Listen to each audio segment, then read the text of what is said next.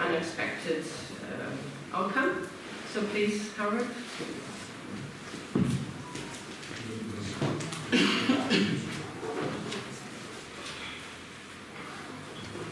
Thank you very much. Great pleasure to have a lecture here. It's about the idea if potters are working only for the upper class.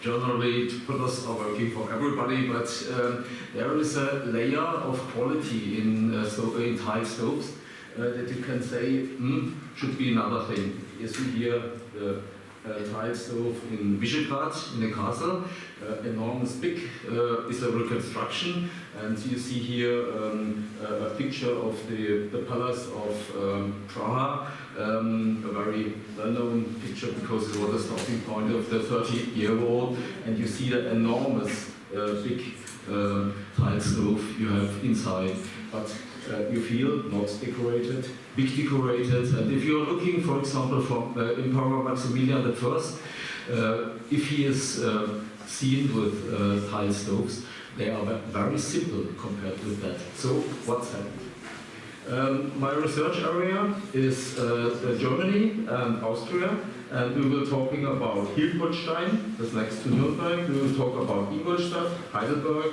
and Dessau. Dessau has a connection to Salzburg, which is very unexpected. Oops, I took it out, but I can put it in. We are starting with luxury for the Anhaltines. That's our ordinary idea. We have a duke orders tile stove, and the potter produces something very special for him. In Dessau, it's in Anhaltine, Saxonia-Anhaltine, at the Flößergasse 10 years ago, an area was excavated with a pottery inside, or the rest of a pottery, molds and reliefs, hardly broken, were filled in.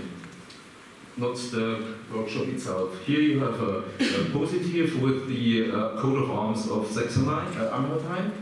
And we also did fluorescence spectroscopy, that means nature research, and we found we have 3 dots of different clays, but very familiar to each other. That means also the molds and the reliefs have been produced in that workshop. That's interesting because up to now none of these workshops had got a research about that.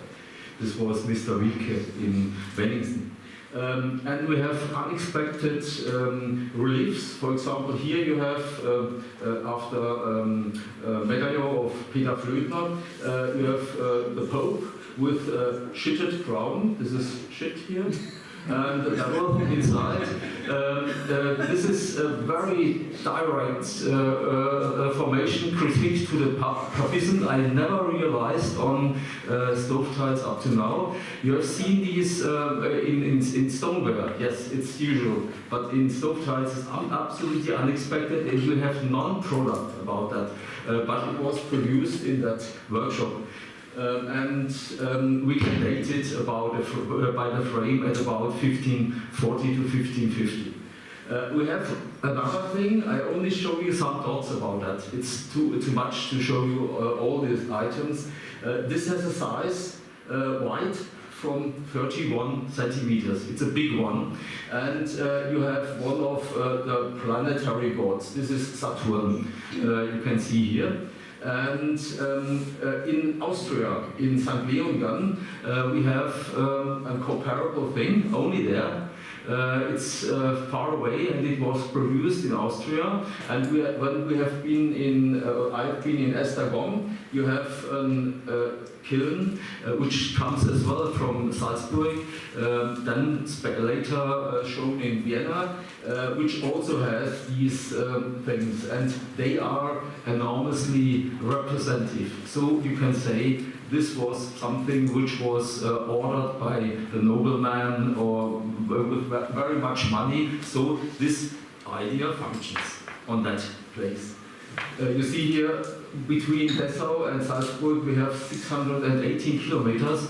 That means at the end nobody knows what happens. Did the potter change, walk from there up to there, or what happens? The idea is that the motor was developed at Dessau. Then another one from nobleman, which has an idea to get a representative tile stove over-represented. We have an old castle which was renewed in the starting point of the 17th century in Hilpoltstein, a small town next to Nürnberg. You see here, this is the castle where the tile stove stood. And the Duchess Dorothea Maria from Palatine-Sulzbach was responsible for that. Palatine is the thing which later on went to Heidelberg, a very high-leveled nobleman. And she got things like this on her stove, and it shows that it's not produced in the town of Hilpoltstein. It must be better quality, also like this. Also here you have a size about 30 centimeters, big size. And this we did was to reconstruct all these fragments, to bring them together. And you have a very similar stove tile still standing at Nürnberg in the museum. And you have the written sources about that. And you can see that the atelier of Leupold was responsible for that. Leupold was the biggest designer in the Renaissance. He was responsible for the inner part of the town hall in Nürnberg, which was in that time in Northern Europe one of the most modern things after the Venetian tradition, and there he ordered as well a tile stove. In the same time as in Hilpoltstein it was ordered, and the atelier of Leupold was not able to make both tile stoves. So it got in trouble, and so you see at the end also Georg Fest, and which was the workman of Leupold, was asked to be set in prison because he didn't finish, and the Nürnberg council was not able to work in that finished building for half a year because the kilns could not, the stove tiles, tile stoves could not be fired. So you see two interests, too much asking for work, and at the end both has been finished, but it was something which went over the written sources. The next one is that local potter is overwhelmed. That means he has to do something which he is not able to do. And here you have the castle in Ingolstadt at the Danube, which is housed by the Duke of Bavaria. It was a military point up to the 19th century. Here you have the fortress of the 19th century, and here you have the new castle called. And they asked a local potter to make an enormous representative tile stove with a lot of color, you see here. But if you compare, for example, this is Emperor Maximilian with black eyes. Something didn't work over there. He tried to do that, but he was not. He asked, looked for the techniques, but he was not able to fulfill them. And the interesting thing, these tiles were put on a tile stove, and it was completed and stood there. So it's an interesting thing. We know the name of the artist, only the monogram. All tile stoves, all stove tiles have this monogram with them. He was very proud to put them on. And we know the date when it happened, 1542. And he worked after motifs for Nürnberg. In the next year I will make a reconstruction about that. It's a very interesting find. But you see, this is the part where the local potter was asked to do something, and it didn't happen. So you see here the quality, and you see here also, if you compare it, for example, with the tiles of Wabel, that something didn't went right with them.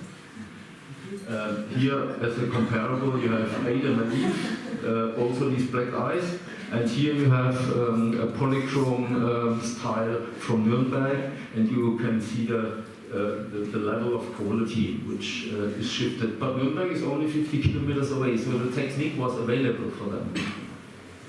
Last example is paste and copy. That means you take what you get. And this also is for very high levels palaces like the Friedrichsbau at the Castle of Heidelberg. This was very high levels responsible for the architecture was a person called Daniel Götz. Between 1601 and 1607, and this artist lived in Heidelberg itself. We know his living area, and there has been excavation, and he also had a potter with them who did all the work for the tile stoves. This is the house, and this was the atelier of the potter before it was burned down in the 30-year war. And we know his name, it's Joost Affers. He wrote it on the mouths in the backside. But if you are looking for the motifs, and he did also creative work, especially for the coat of arms. This is a positive, and you see the motif is the story of Joseph, and this is the part of the mold that was found in the atelier of Götz or Affers.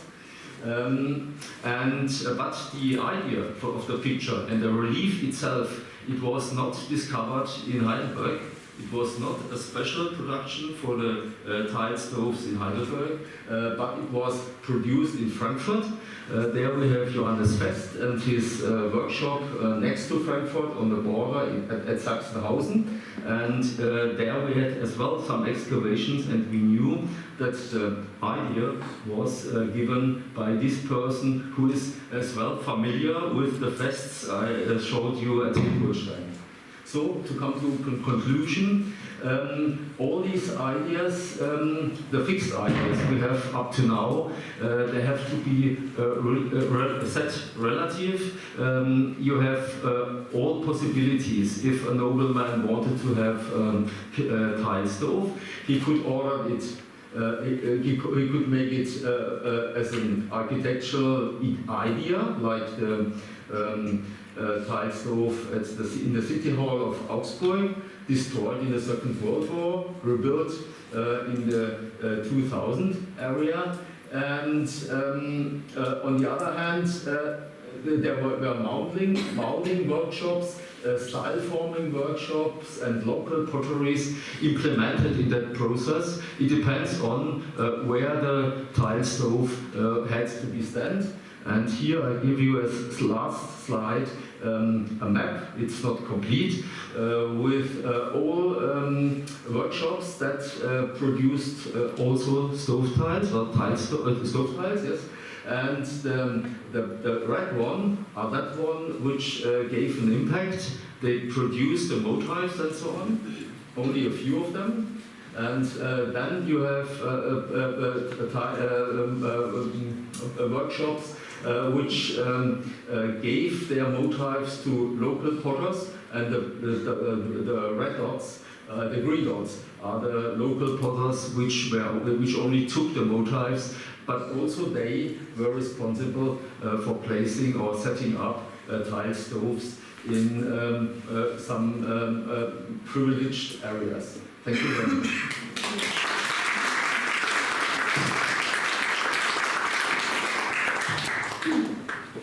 Thank you very much, Harald. Very interesting. Obviously, the people on these local tiles, they have been fighting with the black ice. So even if there's a bit time, we just decided that we will keep the questions to the discussion slot. So I would like to welcome Irena now, talking about Oh, I have to read it out. The decoration on stove ties from a monastery in Eastern Poland. Eastern Poland, in northern Eastern Poland. Enjoy.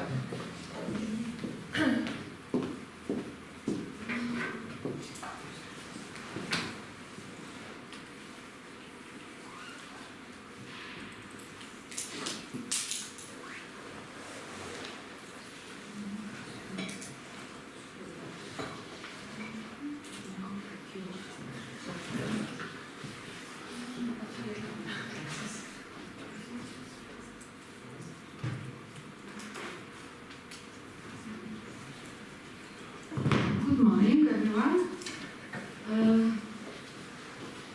This is my subject of my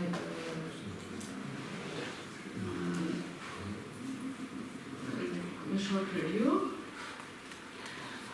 Zaprasza is a small town in the Białystok district, the Podlaskie Voivodeship in northeastern Poland, situated in the Knuszyńska forest in the valley of Zaprasza River, above which rises the Orthodox monastery of the Annunciation of Geniusology of Zaprasza for over 500 years. The rich material culture and original architecture of main temple of the Zaprasza monastery make it a unique phenomenon on the architectural and cultural map of region and country. This history of monastery is associated with the nobleman Alexander Chodkiewicz, the Palatine of Nowogródok and Marshal of the Grand Duchy of Lithuania. In 1498, he brought monks from Mount Athos in Greece and the Kiev-Peczersk Lavra and founded an Orthodox monastery in his castle in Gródek, which, according to Antoni Mironowicz research, was moved to Zaprasza no earlier than 1508. The monks, wanting to live in the isolation, followed in the organization of the internal life by the rules of Saint Basil the Great, which were an interpretation of the model of Orthodox monastic life. The special layout of the monastery on a rectangular plan with the main temple located in the center of the square refers to the patterns of Eastern Christian monastic communities. In 1596, as a result of King Sigismund III Vasa's approval of the union of the Roman Catholic Church and the Orthodox Church in the territory of the Crown and the Grand Duchy of Lithuania, the monastery was subordinated to Rome in confession. The Jesuits, who were the authors and propagators of church union, also participated in the reform of the Orthodox order, the Basilian. The collection of stove tiles comes from the monastery in Zaprasza. Although small, it is thematically and chronologically diverse. All of them were found in secondary deposits. Most of them come from archaeological research, and the rest are loose finds were given to the museum. The cultural specificity of Zaprasza had a significant impact on the theme of the ornamentation of stove tiles, which are not only the aesthetic values of decoration, but also a reflection of the world of human thoughts and feelings into main spheres, sacrum and profanum. Ornament is not random and arbitrary type of ornamentation, but a carrier in the first place of the spirituality, tradition and art of ethnos. The decoration of the 16th century Zaprasza stove tiles is dominated by Byzantine and Ruthenian ornamentation with religious content and motifs taken from and inspired by the Holy Bible. The oldest stove tiles, dated to the first half of the 16th century, features a repeating motif of a spirally curved wine tendril with a grape, a symbol of the disciples of Jesus Christ, represented by three dots arranged in a triangle. This symbol refers to the words of Christ from the Gospel according to St. John, I'm a true vine, and my Father is the gardener. He cuts off every branch in me that bears no fruit, while every branch that does bear fruit he prunes, so that it will be even more fruitful. The motif of 3 grapes appear on robes of the Saint Martyrs, George and Mardarius, and on the floral decoration depicted in the 16th century's post-Byzantine frescoes, decorating the Suprash main temple of the Annunciation. Another important decorative motif, known from both the Old and New Testaments, is the Tree of Life with cherubim, described in the first and the last books of the Bible. In the books of Genesis, cherubim guarded access to the Tree of Life. A distinctive features of cherubim is that their wings are covered with many eyes. In this case, there can be 6 wings, according to Pseudo-Dionysius, or 4, a common technique at a certain time to distinguish cherubs from seraphim. On the stove tile from Suprash, in the upper part, there are cherubs with clearly delineated wings, feathers, and probably 2 pairs of eyes. Similar cherub with schematically depicted many eyes on the stove tiles from Kreva, Grodno region, Belarus.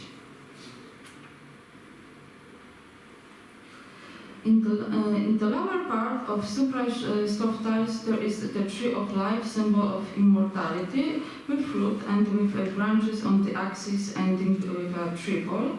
Under the tree, there are placed antithetically peacocks, a symbol of the resurrection, or doves, some soul symbol.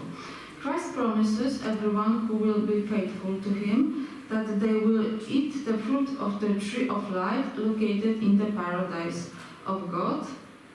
The motif Tree of Life was very popular in the Byzantine and Ruthenian art, as well as the sacral architecture.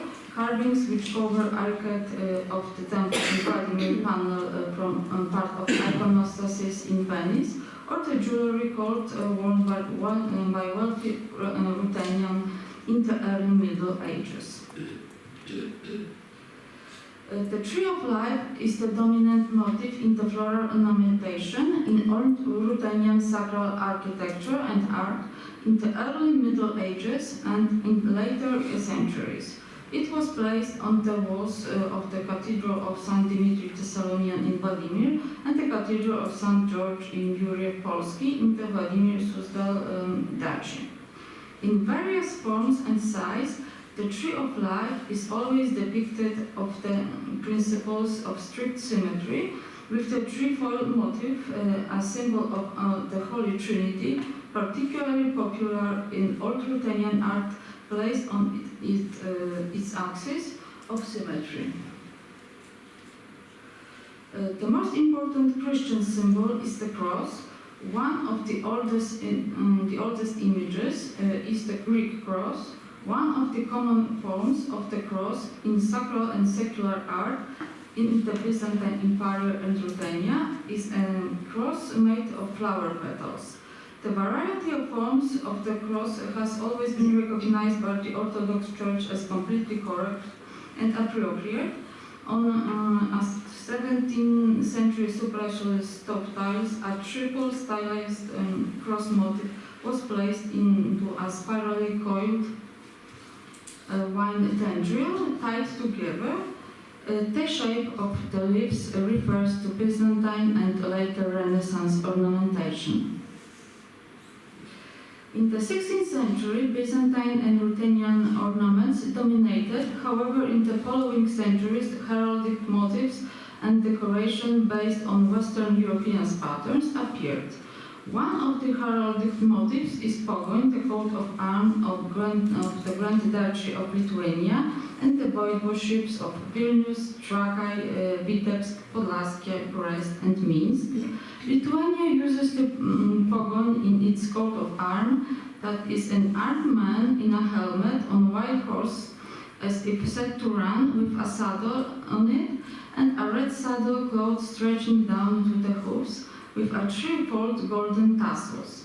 From the 16th to 18th centuries, Suprash was situated in the Trakai voivodeship in the Grodno district. It is difficult to clearly determine whether the obtained fragment of the stop tiles is the coat of arms of the Grand Duchy of Lithuania of the Trakai voivodeship. The way the saddle clothes tassels are presented is interesting, always triple, yet double on this stop tile. Another interesting decoration of Supra's stop tile is heraldic motif Fox 1. The sign of the noble Sapiecha family was Fox 1, one of the oldest Polish coat of arms, a double-crossed arrow.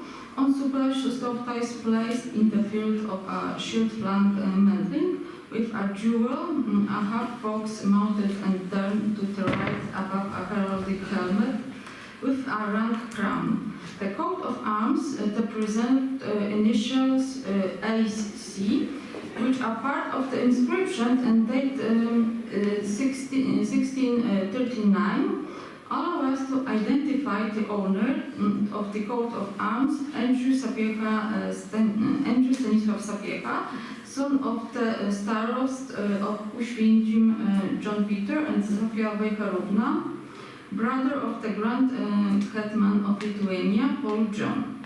Sapiecha's coat of arms was also on the copper goblet given to Supra's monastery.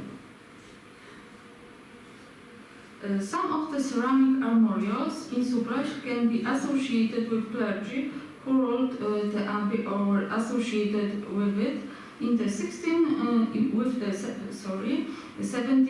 18th centuries. All coats of arms of clergy are established according to the rules of Catholic Church heraldry. The coat of arms in the Byzantine composition, a shield top with a mitre and a cross and crozier crossed behind the shield, was topped with a Latin hat with tassels to distinguish it. Two fragments of tiles with the boucle coat of arms, three unequal notches. The first one is the longest, the last one is the shortest, come from the Collegium Supraciense collection. This coat of arm is probably associated with Mokosiej Szybiński, abbot of Suprash in the years 1635-1643. A shield with this coat of arm, held by the angel, was placed in the iconostasis from the mid-17th century in the Church of Annunciation. On one fragment of the stop tile probably was the Dąbrowa coat of arm, a horseshoe raised upwards with bishop's crosses. The coat of arms is flanked by 6 tassels on the sides, probably attached to the cardinal hat with the letter R next to it and the W below it.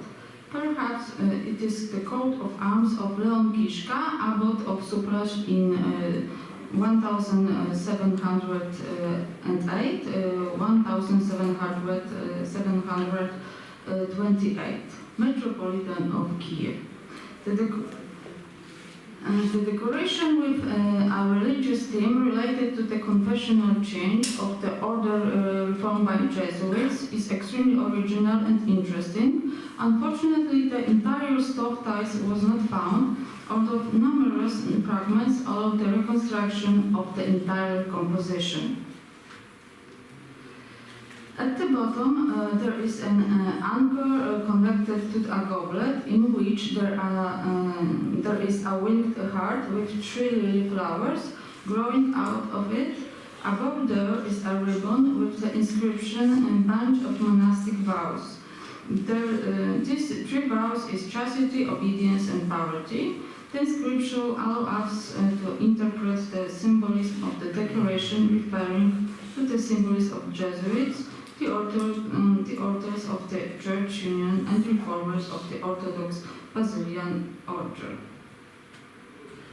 The origin and symbolism of decorative motifs shows how the ethnic, cultural, and religious identity of the clergy and laity in the monastery with it in the 16th century Byzantine and Ruthenian Orthodox ornaments dominated. However, in the following centuries, heraldic motifs and decoration based on Western European patterns appeared. Thank you for attention.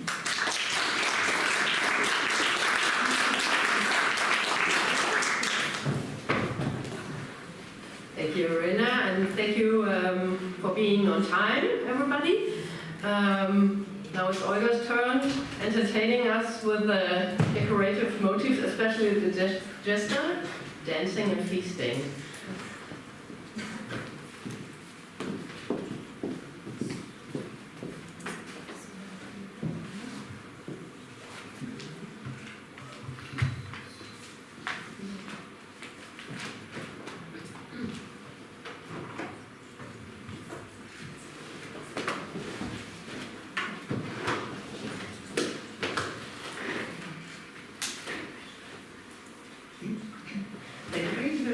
Of scenes that we can see on the artifacts enable us to reconstruct some chosen aspects of everyday life. I would like to concentrate on the feast and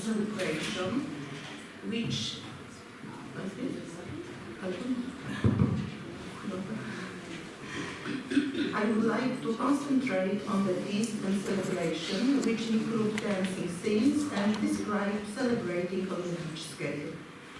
Although the scenes seem trivial at first, in fact, they contain some symbolic hidden meaning. It's important to find out why some symbolic, religious, or connected with tradition scenes were placed on the items used in everyday life. We usually understand the simplest messages, but what art is really about, it's much more difficult to comprehend. The nuance of feelings, a game of words and implication,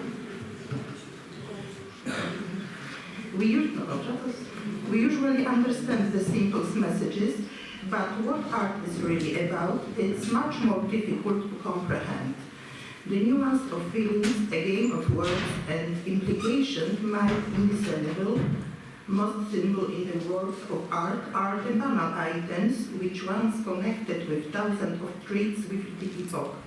Its values, manners, morality become meaningful, and they gain the status as symbols. In the 16th and 17th century, political conflicts, new cultural trends, and above all, new religious movements, such as Reformation and the Counter-Reformation, used to shape new values and had an impact on the lives of the Europeans. Of course, Gdańsk and Pomerania didn't avoid the changes that imposed new moral and behavioral rules and different perception of the world. Nevertheless, among ordinary people, the cultural bedrock of life still remained religion intermixed with folk knowledge, wisdom, and superstition.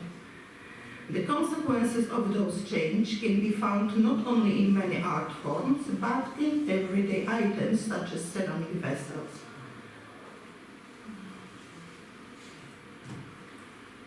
The theme of dancing is timeless and universal in art. For centuries, it's expressed people's habits and human emotions.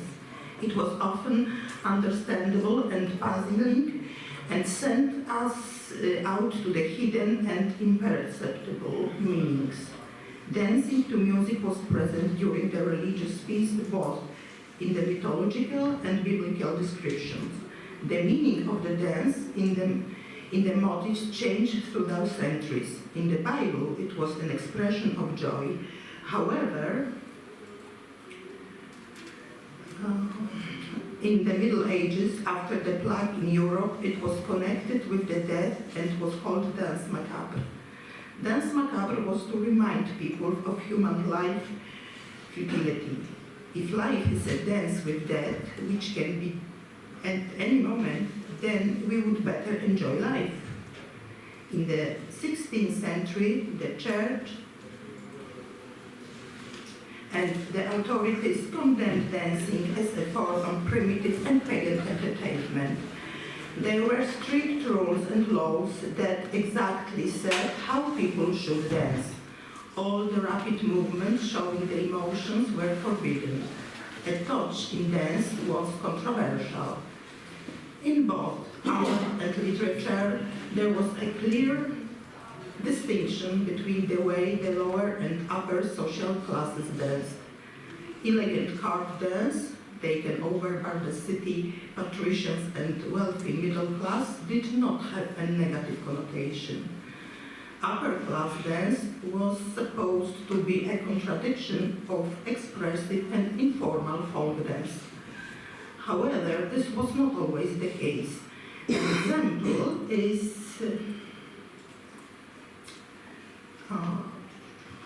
However, this was not always the case. An example of this was the Italian volta, which was popular at the court of Elizabeth I.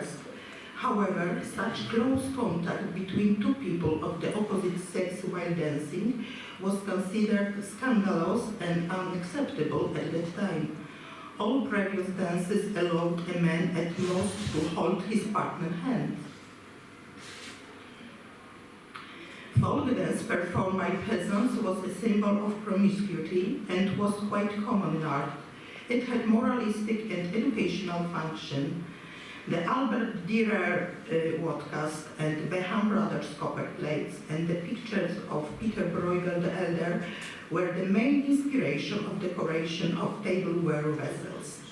Sebald Beham's works presenting big feasts, especially church fairs. His work's aim was to educate and criticize the vices, especially greed, envy, lust, gluttony, and chain drinking. Peter Bruegel the Elder, sometimes called Peasant Bruegel, observed the behaviors and habits of ordinary people. His paintings included moralistic messages. One of the main topics was the dance and feast. Dance expressed the feelings and emotions on one hand, but on the other it exposed people's weaknesses. Catholic celebrations, such as parish festivals, were often an occasion to drink excessively and were strongly opposed by the Protestants. They wanted to eliminate such festivals from religious life, so it might have contributed to the abundance of motives warning against the results of alcohol abuse. This motive appears in other engravings of the Beham brothers. The artist's intention was to emphasize coarse addiction, classified as 7 deadly sins closely associated with the rural celebration. The documents of the time mentioned the damages that drunkenness causes to body and soul, juxtaposed with animal behavior. A dog identified with jealousy, a bear symbolizing anger,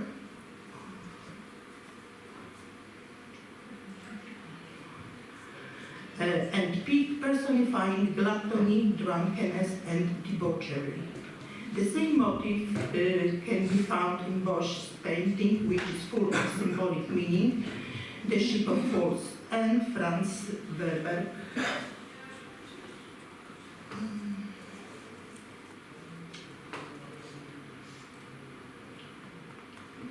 And Franz Werber burlesque feast.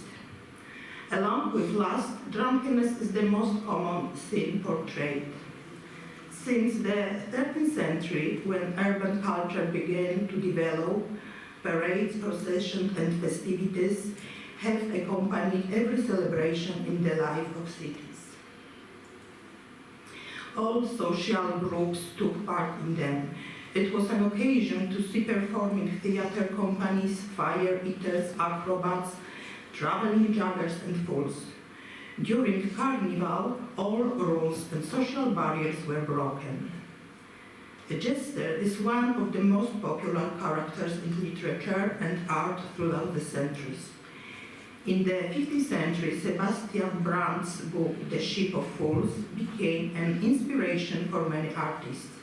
Hieronyme Bosch, in his painting, The Ship of Fools, which was an allegory of then contemporary society, also plays a greedy drinking jester. A jester dressed in a colorful outfit also appears in the painting by Bruegel's fight between the carnival and Lent. The character of a jester is ambiguous. On the one hand, it's associated with laughter, but on the other hand, with taunts and ridiculing. In the late Middle Ages, his outfit was usually yellow, green, and red, often checked or striped. That color combination had a meaning. It symbolized otherness, craziness, and exclusion. Sometimes a jester had a strange scepter, which was a parody of the royal insignia. Jester lived in the royal and bishop courts. Some of them lived in the towns and performed during the festivals and parades. The image of a jester had an educational aspect.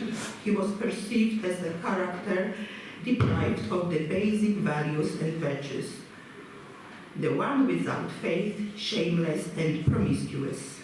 Images of a jester can be clearly seen on the stoneware jugs used at the feast, on the stoves built in the most important church and secular residence. For example, in Gdańsk Artus Court. In the middle of this picture is some part of the Renaissance stove tiles from Gdańsk. It's a base, of course, only. There are portraits of people coming from the lowest social layers as a part of monks, a couple of peasants, and a jester in hood with his strange scepter. What's more, one of his depictions can be found, I found on the town hall in Lübeck. The scenes of feast and dance had some educational value. Their aim was to warn the people against the harmful consequences of excessive drinking and eating. These motives were purposefully placed on the everyday vessels because, thanks to that, more people became aware of the dangers of alcohol abuse. There was a chance that the information would reach the poorest and underprivileged citizens who nevertheless formed the majority of society at that time.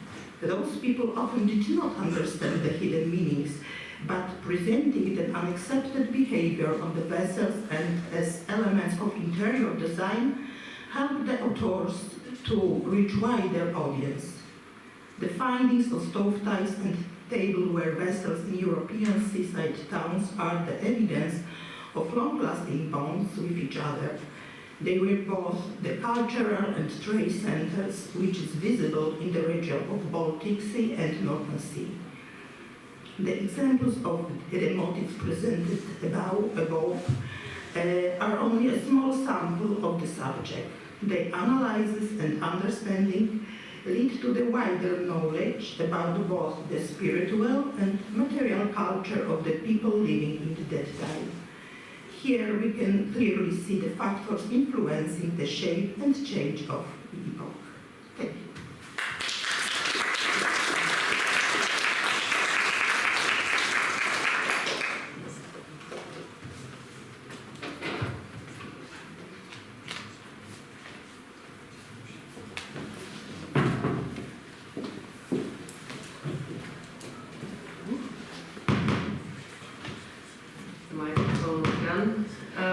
Thank you very much, Olga. Very interesting and entertaining.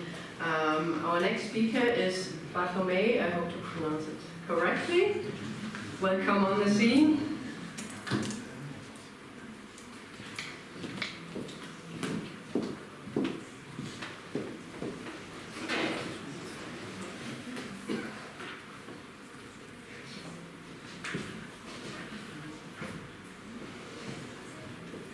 Hello everyone, I would like to present my theme, Renaissance stove ties from the Babel Royal Castle as an example of transfer and spread of patterns.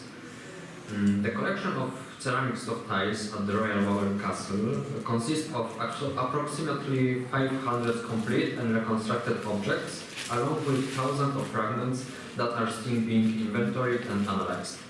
This collection of Babel tiles, alongside sculptured heads in the ceiling of the Senator's Hall, remnants of painted friezes and Sigismund's tapestries, is the only trace of the original decoration of the royal palace.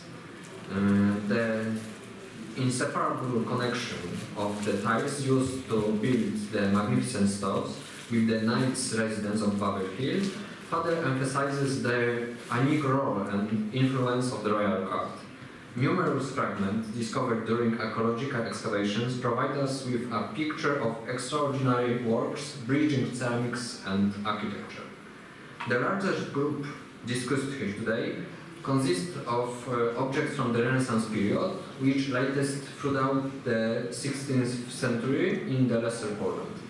Renaissance stove tiles served as a unique source for comparing motifs and the interpretation of iconographic patterns.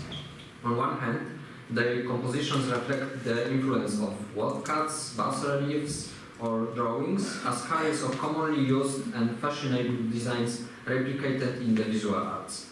On the other hand, certain types of tiles, known as royal or Wawel tiles, spread beyond the castle to other centers, gaining great popularity among patrons and being associated with the finest decoration motifs and the ideology of the royal court. Lesser Poland was the place where 16th century tile production flourished under the influence of the new Renaissance style, which reached the Polish-Lithuanian Commonwealth from the territories of Hungary through the Jagiellonian dynasty. As the capital and the night residence, Kraków attracts contemporary elite both among creators and consumers of artistic products. The rebuilt palace from the early 16th century was the main recipient of stuff executed by local tile workshops. It was within the Wawel complex, becoming a model with a broad scope of influence. I would like to begin with briefly introduction history of the collection of Wawel tiles, and later I will discuss the characteristic of these artifacts. The golden age of tile making in Kraków coincided with the reign of Sigismund the Old and Sigismund Augustus. Valuable documents providing information about the birth of the Renaissance Wawel are the construction bills kept by the Kraków Burgraf Severin Bonner. Among the notes concerning payments for artistic and artisanal work carried out at the castle, a significant portion is dedicated to payments for stove tile work. However, there is no information about their shape, color, or type of decoration. These details can only be derived from the archaeological artifacts. The period of Austrian military residency of the Wawel Hill did not lead to any discoveries. Undoubtedly, many valuable archaeological artifacts were destroyed during the time when the castle was used as Austrian fort. The first information about the acquisition of ceramic artifacts on Wawel Hill appears in reports of Tomasz Brelinski, an architect employed in the late 19th century. Cleaning work and research for architectural details aimed at rebuilding the palace yielded numerous ceramic fragments. In 1882, Brelinski went to Vienna to the court of Emperor Francis Joseph I to convince him of the need for further funding the construction work on Wawel. Brelinski took with him a considerable amount of tiles and roof tiles to Vienna as arguments for continuing of restoration work. These objects were lost and never returned to Kraków. In the 1960s, Adolf Szyszko-Bokusz reinforced the idea of creating of the Wawel Museum. In 1919, the Historical Museum of Wawel was opened. The exhibition featured only a few tile objects, provisionally assembled and subjected to temporary emergency conservation. The contemporary press mentioned the interesting and well-preserved tiles with colorful glaze exhibited here.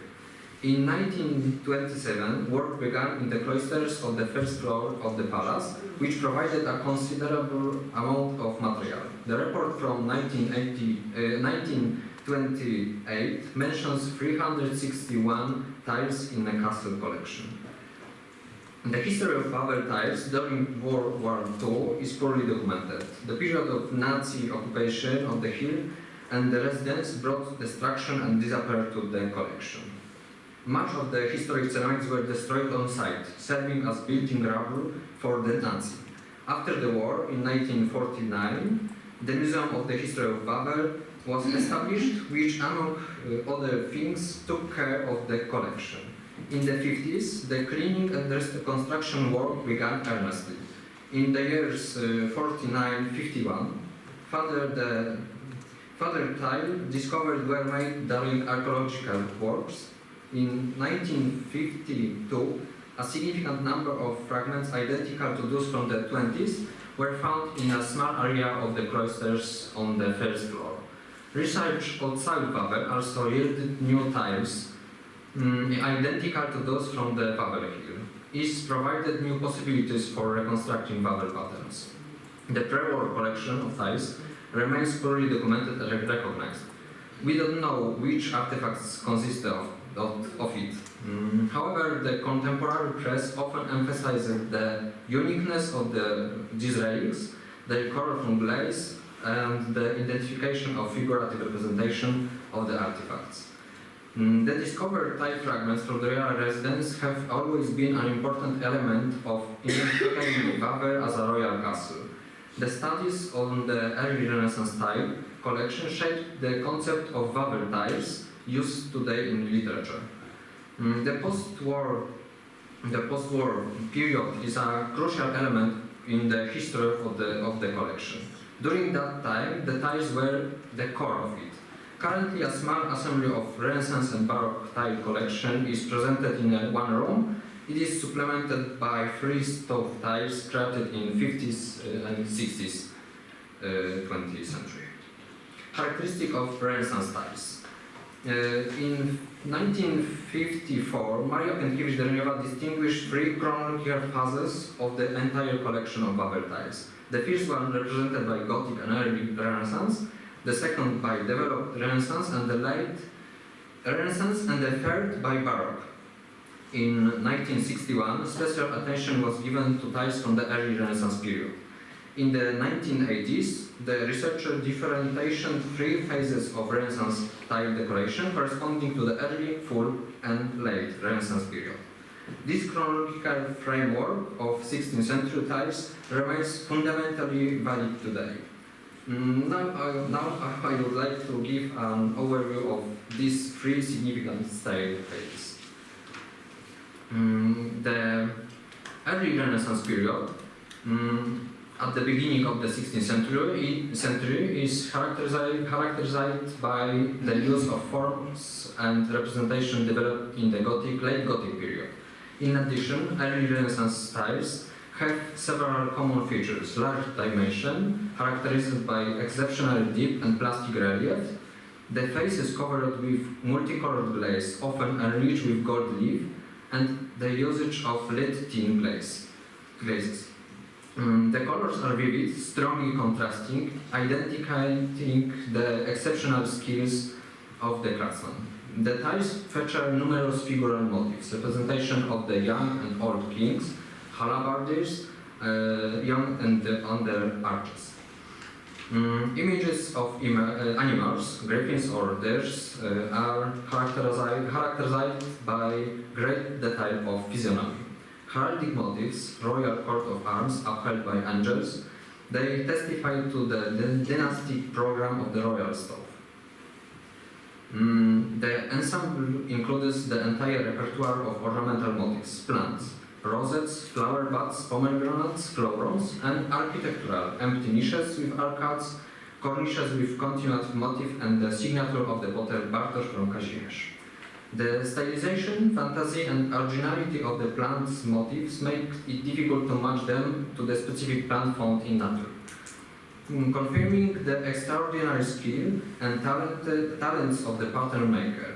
This is the most numerous group with which the richest diversity of patterns, combining elements of flowers and threads. The inspiration on the plant patterns might have been the prints of Master A.S. or woodcuts of Israel van Mechelen. This confirms that types like painting or sculpture absorbed the circulating popular imagery. Other type of stove often had the form of the roof covered with multicolored tiles. The use of multicolored tiles at Wawel is also visible in archaeological material. Here. The board signature of stove maker, the stove maker Bartosz Fecit and the Kazimierza Fecit is an unprecedented phenomenon on an European scale. Bartosz from Kazimierz was a master potter whose workshop operated in Kazimierz near Kraków in the first half of the 16th century. He executed numerous orders from the royal court. Tiles seen with his name have been presented from the city of Kraków too. The craftsman signature is in such a prominent, distinguished and visible place of the heating device can be compared to Bartolomeo Berecci's signature in the key of the Sigismundus Chapel, Bartolomeo Fiorentino Opifice. This indicates the very high social position of the potter Bartosz and the significance of the royal order. The excellence of the technique and the technology of this group monuments is exceptional. It is precisely for this group that the term Wawel tiles or royal tiles is used in publication. In recent years, artifacts identifying the second known Kraków potter, Grzegorz Kapłaniec from Piasek, have been discovered. A cornice tile with a fragment of the inscription Kaplanecz. The find of the tile fragment comes from the Dominican monastery in Kraków, but it is known from accounts of that the craftsman also made commissions for the king in the palace. In the 60s, a reconstruction of the early Renaissance stove was made. It consists of two chests, a lower, quadrangular one, housing a filling chamber, and the upper structure in the form of an elongate polygon crowned with a prominent cornice and flowers. Early Renaissance tiles in the Wawel type were discovered in many places in Polish lands. Many examples of artifacts were found in the city of Kraków, research from Brodzka, Świętego Filipa, Kanonicza, Krupnicza, Krakowska or Prądnik Biały streets. Also many castles and manors in Lesser Poland region had stove in the Wawel type. This is evidenced by finds of tiles from the Wiśnicz Castle, tiles from the Bishop's Manor in Bodzentyn, Pińczów, the castle in Muszyna, Żywiec, Pieskowa Skała, Ojców and Spytkowice. Types of Wawel tiles also spread to much further areas. Tiles with this style were discovered in Babin, Lublin, Lwiw, Janowiec, Częstochowa, Radom, Inowłódz, Opole, Będziemyśl, Biedź and Warszawa. The latest discoveries in Żelaków provided very interesting comparative material with Wawel artifacts. Many of them show some simplification and schematization of the composition, but the influence of Kraków ceramic art is still visible. The example of tiles from the castle near Kraków indicates an interesting issue. The influence of the new court art, which was the Renaissance, adapted in a very short period of time. The propagators of the new artistic style turned out to be magnates, aristocrats and senior clergy who tried to make their residences resemble the royal palace. Interestingly, in the case of the tile patterns, this happened very quickly, possibly due to the relatively low production cost compared to architecture, sculpture or painting. However, the similarity of tile type can be associated with the same workshop of craftsmen is a matter of discussion and uncertainty. Moreover, it seems unlikely that one workshop was responsible for making tiles over such a large area. Graphic designs played a significant role in creating the iconography of ceramic stoves. It popularized Renaissance patterns and motifs. Perhaps there were some outlines or drawings of Wawel stove, a copy, and distributed patterns. The period of this is the most significant. The period of full Renaissance is characterized by completely different tiles. They have a less dynamic and strongly flattened compositions. This period is initiated by the coherent group of artifacts dated to the 1540s, associated with apartments in the western wing of the castle. Alongside rosettes and arabesque emerges a typical Renaissance motif, the grotesque. Motifs such as putti appearing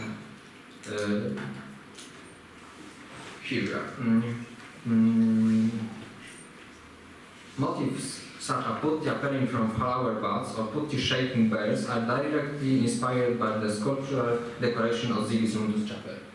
This is the Sigismundus Chapel decoration.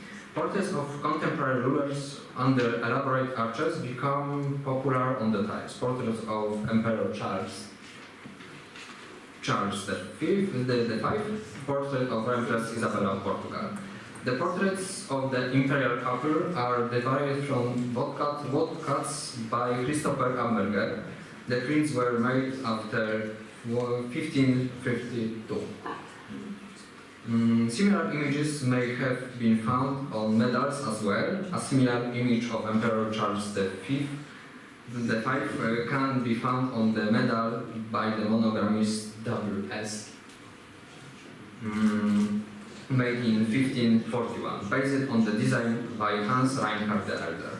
Corresponding portraits of the imperial couple can be found on tiles from the Artur's court in Gdańsk and the castle in Zalużany in Czech Republic.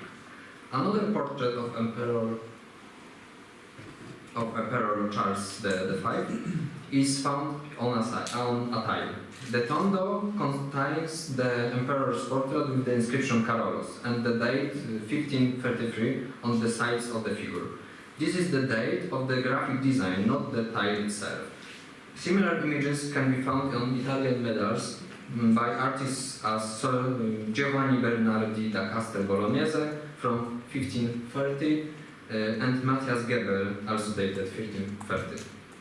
Heraldic programs of royal dynasties and families forming backbone of the Polish kingdom are also depicted on the tile faces. The floral patterns are derived from complex composition. Cornice and frieze tiles feature continuous decoration consisting of stylized plants and grotesque decoration, including dolphin motifs.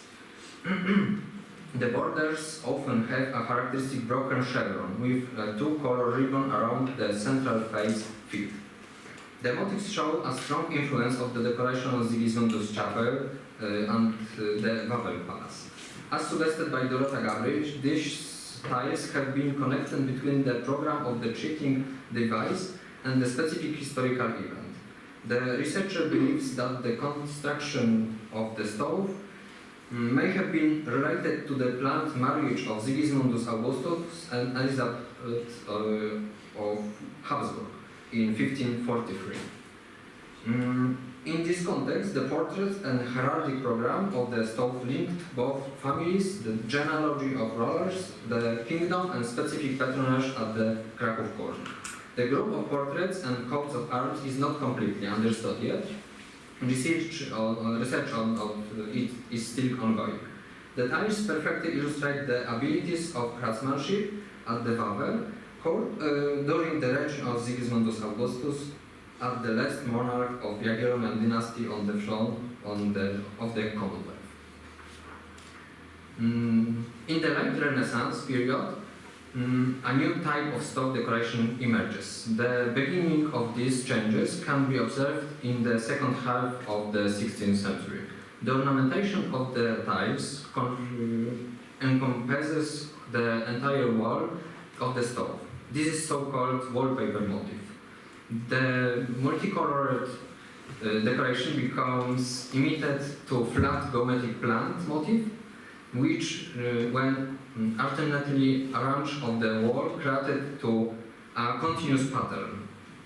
Towards the end of the century, glass tiles in a uniform color, most commonly green, began to dominate. Attempts at blue glazed backgrounds and relief in white thin glazes also appear. Tiles from this period shows new formal and decorative solution for the 17th century. In sum, Renaissance tiles from the Royal Babel Castle are an excellent example of how royal order influenced the image of tile making in Poland at the beginning of the 16th century. High-quality patterns from the royal court quickly spread to other aristocratic, princely and knightly establishments. They directly referenced the Babel court. The mature Renaissance period and the overview of tiles from the 40s are examples of extensive use and iconographic patterns to create tile matrices. Graphic art, metal, coins, bas-reliefs and architectural decoration are the source of new Renaissance art, which was reproduced on tile faces. The strong connection testifies to the sharp functioning and pictorial patterns, which the realm of artistic craftsmanship and a common language of communication, from the highest to the utilitarian and universal. Tiles, seemingly ordinary objects made of clay with various forms and decoration, primarily created for utilitarian purpose, acquired an additional role as interior furnishing and decoration over time. To meet the refined requirements and commissioners, they had to fulfill the need for tastes and fashion of their times. These exceptional artifacts are now an important source for tracing changes in building heating system and at the same time evidence of the history of technology and daily life in past epochs. Thank you very much.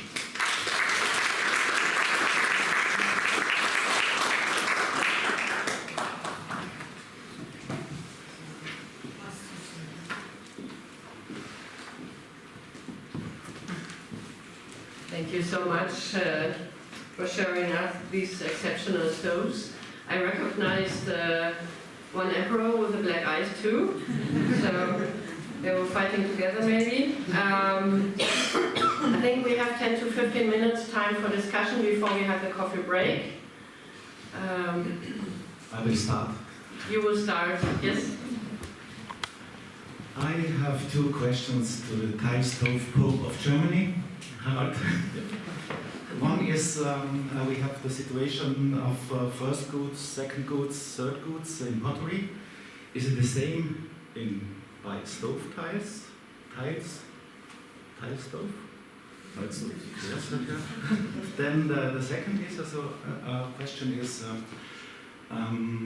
we have seen this tile with this black eyes, very bad make.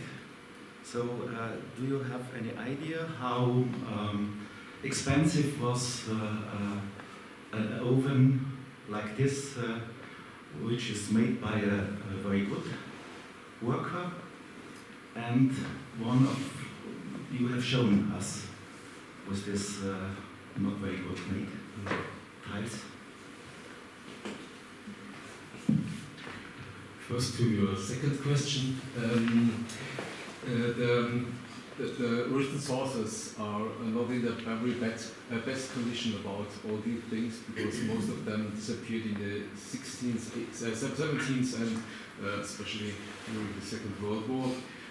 So Ingolstadt was fighting place, and so we have no idea about what they had to pay for them. But my idea is that we have a layer which goes over the tile stoves or stove tiles. It's something which has you can see also with goldsmith works.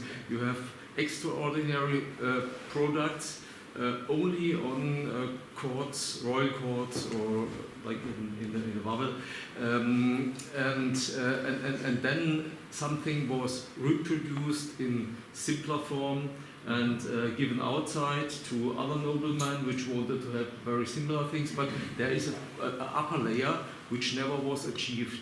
Seen from my perspective,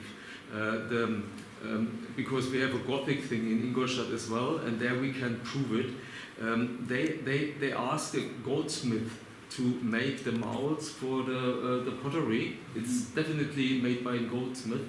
The potteries, the reliefs, later on done by potters. And in Ingolstadt, I have to say, I also checked all the excavations in all the time for the last 10 years, and there were about 10,000 objects I received, and none object you find in the royal castle is in the town. So you have an exclusive thing. And this potter with his signature, he disappears. There is not similar things because you might think about Ingolstadt is very close to Augsburg, it's only 60 kilometers to Munich and to Regensburg by the Danube. It would be very easy to spread this material, but I think the upper class sometimes they made their own thing, and to keep their privilege they forbid to bring these things outside.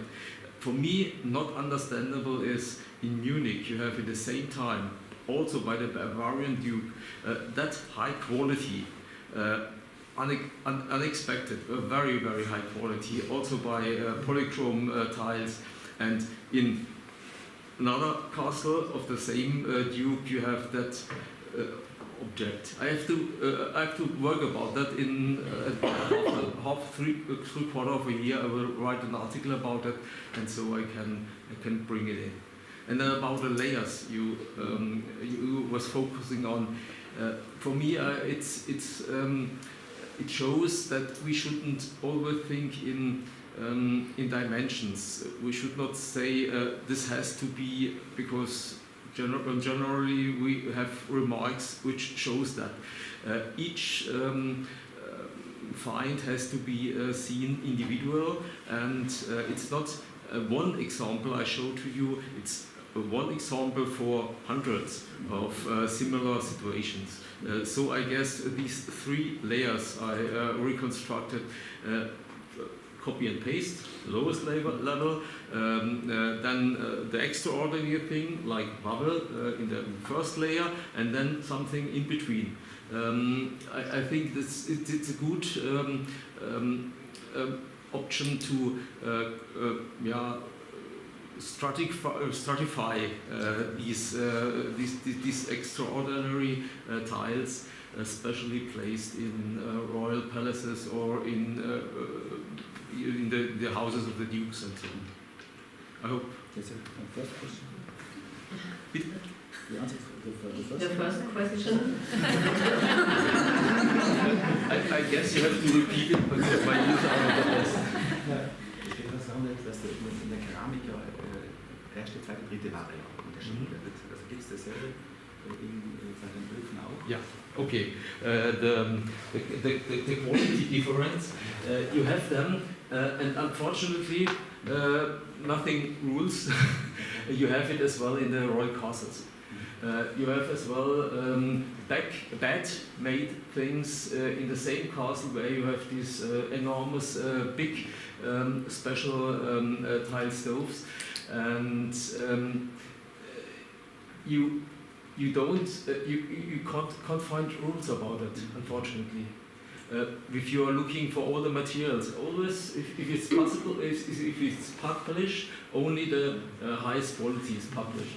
But there is a lot of things from the same, which is not that bad. For example, in the sleeping room, you had very simple, I guess, you had very simple tile stoves, only without decoration. I said in one of these manuscripts from Maximilian the First, a kiln burns down. He is rescued and survives about it. I don't know how the manuscript is called. It's about the life of Maximilian. And this is an absolutely simple thing. And also you have a very well-known picture about the year, four pictures in Augsburg, where the noblemen are sitting as well next to a tile stove, which is extremely simple.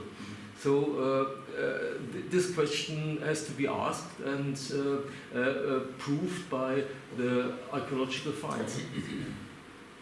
Maybe they are cheaper. the price could be an argument, no? It's not always the question of money. It is a question of money, but not always. Thank you. Okay, thank you very much. There must be more questions.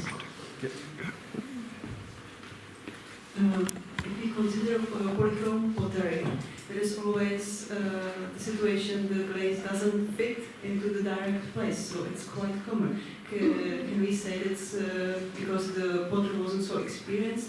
Yeah, the black spots are quite funny stuff, but however, we know it from every piece of polychrome pottery that the glaze is overall round, so.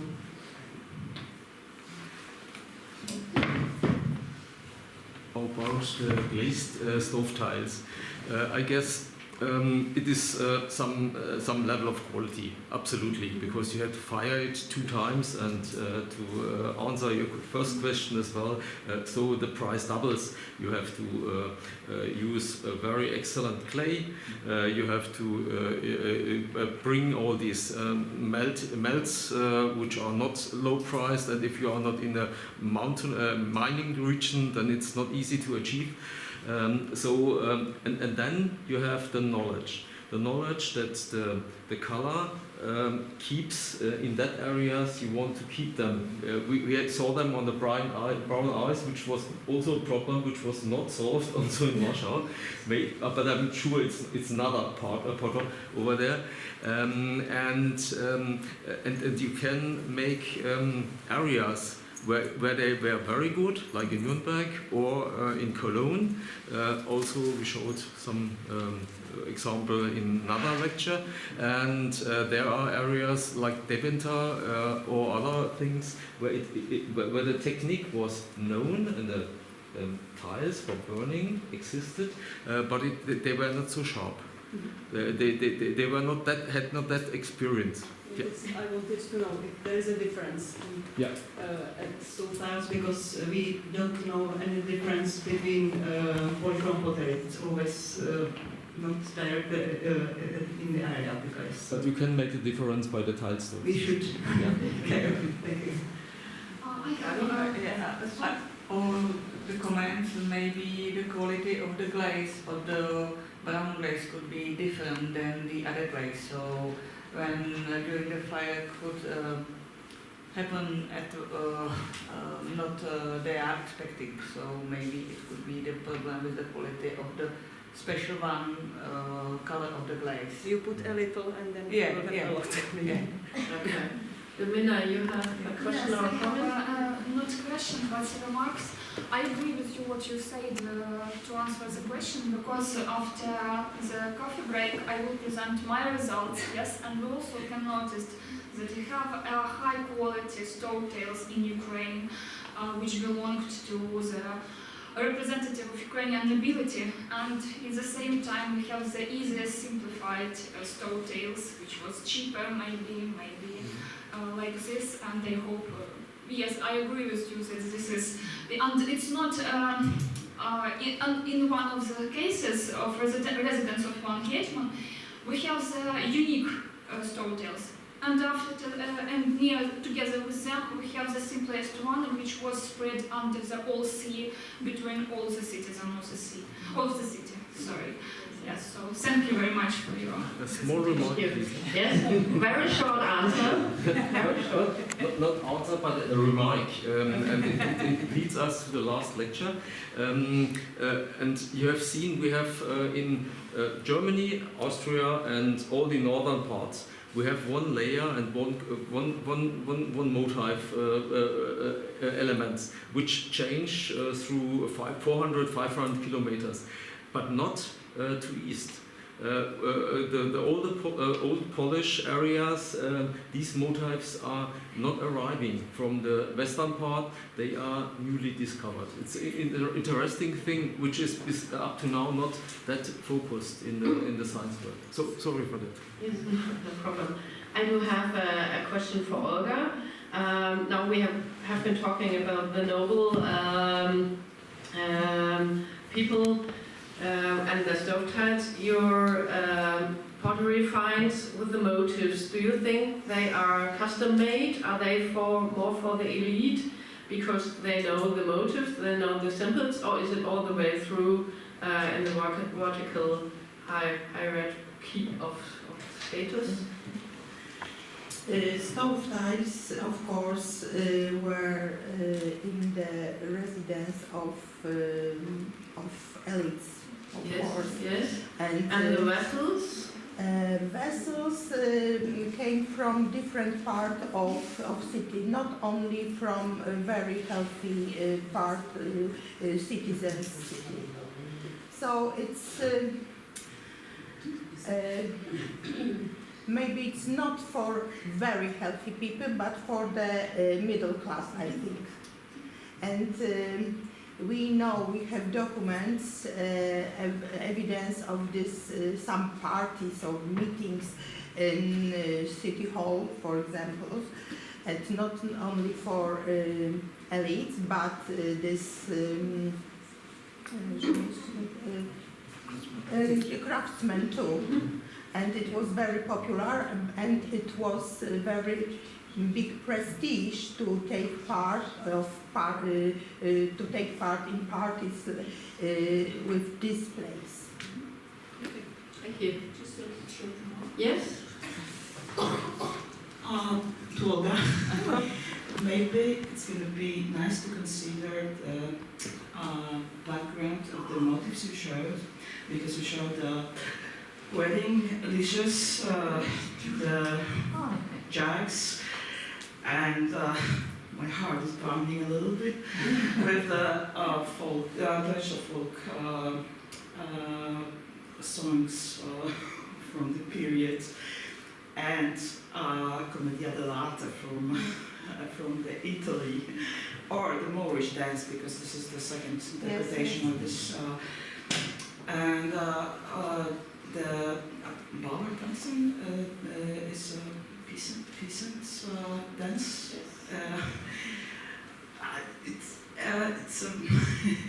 It's kind of switch in German pottery, according to Raren potters in the 16th century, to make more casual things, but also for good tables. So, considering your answer, we can also check on it on the wrecks, for example, from the Swedish wrecks, or when the pottery, the Weserbeera and the Raren jugs appears in the officers' quarters.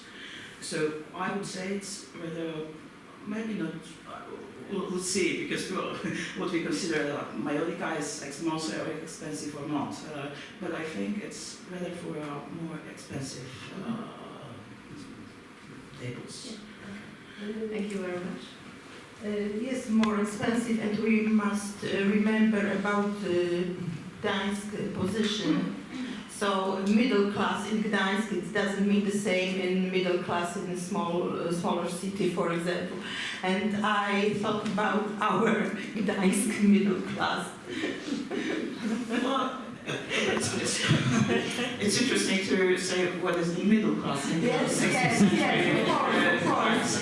But I consider it as availability on the market, so we had it, and well, let's say we had it in quite a lot of amount. So then you can value a little bit different pottery according to the places where the availability was lower. of course, Still, bodies, and what was the middle class? Right. Michal? I can say that we look also there are fragments of pottery from Polsk, not only in the market area, but also in peripheral part of the town. So I think it's an occasion.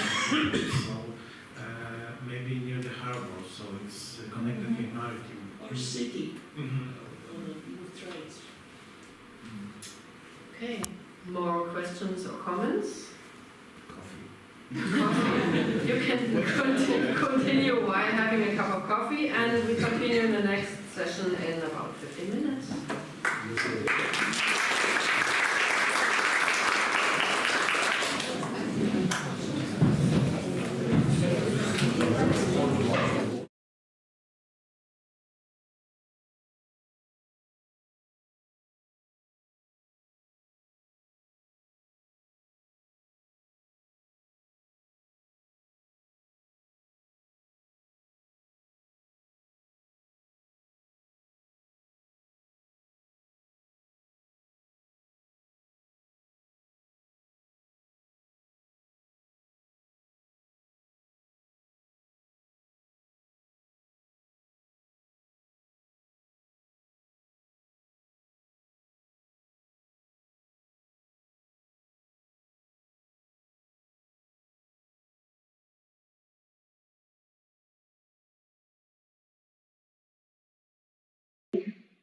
some types of invasive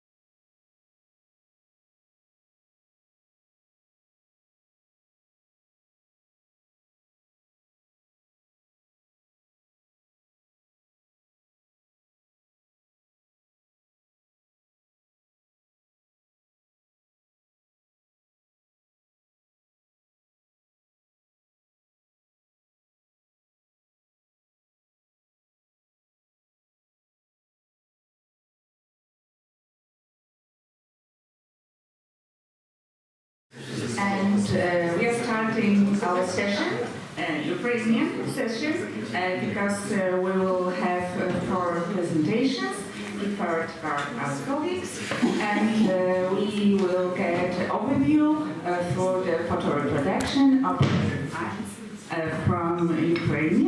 So at the beginning we will have Lyudmila Mironenko, and she will present for us European and local features in the decoration of pottery stone tiles of the 17th, early 18th century.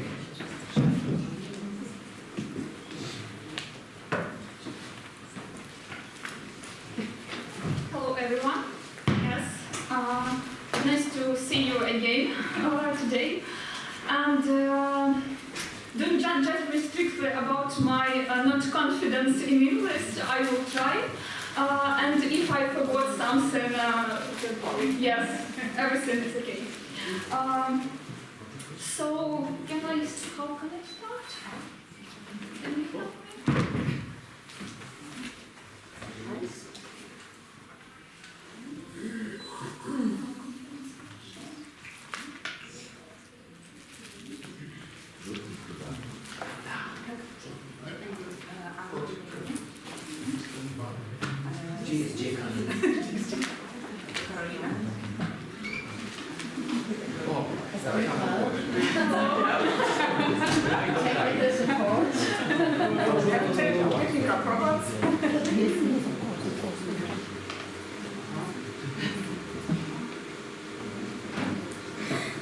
On jest na stand-by po prostu. Trzeba go rozbudzić. Nie sądzę. Yes, I will be lucky in love, I think. After all this, yes, something.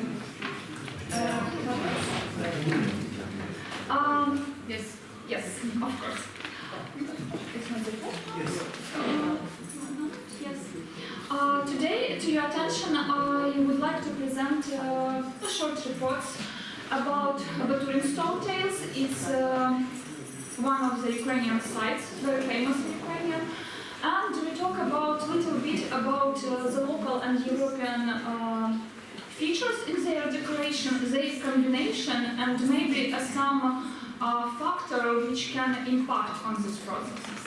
So, first of all, I think it's necessary for all of you, I think, to say a few words about what is Baturin, what is this site, this city, and to stop a few minutes about their history, some main points of their history. Baturin is the smallest city on the northeast part of Ukraine, in the limits of nowadays Chernihiv region. Yes, it's the center, and the Kiev also. The same distance between Kiev to Baturin, Kiev to Chernihiv to Kiev, like triangle. Next slide. Yes, so about main points of the history. The Baturin, it's how now the reconstructed fortress look like, wooden one, and some little plan about this. So the Baturin, it's a small town which was founded in the second quarter of the 17th century after during armistice, yes, between Rzecz Pospolita and Moscow state. And it was some outpost fortress on the eastern border of Rzecz Pospolita with the Moscow state. Some such favorable geographical position along the main road from the Kiev to Moscow considered to the fast and rapid development of the city. But the huge date in Baturin history is 1667, when the capital of the young Ukrainian autonomic state Hetmanshchina moved from Cheherin to Baturin, and Baturin became the capital. However, only under the rule of the next hetman is the leader of the state, Ivan Mazepa, Baturin becomes the real political, economical, and social center of that time of Ukrainian state of that time. But in 1708 during the action of the North War, this hetman Ivan Mazepa went out from the Russian side to the Sweden side and support Karl XII. And after that, Russian troops destroyed the city totally. City was burnt, all inheritance was died. It's like was some huge and terrible events on this city. And the destroyed was so catastrophic and huge that central part of the city, because of this part in the middle in this date, the city was on this area, and the residence here is the hetman. But and this territory was burnt. So, for example, this territory was inherited again just in the beginning of the 19th century. So huge destroyed. But in therefore, yes, of course, the status of capital was returned to Baturin in 1750, just for 14 years. But in that time, the residence of Hetman and all city lives became to the eastern part of the city. In this part, because this was terribly destroyed. According to this history, for example, we have, fortunately for us, I think maybe for Ukrainian one, or for researchers one, we have the closed assemblage, which had duration just 100 years.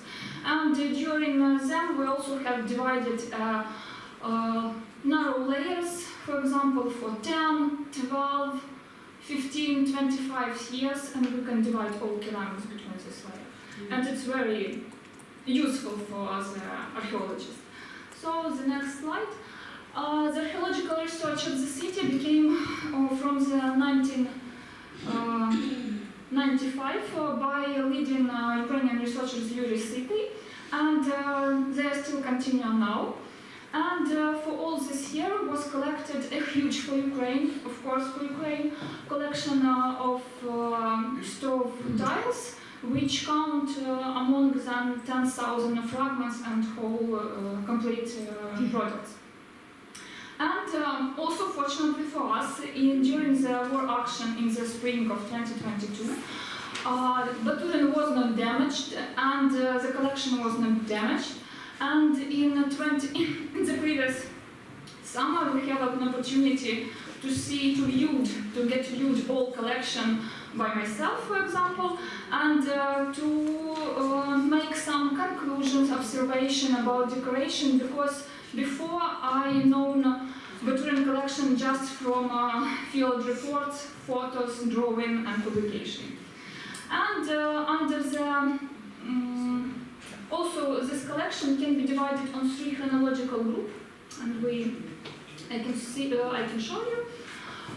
First, the second quarter, the middle of the 17th century, it's a period of the beginning of the city. The second half of the 17th, early 18th city, it's first capital, yes, the first time capital, and the second time capital. But this period we cannot consider it today. I hope I will show the result of this in the next time.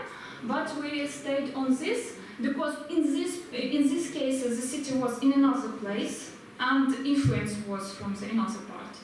So yes, so we stopped a few words about all of these 2 groups because the influences, the inspirations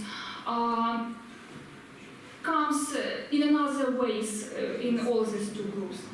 For example, the first one is the smallest one and was presented by stone tails, which was found on the citadel, the central part and the administrative center of the early modern Baturin. And if we talk, we all find was here and 1 or 2 pieces here, and maybe in this part was the house of the first owners of the castle. Also, this territory of the city called Lithuanian Castle. I think maybe in this case we can thought about from what territory population come to this city in the beginning of the 17th century. So we can divide all these storytales in just an examples on three groups. First, it's a heraldic one, which showed the coat of arm, bordered with some type of feather and with letters. The second one is four-part symmetry, and the fish scales, the typical type of the storytales of this period. And the next one, as we can see, all these storytales can direct analogy from the territory of Belarus, the territory of Lithuania, and the territory of the Poland. In this case, for example, on heraldic one, it's I think it's heraldic storytales was belong to one of the three owners of the Batulian castles, the family of Osolinsky, Lubomirski, and Trizna. And as we see on the example from the Belarus, Borislav, yes, we have such kind of feather around the coat of arms and the letter, and the shape was the same. And in this case, we also have almost strict analogy for this.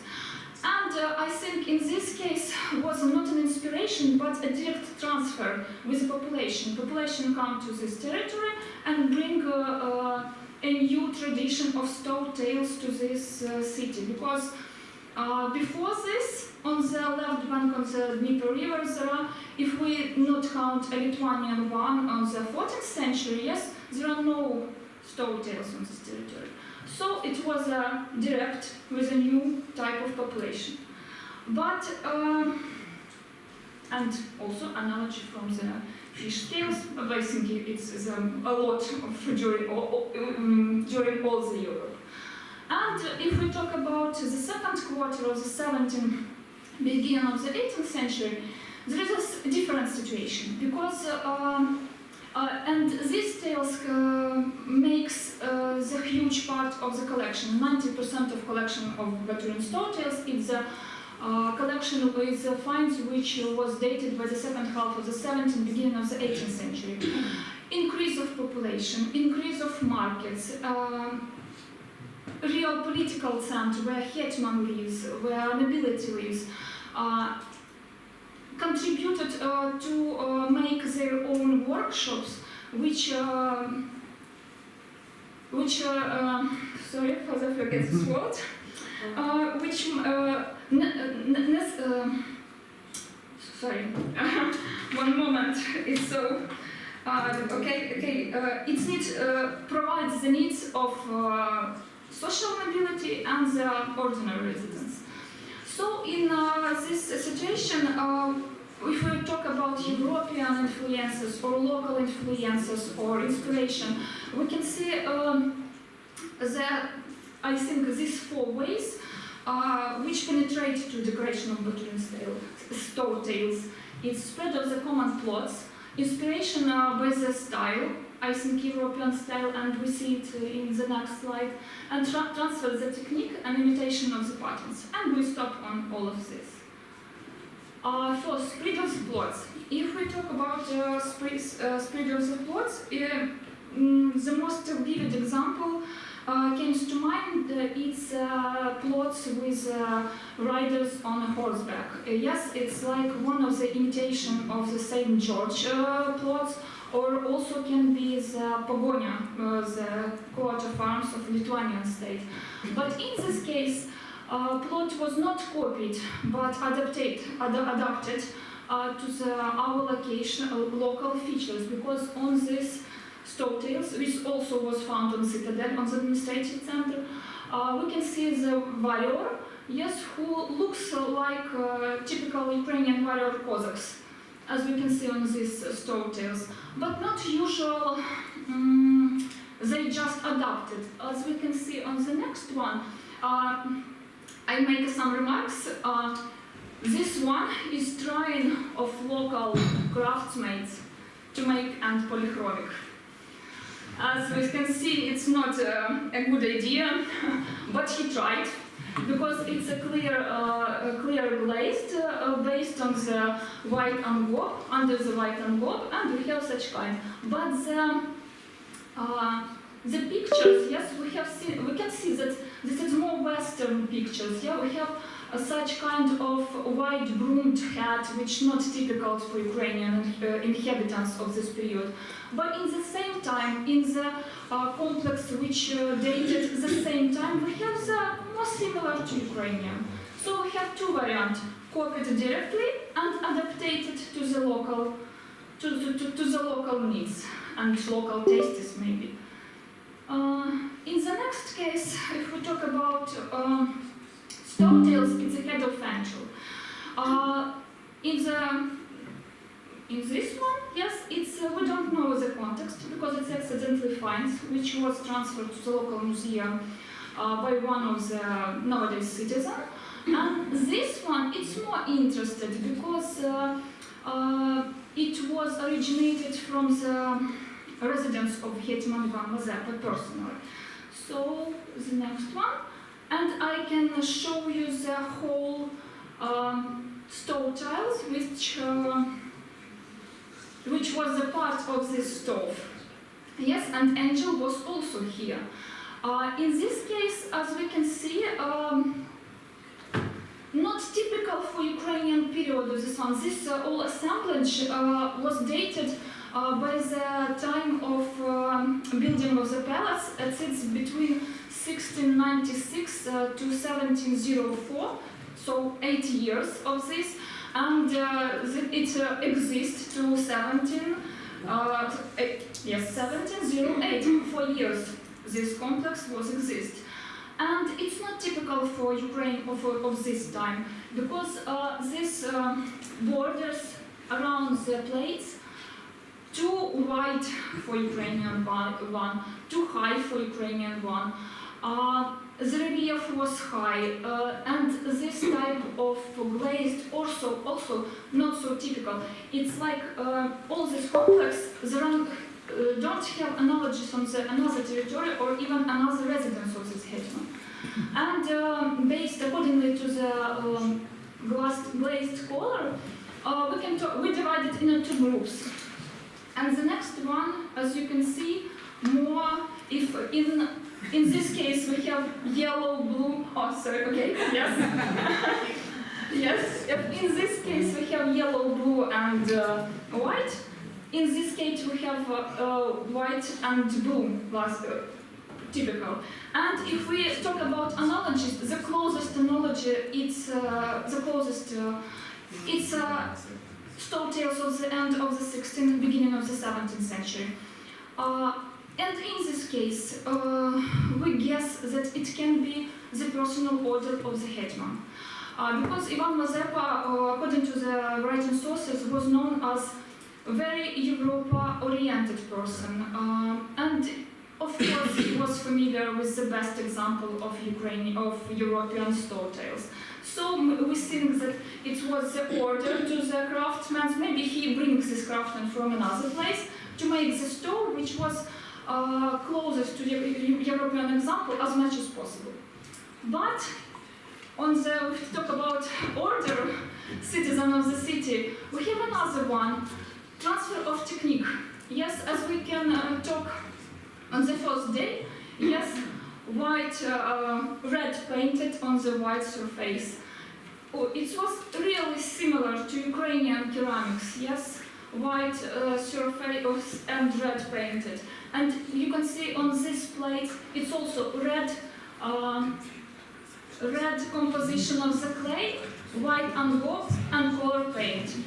And this was the variant of inspiration. For this, I think it's a local production, and it was a source of inspiration by the pots. And the next one, as you can see, yes, what is this? It's a rolled stamp. It's imitation of rolled stamp decor. And it was also can be like base, make a base of the decoration, yes, like on these variants.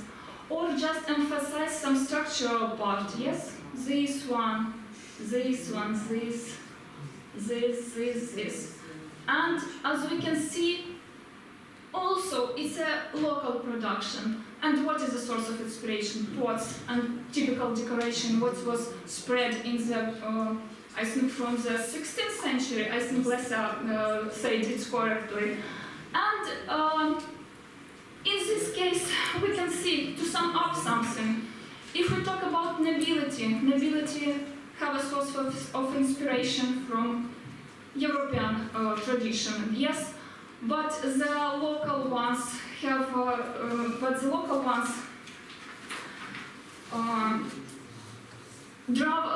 take their inspiration from something more familiar and understandable form. Sorry that in the events of 1708 interrupt this process. Maybe we will have something unique and something development of Ukrainian stone tiles, especially in the capital. Capital is the more interesting than another town usually. So like this, and thank you for attention that you listen to me. And sorry, but I need to say this. It's very important to me. Sorry. I want to thank you all for this opportunity. So chance is a successful one, and it's all our participants of our Baturin International Expedition who has died for our independence. So thank you so much. Yes.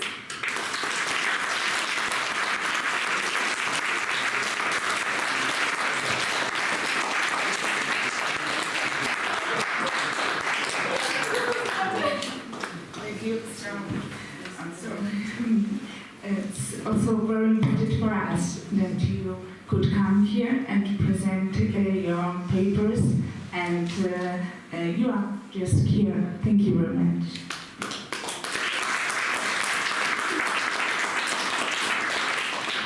And now, the next presentation, Common Features of Ukrainian and Central European Ceramic Ornamentation of the early medieval period. Yes, please.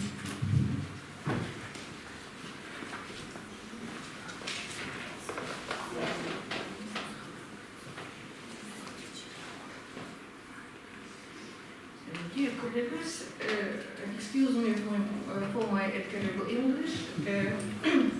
My presentation is dedicated to some common features of Ukrainian and Central European ceramic ornamentation in the early modern period on the base of Kievan materials.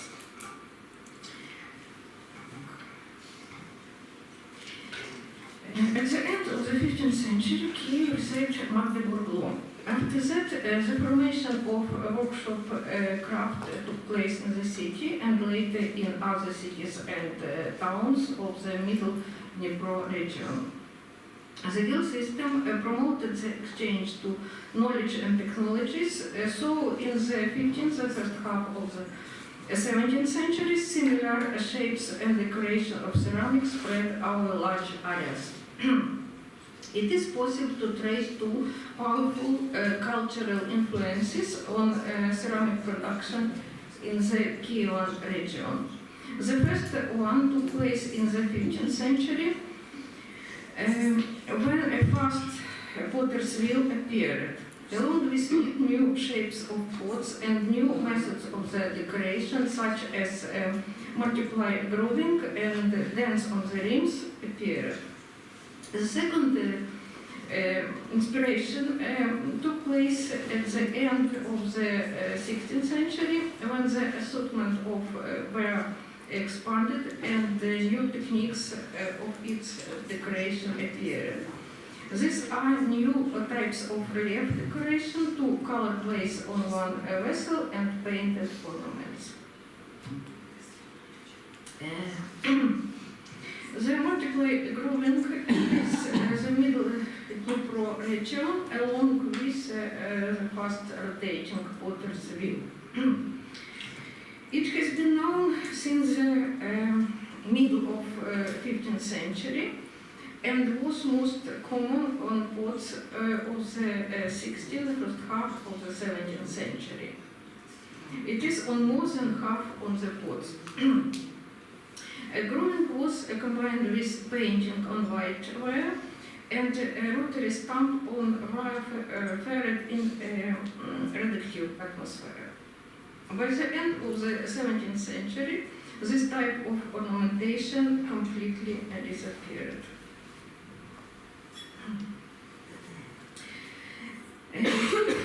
Growing has broad analogies in Central European and Western Ukrainian ceramics. The oldest examples of such ornamentation are known from the second half of the 13th century in Germany. It was widespread in other countries from the 14th century to the 17th century, as we could see during our workshop also.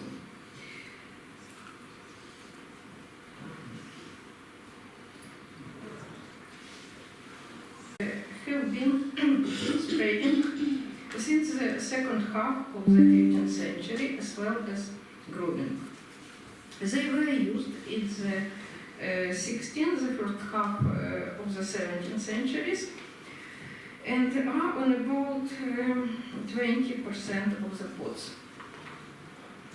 In the middle of the 17th century, instead of dents, the rings were sometimes rolled with a toothed rotary stamp. Until the 18th century, dents disappeared. And dents have broad analogies also on German, Bohemian, Moravian, and Polish ceramics of the 14th, 16th centuries. The heads of jugs of the 17th century also sometimes have such decoration. Its analogies exist in the same countries as well as Romania and Moldova. Cuts on the bottoms are found on plates and mugs, less often on jugs from the end of the 16th century, and were widespread in Kiev in the 17th century. Also, it is sometimes found in the 18th century. No direct analogies have been found, but such a cut or dents on the bottom is found on German stoneware jugs starting from the 14th century. There are also dents on the bottoms of Polish-made jugs of the 14th, 16th centuries. But only the one German-made plate with such decoration was found in the publications. Perhaps the spread of cuts on the bottoms of Ukrainian plates are already a local tradition. In addition, they were cuts, not dents.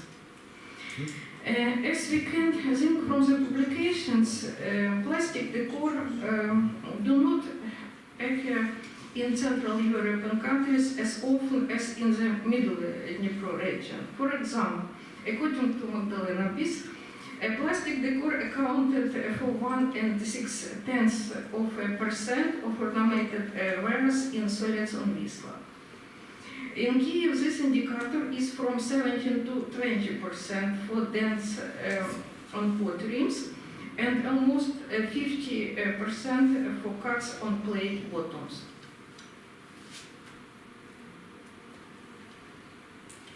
Another type of relief decoration is a rotary stamp. In the Mid-Dnipro region, it is found in Old Rus and Post-Mongol pottery, but very rare, which does not allow us to trace the continuous tradition until to early modern period. A rotary stamp is sometimes found in the 16th century and was common in the 17th century on pots ferried in a reductive atmosphere and on glazed plates. It continued to be used on pots in the 18th century, forming standard ornaments. On glazed plates in the first half of the 18th century, silk stamps come into fashion, and the rotary stamp disappeared. These ornaments were used from the 13th century in Flanders and Germany and became widespread in other countries from the 14th century. Alexander Lis connects its spread in Poland with the settlement of German colonists. Early patterns of Kievan ceramics are similar to those of Central Europe, but in the 18th century other ornaments are standardized.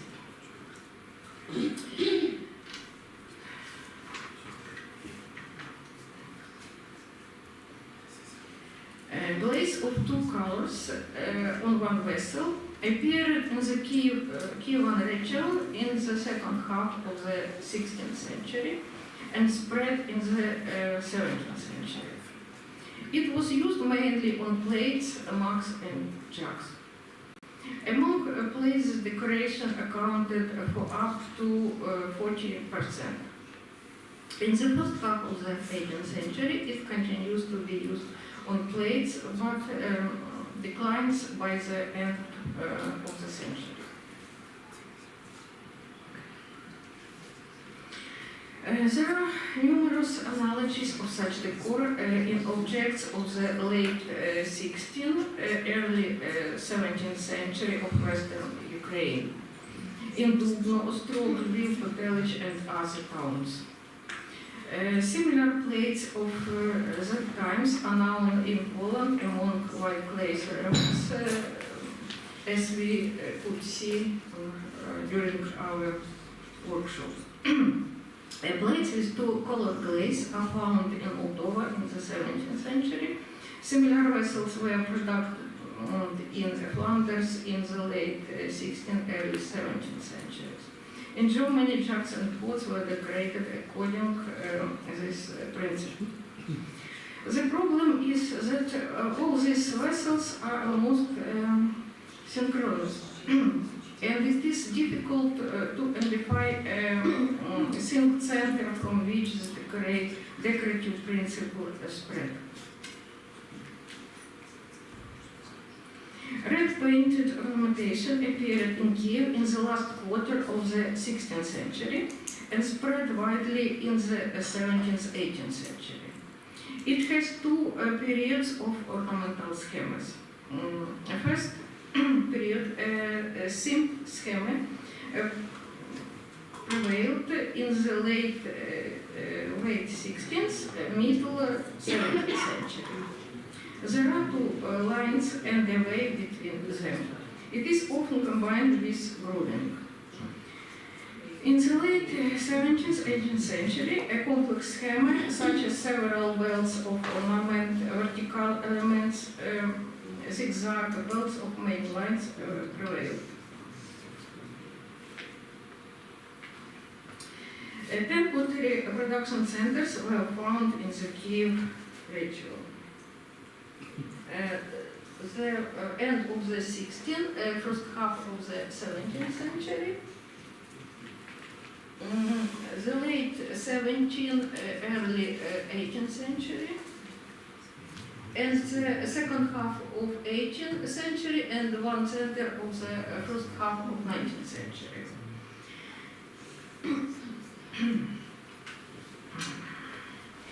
All of them produced ceramics with red painting. Red painting has broad analogies. Vesna refers to ceramics with painted ornaments and glazes as mid-European. However, these ornaments are slightly different in each country. Researchers in particular liquid and vaporfluid, associate its appearance and spread with the so-called Pinksdorf ceramics of the 9th, 15th centuries from workshops over the Rhine. From the 14th century in Germany, there is a simple scheme of painting combined with grooving are known. At the time, similar ornaments were known in Bohemia, Moravia, Hungary. The same ornaments was used on the white ware in Poland from the end of the 14th to the middle of the 17th century. Schemes of ware ornamentation from these countries are similar to early Ukrainian patterns. The most similar is the creation of the Polish white ware. But there are no vertical elements on Kievan early ceramics. From the second half of the 17th century, when painted ornamentation in Central European countries declines, its further development took place in Ukraine. So all the mentioned ornamentation, fashion of this ornamentation comes from Central Europe, Ukraine, but in the mid-Dnipro region, it has its own specific features. Thank you for your attention.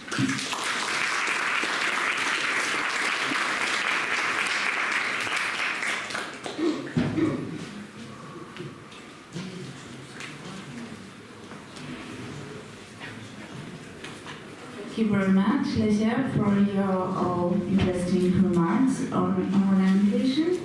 And we will have the next presentation, Oksana, the decoration of kitchenware according to the materials from the end of the 17th century to the beginning of the 18th century of the Poltava regiment of the Cossacks.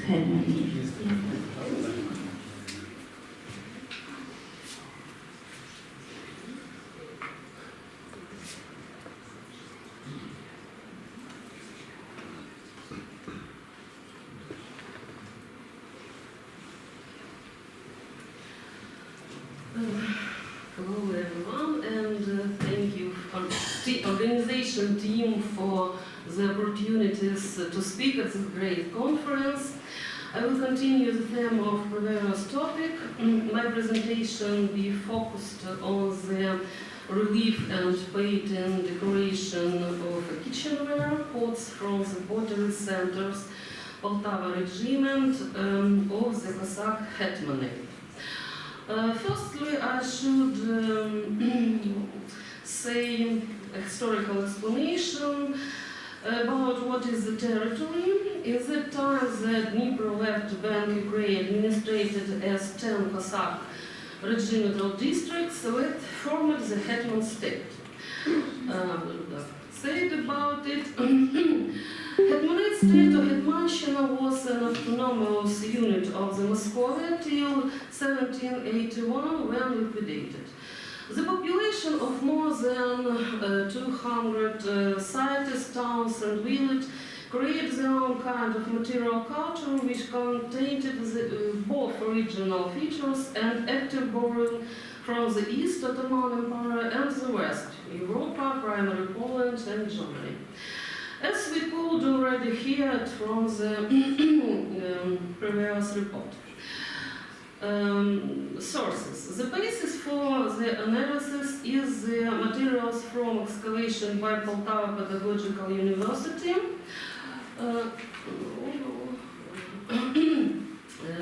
archaeological expedition in the 5 places. Poltava, this city was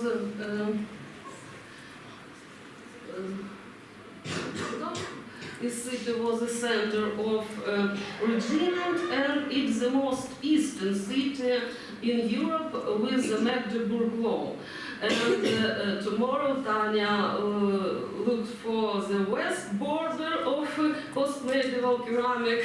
Now we in the eastern border of post-medieval ceramic, because it's the end of European civilization. and other towns around the Poltava and neighbors regimeters, Luzhny, Mirgorod and Hadich, and a small town, Reshetilivka, Balaklia, Pishnya, Lutenka, and others. Calculations are based on the 180 fragments of pots with relief and mixed ornamentation, and more than 200 fragments of pots with pagan ornamentation. The feature of the source, based on the early modern period of the Ukrainian territory, is the actual absence of writing and iconograph sources that could be informative about the history of daily life.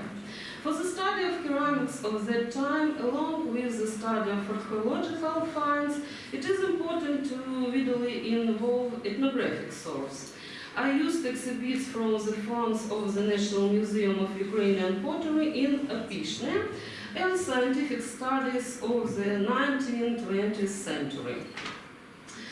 So, skills, but I will not consider all the potter technology. Let's go to describe the main topics. The majority of kitchenware was ornamented. The potter decorated the pot after completed the formation of the vessels. Before taking it out, immediately in the wheel rotated it. After decoration, the gears were attached. Gears, it's a handle, gears.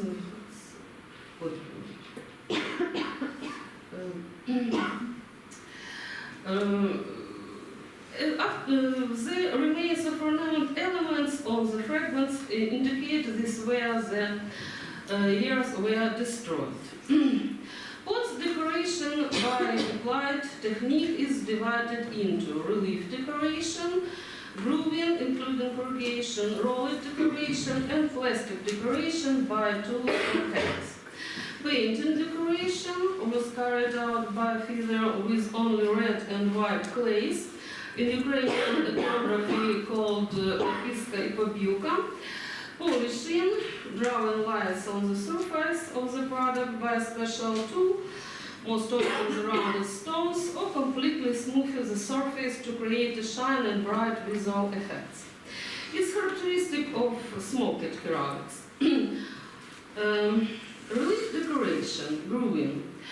It was carried out immediately on the potter's wheel with the help of one or two-ended peg, a thin potter's knife, or a comb. A similar technique was expanded in the land of the Polish Commonwealth in the Middle Ages and in the 16th and 17th centuries. It's a polishing and a pottery tools for relief decoration. Pegs are known from ethnographical materials and were used in early modern pottery. Combs were made of a bone or a metal, probably multi-row lines made with a comb, which completely covered the body of the vessels and more often just its upper part, rim and shoulders. The step for decoration pots in Poltava region were not used, only jugs or bowls could be decorated in this way. It's pottery tools for rolled decoration. In Ukrainian ethnography called it koleshatka. The ethnographic rolled sources 19th, 20th centuries can be applied to reconstruct the way how this roll looked like in the rolled stamps looked like in the 17th century. The roll stamps for decoration is looks like a wooden circle, a cylinder with the geometric patterns carved on it, attached to a wooden handle. Average sizes of ethnographic roll for decoration are about 2 centimeters. The archaeological materials from the Middle Dnipro region 1.3 to 2.2 centimeters. At the end of the 19th half of the 20th centuries, potters used wheels made of metal and wood. The handle was made of wood, but the working part was mostly made of a metal. It is possible that this existed in previous centuries because we can see the very thin ornamental elements which is impossible to achieve while using a wooden product. However, they are mainly used for production more expensive and refined things than simple kitchen crockery, bowls, tobacco pipes, etc. There are different types of the impress ornament elements on the pots of the Hetmanate territory. In general, we can select about 20 types of rolled decoration elements. In particular, type 1, it's a small rectangle and a triangle was made with special pottery roll stamp with a narrow working surface. It decorates the edges of the rim of vessels. Most of identifications, 90 types, it's all of this, was applied with a separate strip on the pot's shoulders. Prevalent ornamental patterns include waves of zigzags, various geometric combinations. Combinations of lines, teeth, and with rhombus were popular. It's 11 type and many 40 variants of these ornamental stripes. You can see it from A to E. Sometimes pots was decorated of free roll stamps with different ornaments, one of the rim and other to create them, with stripes on the shoulders.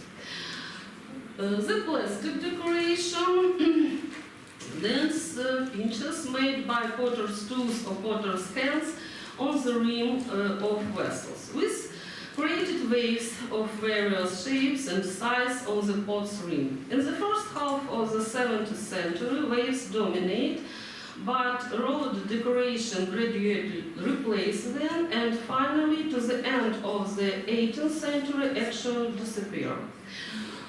Painting decoration in 18th century became a popular product decorated with painting ornament, which had replaced the previous one in the assortment of potters. Painting decorated were used on the vessel of oxidation fire, I said that it's two color, but the red color is mostly popular. In the 18th century, Poltava's pottery features were prevailing of terracotta crockery, other smoky ones, painted as a glued and rolled stamps. And I should accept on the mixed type of decoration, then several techniques were combined on one vessel. It's a type, it's a painting decoration, it's a type of painting decoration from Poltava, and some examples of pots from Poltava, and the mixed type of decoration. When several techniques were combined, this relief ornament on the rim and painting on the shoulders. Ludmila Mironenko selected a separate group of the Baturin terracotta pots, which had mixed decor, the relief lines on the white clay paint lines, which limited the belt of corrugation or accented it, applicating on top of the strip of corrugation. They belong to the Polish period of city, the first half of the 17th century, and known in other cities, Переяслав, Kyiv, Vyshgorod, Novgorod, Siversky, Chernihiv. Poltava terracotta pots had other mixed decor, the relief lines and rolled decoration, and red glazed painting, lines or waves. It's the types of mixed decoration where you can see the rolled stamps on the rim and the painting lines or ornamental scheme on the shoulders. The location zone of the ornament elements. The pots had 3 zones of ornamentation: rim, shoulders, and foot. Rim and shoulders are the main ones. The foot, in Ukrainian ethnography called utor, was ornamented only occasionally. Usually the zones of ornamentation were separated by delimited elements, for example by the grooving lines or line. The one line or a combination of them limited the rim and show a separate ornamental strip on the shoulders. Grooving lines completely covered the entire upper part of the pot. A rolled decoration was made on the shoulders of the pots, forming an ornamental strip with identification there. On the roof, identification may with a rolled or decoration with triangle or rectangle teeth, forming a kind of tufic engraving on the upper part of the vessel's rim. Painted elements of the ornament were placed on the rim and shoulders. And some chronological conclusions. In the 16th century, the only type of decoration was relief. This has been proposed with options and the surrounds areas, middle Dnieper territory, and one, I should agree with it, but exactly now we have a very small number of fragments, pots from Poltava region, maybe 5 fragments, yes, okay, 5 fragments, 16th century, and we can speak only about the 17th century. Features of pot decoration of the Poltava pottery centers is 17th century, where grooving lines, waves, grooves on the upper parts of pots, plastic decoration, expressive wildlife making applied by hand or with the tools, that's on the rim. And where was a new technique of relief decor, rolled stamping. The vessel with the rim decorated in this way became the most common in the first half of the century, especially in the 1620s and 30s years. In the 18th century, the fashion for the specified vessels was preserved. In the relief decorations, the appearance of a various variation of the ornamental stripes made with rolled stamp for decoration is observed. The zone of ornamentation I explained as the mixed technique of decoration is more often used. The combination of various techniques of relief decoration, color clay, with colors clay painting. By the half of the 18th century, the number of black smoked vessels with a relief ornament decreases and disappear, and instead pots with various variants of painted decor are becoming widely used. He exists until the middle of the 20th century. Thank you for attention.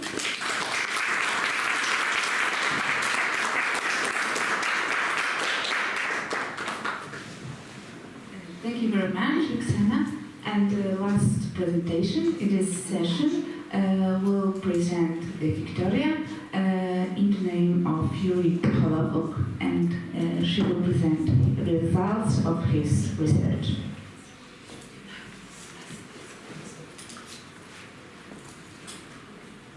Thank you very much. First of all, I want to say thank you, dear organizing committee, for this opportunity to make this presentation on behalf of Yuri Puhalovok. He is my colleague and my husband, and in such reality is one way to do it. So I will try to do my best and try to explain this topic as well as I can. I am also an archaeologist, but I interested in ancient period in classical studies, so this topic is not close for me, but I will do my best. Today's topic is new markets, new common ware, expanding of pottery range at the 18th century in Poltava. Postmedieval archaeology is closely related to urban archaeology according to its main chronological features. Therefore, postmedieval urban archaeology is the closest to the life of the city in the past and is illustrated by various types of artifacts. Its analysis makes it possible to learn about social and economic phenomena in the urban population. Things that were deprived of their historical context until recently have gained archaeological recognition as a cultural indicator of modern Ukrainian city. To date, the territory of modern Poltava, 17th, 18th centuries, has been well studied by archaeological research. According to these explorations, important evidence about the historical topography, urban development, material culture, and economy of the population was obtained.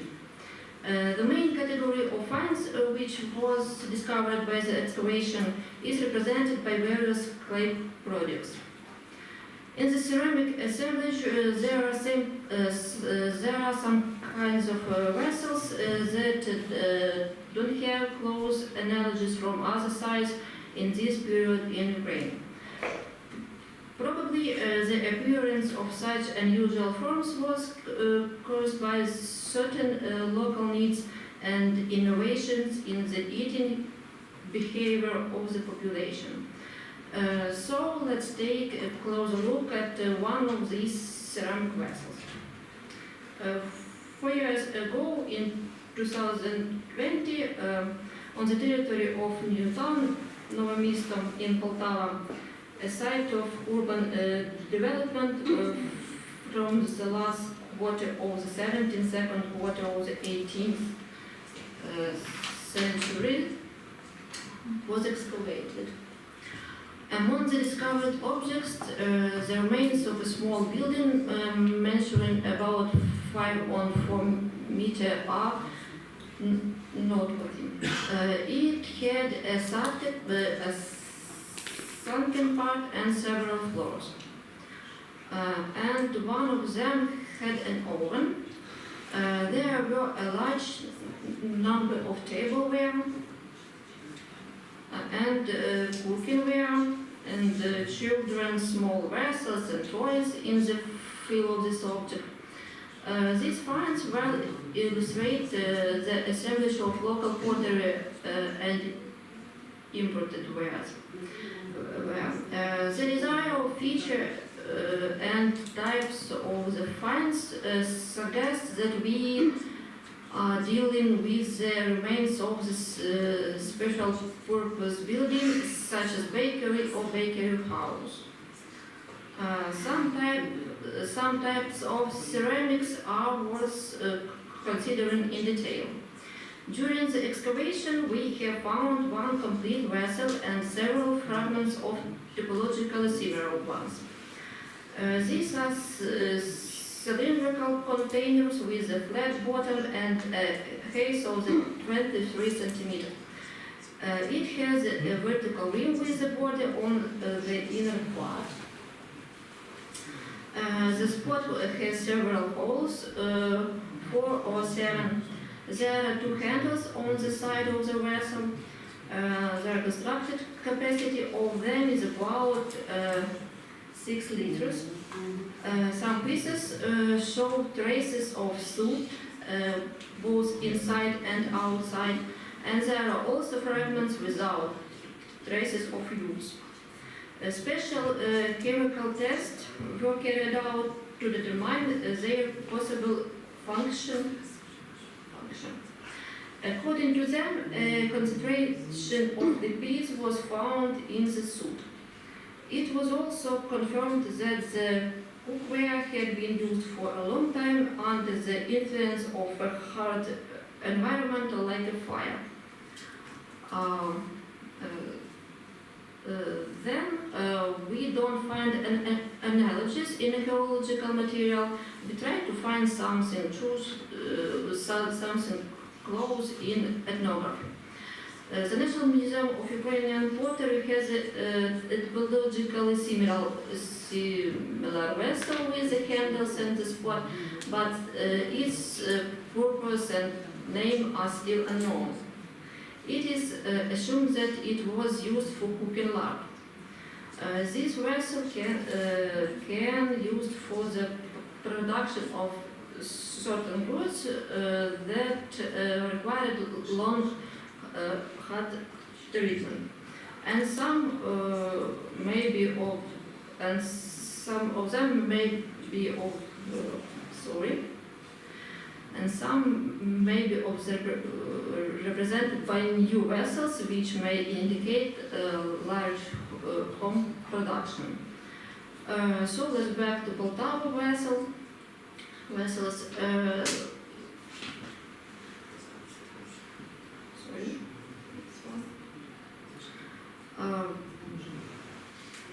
The globalization process of early modern Europe were represented by the development of trade and markets. Since the 16th century, Ukrainian lands were already open to the world market. As a part of Hetmanate, Poltava also included two European economies. During the 18th century, local merchants had two main vectors of foreign trade: Western Silesia, Gdansk, and Southern Crimea and Ottoman Empire. Among the export products, the cows or sheep's clarified butter, he was one of the main goods. This fact also noted in the writing sources. This specific substance needed some special vessels for the manufacturing and storage. And one of the theories about the purpose of our containers is related to this fact. As a conclusion, it can be assumed that this household production was aimed at export. This discovered common ware indicate the merchants' adaptation to market demand as well as pottery making. Therefore, such archaeological finds correlating with the writing source are promising for future study.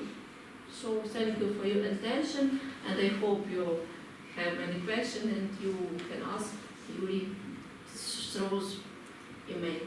Thank you very much.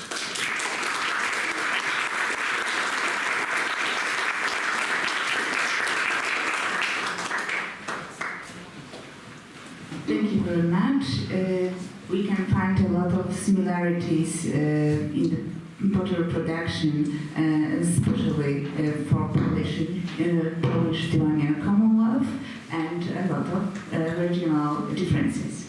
And do you have any questions, comments, remarks?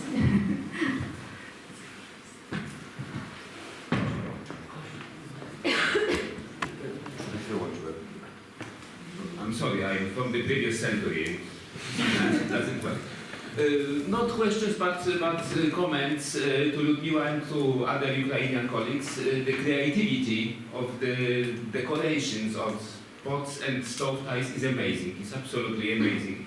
I think it's a unique phenomenon in the whole Central Eastern Europe. And my favorite is those heavy armored knight who decided to dress in a Cossack style eventually. That's great. That's great. And as I am a big fan of white red painted pottery, and I think it's a high time to start thinking about some transnational research programs, including both Ukraine, Poland, Czech, Slovakia, and Hungary, because there is something that is very characteristic to our part of Europe in the post-medieval times and is unique and it demands to trace where did it came from, how did it develop, why did it disappear in a certain moment. So thanks a lot, it was very impressive to hear you today. Yes, thank you. Any questions? Some remarks? Yeah. So thank you very much, and we will have a lunch break. Yes, so thanks, and see you later. Maybe one technical information how to reach to Kazimierzowski Place.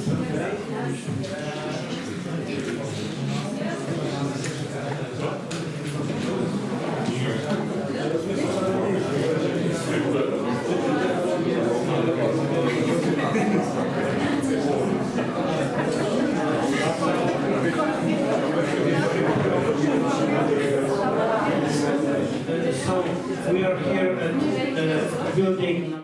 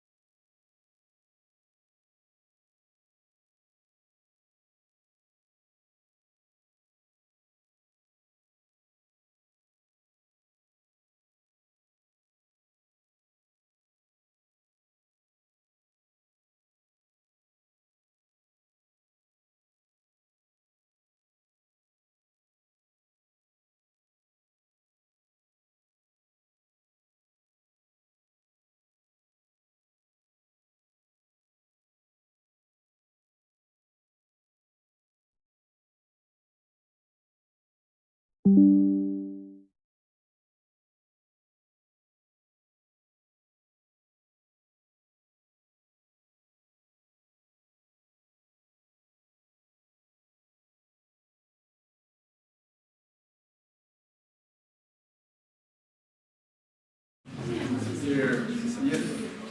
hello. Yes, microphone works. Dear colleagues, I have the pleasure and honor to introduce the next last session of this wonderful conference, leading us more new parts of a broad geographical tour through post-medieval Europe. And we start with Adrian Papp, who will tell about the Ottoman-Hungarian reflections and interactions in our region. Thank you.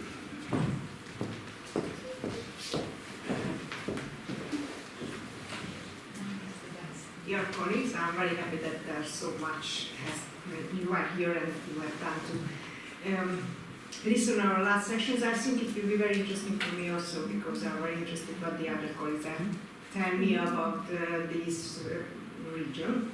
At first, I was talking about the Ottoman Buddha and did a little bit about this Ottoman times in the Hungarian kingdom. It's a very new age for Buddha because from one day to the other it became a part of a totally different culture and a totally different empire. How you can see on this picture, this is the medieval royal palace and the medieval castle here. It was a city till the 13th century, and you can see some mosques here, maybe it's an Ottoman bath, and you can see the troops everywhere. So that was the situation for 1.5 centuries. We have very exact dates on 1541, this Ottoman period started in Buda, and the last is 1686. And and what's really important for us that previously Buda was the capital city of the Hungarian kingdom, and after 1541 it became one big city of this very huge empire. It became in one cultural unit with Egypt and of course Anatolia and Middle East. So everything was changing, even the religion and Islam came. I would like to say 2 stories which are to see how strange was this situation at that time. Buddha and the Belle advisor Buddha, he was the 3rd highest rank in the Ottoman Empire. The first after the Sultan was the Grand Vizier, the second was the Belle of Egypt, and the 3rd was the Belle of Buddha, so it was a very important place in the empire. But it was always far from the center, and it was also a strange situation because the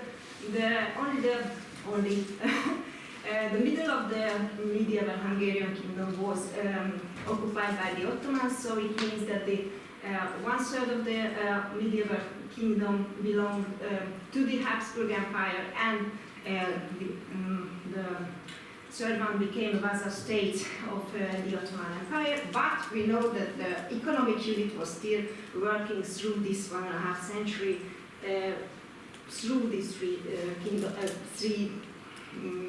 parts of the kingdom. The one story is that the Belle of Buddha, he was hunting not so far from Buddha, about a kilometer from his castle, and he was captured there because there was some Hungarian riding troops there, not so much, but they can find the hunting Belle of Buddha, and they captured him and took him to Vienna.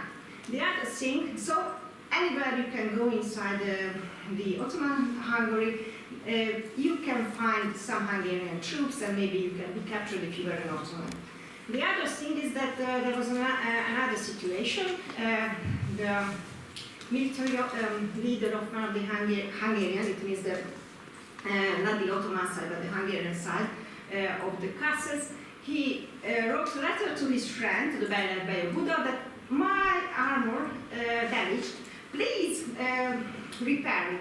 And he got the letter back. I'm so sorry that the craftsman not in Buddha recently, so I will send your armor to Belgrade, and we need a little more time and you will get it back.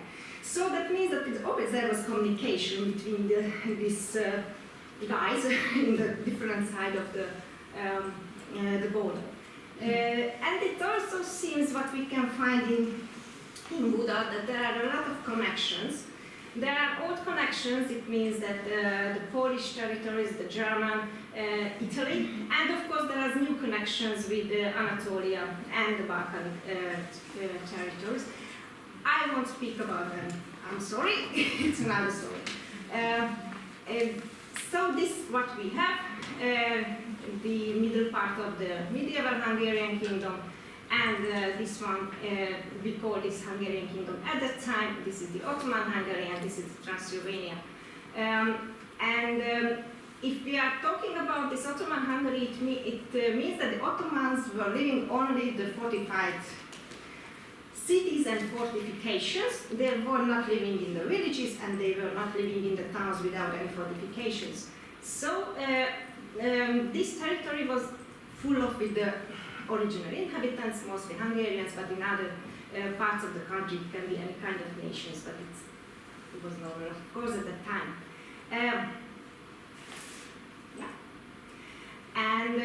In Buda there was another situation. Of course, after the occupation, the king was moved. He and, at that time he was a baby king, he and all his family and the court was moving to Transylvania. The nobleman was forced to leave Buda, and of course the craftsmen and the tradesmen were still staying in Buda. So it became a new city with old inhabitants and the newcomers, the Ottomans. The Ottomans normally means the elite, who are not Turks. Mostly in Buda they are from the Balkans, and sometimes we have people from any other type of part of the empire, but mostly the commoners and the part of the elite are from the Balkan. But the culture of the elite was totally different from the others because the language was different and everything. What I would like to talk to you and what we are working nowadays is the history of Buda. We were writing a book with Balázs, that is a great historian of the Ottoman Hungary. And what we can see that there are very great reflections between the Hungarians and the Ottomans. We can see it in the assemblages, in some kind of pottery types, and in patterns, but it's a different word. I will show you at the end of my presentation. These assemblages, it's from the end of the 16th century. We can date them very precisely because there was two great wars. The Long War at the end of the 16th century, beginning of the 17th century, and of course the occupation wars in 1686. So what we can see here, these are the Iznik tiles. I'm sorry, this is an old photos. And these tableware were typical Ottoman and was totally unknown before the Ottoman occupation in Buda. But these pots and these kind of some kind of liquors are Hungarians are. This was typical before the Ottoman occupation. So what we can see in this Ottoman household, that they used for tableware the typical Ottoman things, and in the kitchen they used the local forms. At the end of the 17th century, it was changing, and you can see the slippers, of course, and some Havan fancies. That means that the tableware was changed during this 1.5 centuries.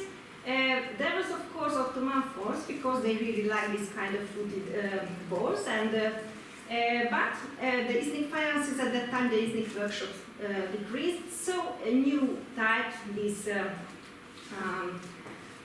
slipper plates and bowls were used, and havans also. So in the Ottoman household, they used the Hungarian style of the Middle European, Central European styles, and their original forms.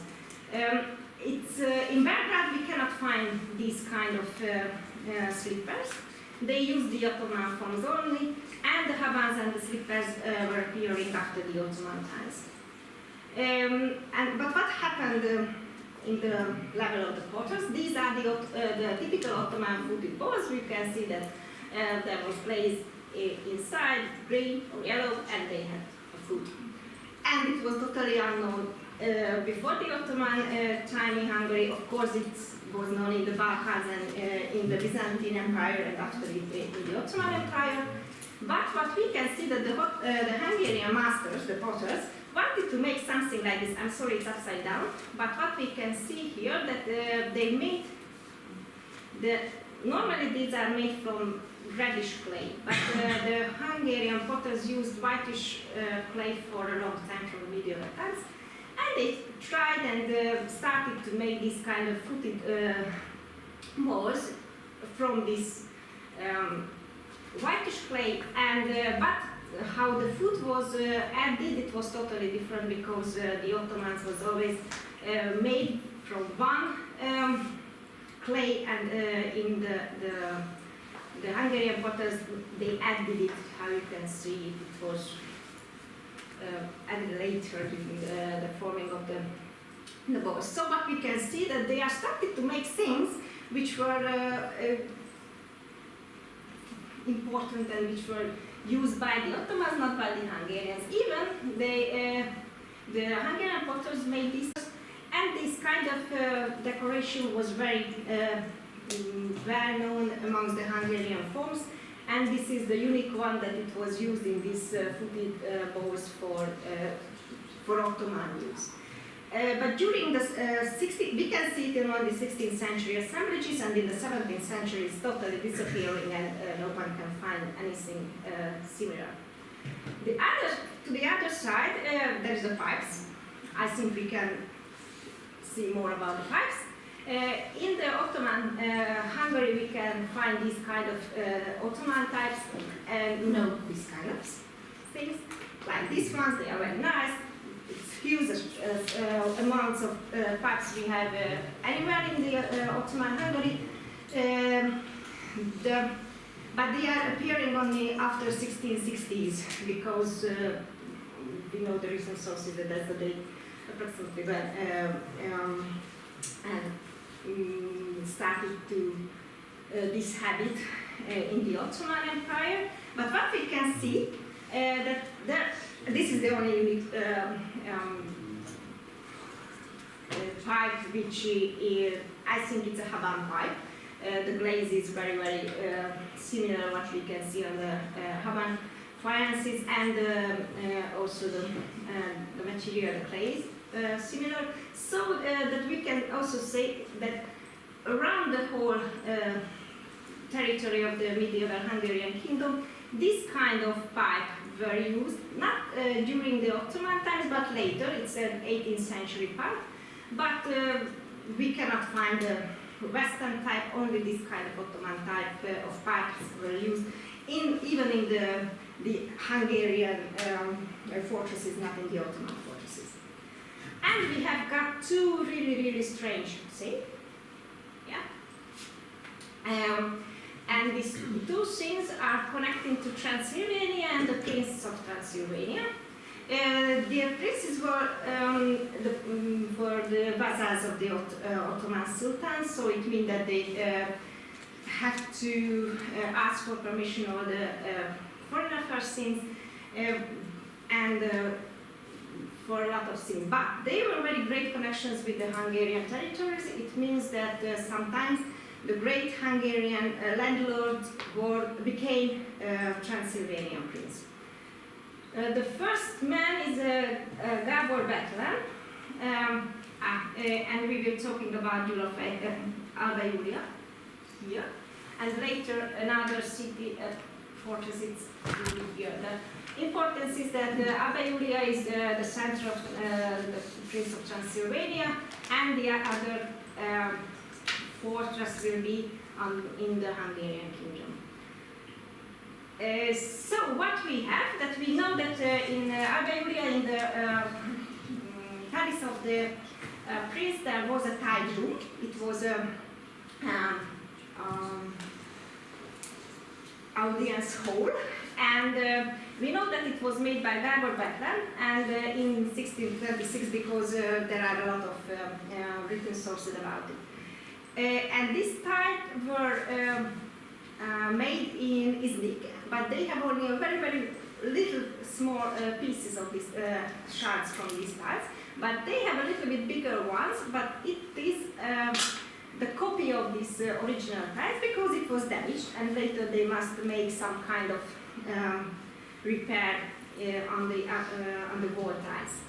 And from these shards they can make the one panel, how it was looked like, and I have just found the Iznik tiles in Kayseri. So we can imagine that this was the original, and the Havans made this kind of copy. I think we can find the same patterns here, so I think that it must be the original one, because only the very, very little fragments are known from the Iznik version in Abba Iulia. This kind of wall-tiled rooms were very, very common in the Ottoman Empire, but only in the Sultanic Palace and in the palaces of the Grand Vizier, or in some kind of great jamis, mosques. What we know that Gábor Bethlen himself spent time in the Ottoman Empire in Edirne, and in Edirne he could see these types of wall-tiled rooms and mosques. So that's why he ordered these tiles, and from Iznik, and he ordered also magic and put it onto the wall. The interesting thing is in Sárospata, it's in the Hungarian kingdom at that time, now it's the recent Hungary, and there was also a wall-tiled room, and also an audience hall. It was made by the Rákóczis. The Rákóczis were the princes of Transylvania in the 17th century. So we can think that they saw it in Abba Iulia, that how nice this kind of room could be. And they ordered tiles from Iznik. But it's totally not an Ottoman style of patterns what we can see here. We can see pomegranates and flowers. These flowers are okay for the Ottoman style, but this is the reconstruction of the room. But the pomegranate is totally strange for it.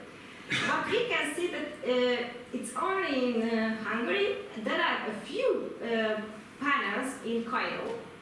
We know the written sources that the prince were sent embassy to Constantinople to ask for these tiles, and maybe there were some remainings of these tiles, and it was sent to Cairo, and it can be seen on Ibrahim al-Bushani mausoleum. Somewhere here there are a few tiles, but you can see it's all kind of tiles are on this facade. What we can see that the pomegranate is really strange. The normal pomegranate in the Iznik wares looks like this one and not this one. But we know that in the palace of this Rákóczi family, they have a great garden, and the wife of him knows the pomegranate. It's not typical in Hungary, so it was a unique thing, and even she sent after his husband when the pomegranate was in the garden. So we think that they asked for these patterns, and we can see on the herbariums a very similar form of this pomegranate. There was a great historian who was working with these shards. It was announced a month in Saraspatak, and she can see that there was 5 men or women who painted these tiles. He was or she was the master, and we can see that this is the less nice pieces. Sometimes even the colors was missed. Here we can see that sometimes he forgot to color the patterns. So what we can see that also that it was made by not 1 but 5 men. So what I would like to present you that in Hungary we can see that the Ottomans nearly from the beginning were used Central European or Hungarian forms. And the Hungarian potters started to make things for the newcomers, for the new customers, and also what we can see outside the Ottoman Hungary, but connected to the Transylvania, the Prince of Transylvania, that they started to use Ottoman-style audience halls. We know from the other researches that in the textiles, in the weapons, there are very, very great inflections by the Ottomans. The Hungarians started to make weapons which look like an Ottoman sword. They used clothes which look like the Ottomans, so we can see here that they started to use something that looks like a little bit Ottoman, but also the Ottomans started to use the local things. Thank you.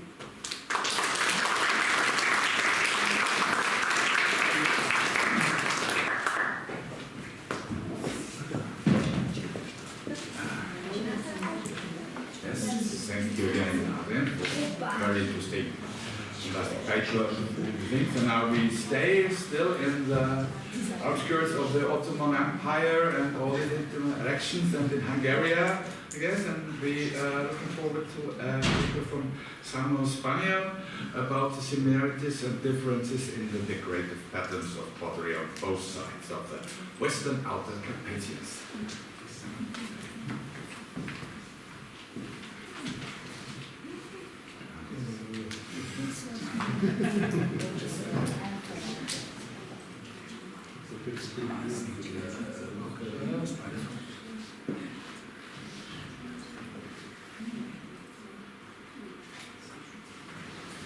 Okay, dear colleagues, I want to show you some decoration patterns mainly from the Eastern Moravia. But start, where is it? The most important thing is the Western Outer Carpathians, which is the border mountain between Czech Republic and Slovakia.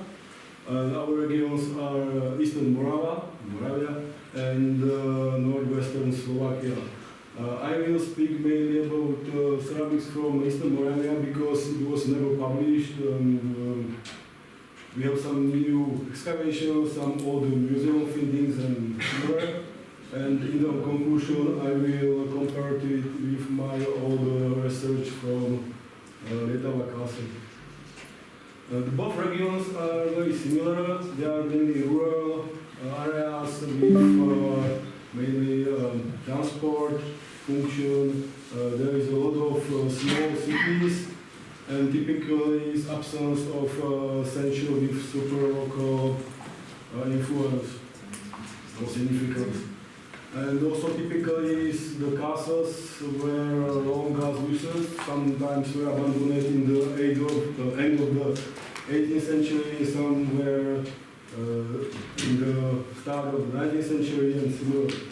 The most important place will be castle in the city of Cetin, Kroměříž city, and the border castle Brumov. Okay, we start with the example assemblage from the Cetin. It's the biggest assemblage now in the Eastern Moravia. It's dated between the second half and the end of the 17th century, maybe the start of the 18th century. It's from the old cellar. The most typical decoration in most typical decoration of 17th century is very simple painting and graffito on corset shirt.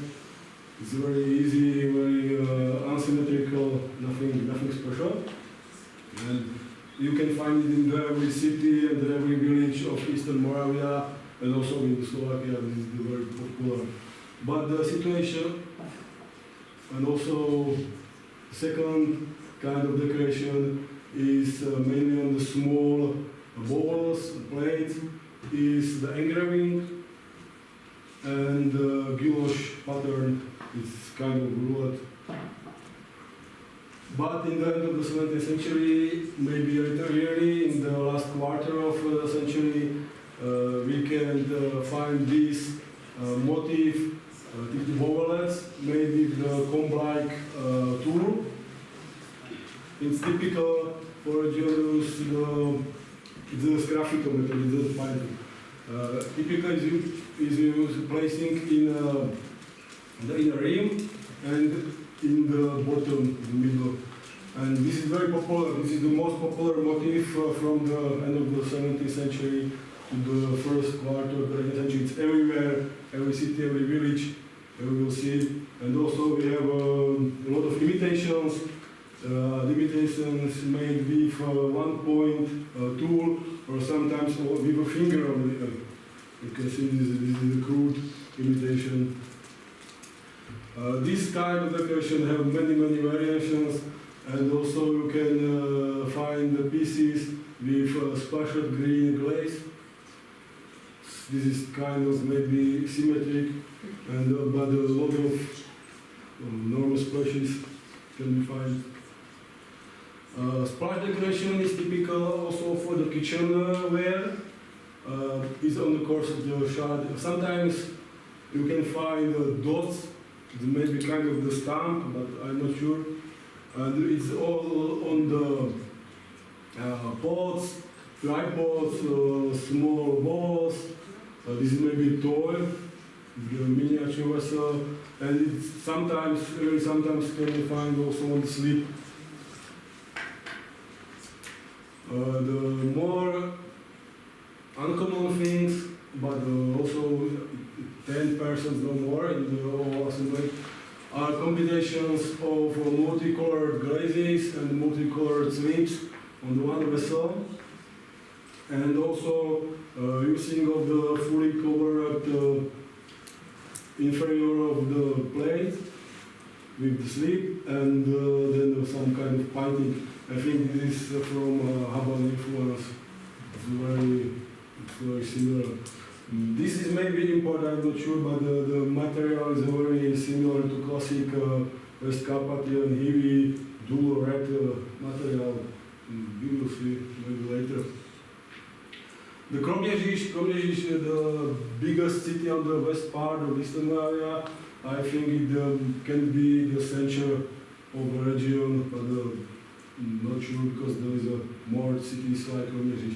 For us, important Great Square, and again this kind of decoration with the comb-like motif, and also with the gouache.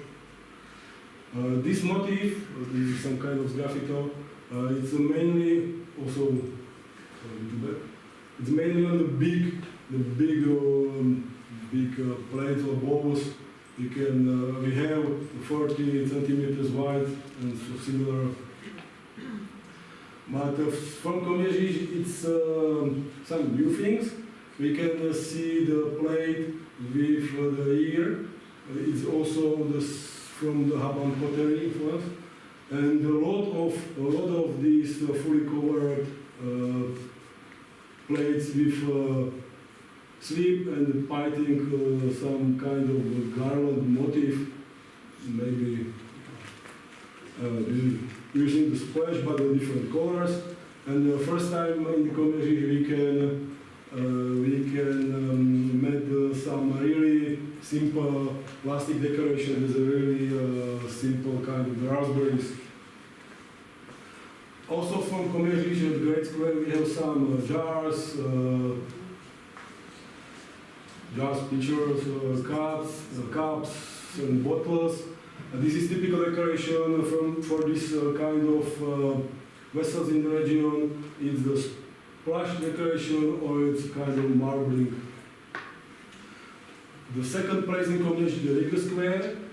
In this time we haven't any kiln or workshop from the early modern post-medieval period, but this can be the most must be this one place, because in the medieval time we have a lot of, in the eastern part we have a lot of kilns, but they were destroyed in the half of the 15th century. And now no younger finds can be excavated, maybe in the western parts, maybe later, we will see. But what is interesting, okay, again the most popular things, what is interesting in this area is the most higher portion of semi-finished shards or plates. They are painted, but no glazed. The fully, nearly 30%, I think, from the reduced. It can be in the west part, but it's not. It was not excavated. Warszawskiego city in the far south of the region, only short. Again, a lot of variants of normal, and this is the first thing. First variant. It's the combination of full covered. Slip inferior with a lot of different comb motifs on the one plate. They are in the south of the region, but not very popular in the north of the eastern Moravia. Warszawské Meziříčí, the small city near the Slovak border. We have here in the Bridge Street, we have a family of too far, the local Majoric creators, but we don't know about the creator of sleepwear here. But from the museum, we have this huge, this is the biggest plate in the Eastern Moravia. I think it's maybe 50 centimeters, and but I think it's not used for practical needs, and is mainly kind of the advertisement deposition things. You can see it because it's decoration from both sides. I think it's maybe. You see this kind of motifs are really unique for our region. Tlumačov, really fast, is the typical example of the village production. This was the mother house, now is the bar. Typical for villages in the eastern part of the Republic. In the villages and the rural environment, we have only the most popular decoration, nothing special. Vojenské hradiště, sorry, okay, and then start with the castles. Single castle is the first.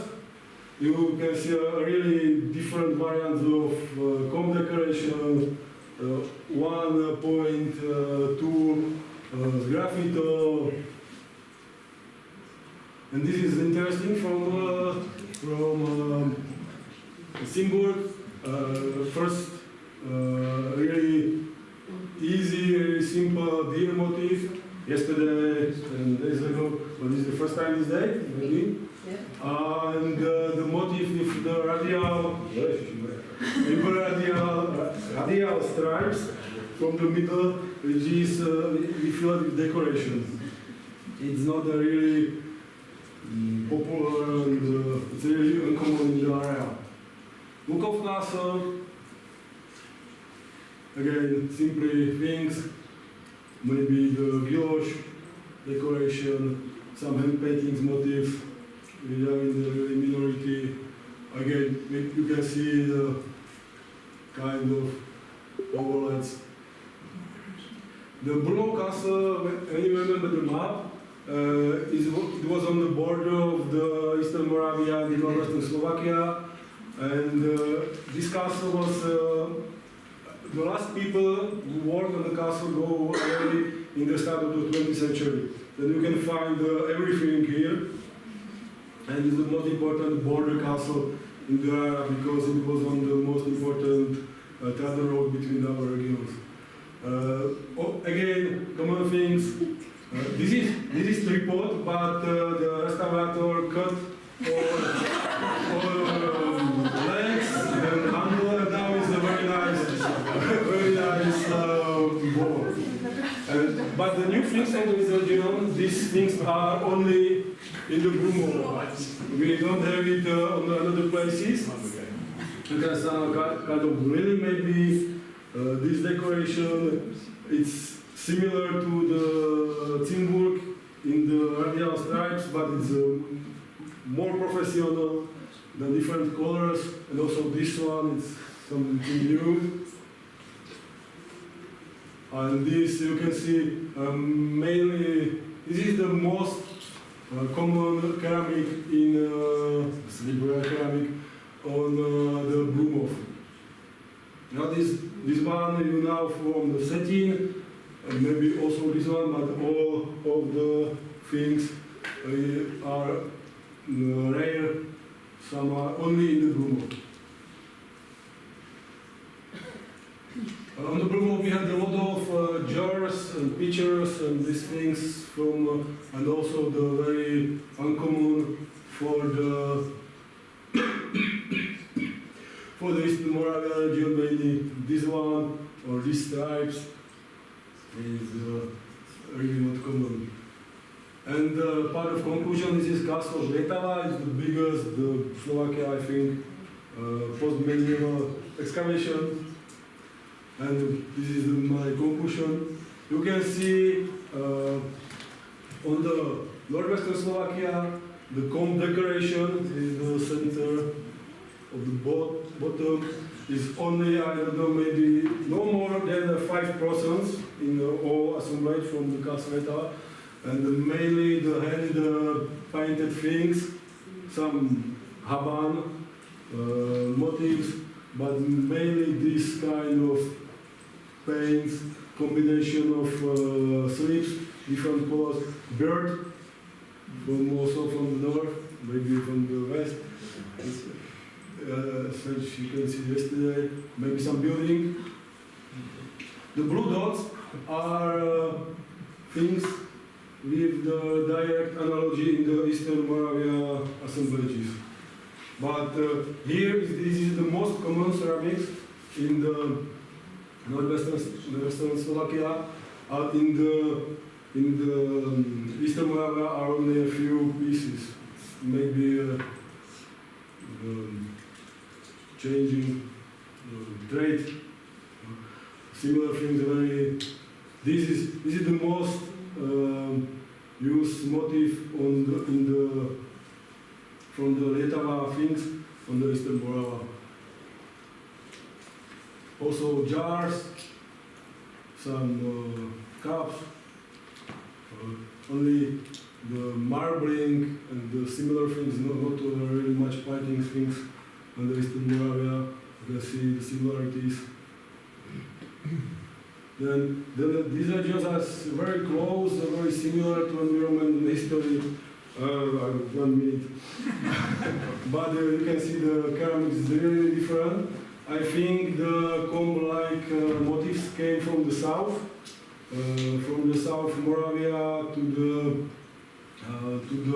Eastern Moravia, and this kind of patterns you can see mainly in the north. Then Slovakia have northwestern Slovakia have a very good connection with Russia, and maybe this is the difference between these two regions. Okay, see some more things, more jars from area. Again, really in only the simple things. And this is the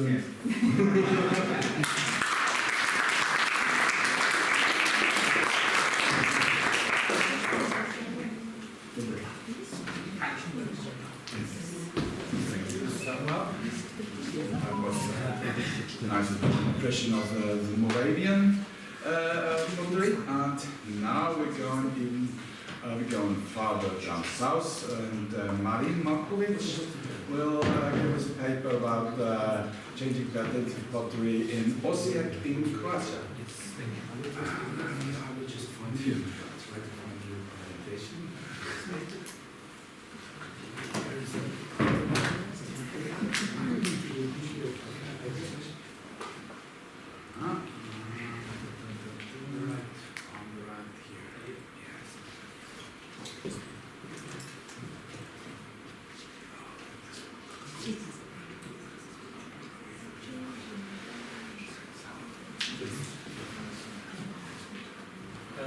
So, first of all, hello to everybody, and also thanks to the organizers for accepting my paper for this conference. My topic is changing patterns of pottery consumption in post-medieval Osijek, which is basically an overview of various styles, shapes that were in use in Osijek throughout post-medieval period. And Osijek is a town in eastern Croatia, present eastern Croatia, on the right bank of River Drava, situated on an important position. Basically, the town in medieval and first 2 centuries of post-medieval period, that is in Ottoman period, was this smaller part called Tvrđa, which was named after the fortress built there in early 18th century. And then obviously the town spread after the Ottomans from late 17th century. Municipalities developed in downtown and uptown, which were united into one town in late 18th century. So this material comes from 5 sites listed here, but the most important ones are number 1 here, which is a site called Eastern Entrance, where remains of 2 larger pits, rubbish pits, sealed in 18th century, but which contain most material from Ottoman period, were excavated. Then we have number 2 on the map, Klaicheva Street, where remains of locally produced glaze pottery were documented. And number 4 on the map, which is in downtown of Osijek, so in area where there was no life in Ottoman times. Material is from 18th and 19th century, but mostly from second part of the 18th and 19th century. Obviously, the material culture in Osijek was shaped mainly due to the 2 major rules in the town. From 1526 until 1687, Osijek was part of Ottoman Empire, and then from 1687 until the end of World War I, part of Habsburg, that is Austria-Hungary Empire. Osijek is also important when it comes to publications of post-medieval material. There are 3 major ones listed here from 2007, 15 and 17. Just for comparison reasons, these are some of the material from one site which had a little bit of late medieval pottery. The typical, when we talk about fine wares, were red painted wares. On the other side, glazed wares were not common, they were used, but they were nowhere near widespread use as in the next Ottoman period. So when it comes to in general pottery that I'm going to display from these sites, I'm just going to stick to basic information because material is pretty abundant. So from the Ottoman times, most of the shapes are either bowls or jugs, which were decorated, which were glazed and mostly undecorated. If they had decorations, those were decorations done with slip or painted, or in a smaller case, they were graffiti decorations like the ones displayed here. Also, what was documented from Ottoman period sites, localities, was also painted wares that were used obviously previously in late medieval period, but they are not very common. In Ottoman period, grey wares were also used. They are mostly jugs, like the ones displayed here. And when it comes to coarse wares, these are some of the typical ones. Some of them also have were used from previous or have ancestors in previous late medieval period. There are also some shapes, some of them which we saw in previous presentation, like the one on the right and one on the left, which were typical for the, or were found in late 17th or early 18th century contexts, which technically could be used in Ottoman period, but they most probably belong to Austro-Hungarian period. Obviously, the most accomplished wares of Ottoman times is Iznik pottery. They were also documented in Osijek. Some of them published, some not. They were also published from a significant number of sites by now, from Croatia, mostly Ottoman sites, and mostly date from 16th century, starting from second quarter of the century, but mostly from the second part of the 16th century. One of the important commodities introduced in post-medieval period during Ottoman times in Osijek were pipes. Something that is typical, obviously, for Ottoman pipes is that they have various shapes and decorations, but the most common types are these ones displayed here. The top type called Buddha in previous publications from Osijek. They are more or less typical in the area of Royal Hungary. They were produced in Ottoman times, and they are also found in earlier part of Austro-Hungarian period, and were obviously replaced later by the so-called red Hungarian pipes. The second type, so-called red polished pipes, had a significantly larger distribution all over southeastern part of Europe. That was basically part of Ottoman Empire, but also a little bit further than that. These are some of the other shapes encountered there. I will mention only one pipe with stamp AMEL-EM, which similar examples were found in Buda and Eger. It is unknown where the workshop was located. There is also, from later context, not Ottoman, also Hungarian period, pipe with Hans Hein Kaketurn stamp, which could belong to production in North Croatia, what is today North Croatia, town of Čakovec, but also there are some other places all around Royal Hungary which had similar name, or at least beginning with Čak, which could be connected with that potential workshop. Also, pipes were documented, production of pipes was documented at some other sites, or there are indications of it. One of these pipe producing centers was also Osijek. That's also the earliest pipe producing center in present Croatia. From Ottoman period, so probably from 17th century. In Osijek also kiln for production of bricks was excavated dating to 17th century, and like I mentioned at the top of the presentation, there was also a production of glaze pottery from the Ottoman period, which included several types of bowls, jugs, various decorations, and glazes.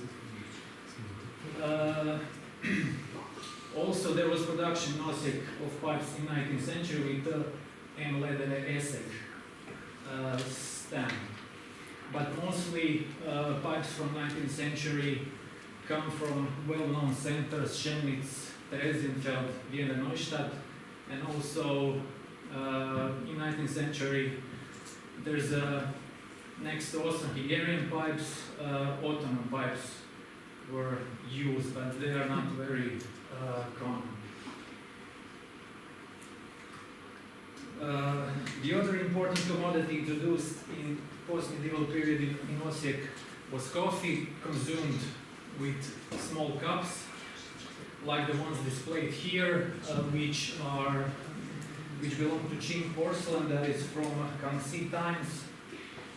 They usually have monochrome glazes, like the Batavian, so-called Batavian brown on the top, or Celadon, so-called Celadon green on the bottom, obviously not to be confused with stoneware Celadon. There's also one fragment which has inside decoration, which is something that was typically done in glass workshops in present Germany, Czech Republic, and the Netherlands, which is also indicative when it comes to trade routes to which this material came, at least in the starting from the early Austro-Hungarian period. Those cups next to porcelain could be also from the Islamic world.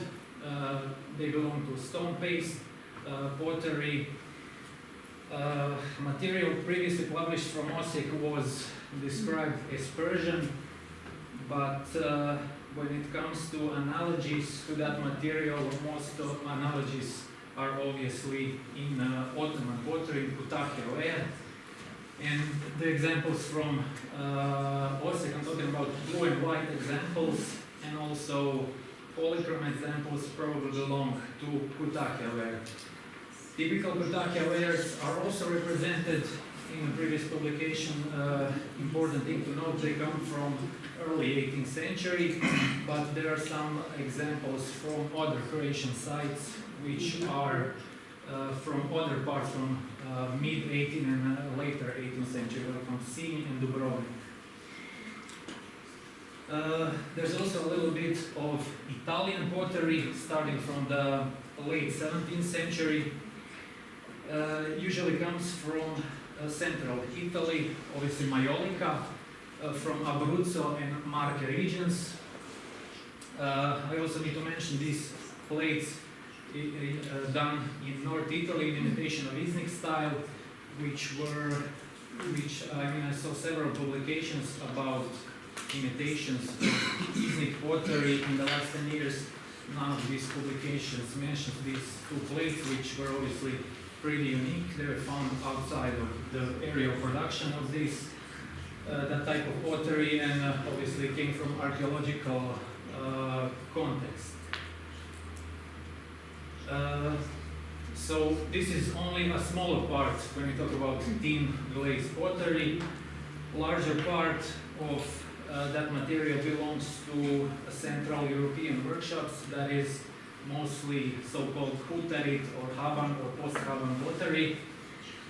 That pottery appeared in Osijek and in general in eastern part of Croatia, which was part of Ottoman Empire from early Austro-Hungarian period, so from late 17th century onwards. The latest examples can be dated to later 18th or early 19th century, and also most of that pottery are jugs.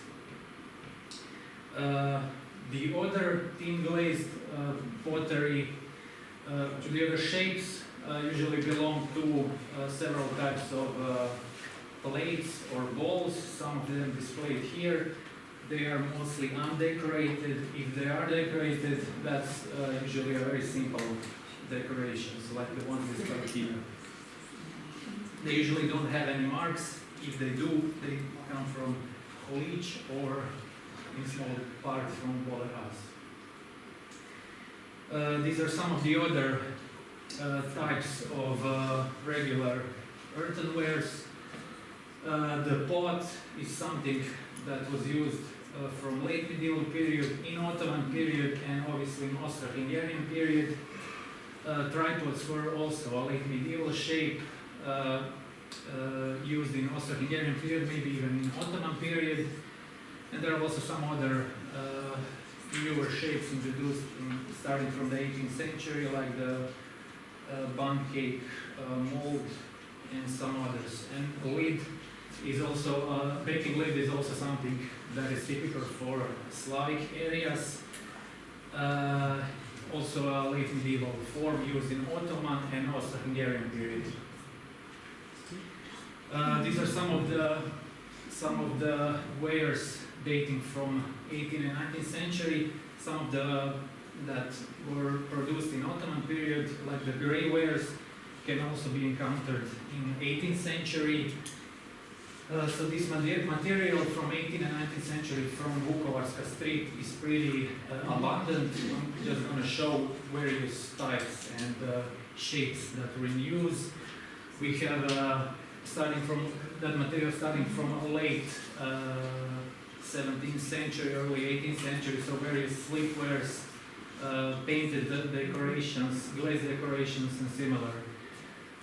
So, for example, we have marble wares dated as late 18th, early 19th century, speckled wares, and similars. Also, the red painting next to white painting was also used in Austro-Hungarian period. These are some of the shapes typical for 18th and 19th century. Some new appear like the milk jugs, which were dated pretty late in 18th or early 19th century. And like I already mentioned, some newer shapes appeared like flower pots, whistles, and similars. Also, same time period, 18th, 19th century, various decorations, various shapes, but mostly bowls in smaller part, jugs.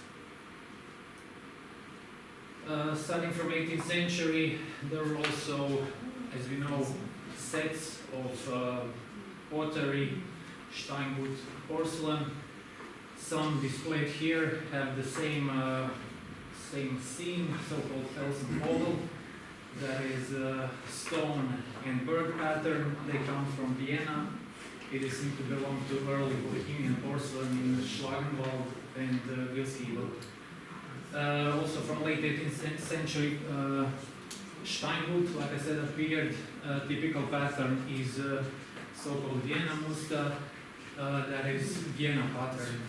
Encountered mostly in 19th century and also in part 20th century. Most of the material belongs to some of these workshops, but also there's also some that are like the one on the right, French production.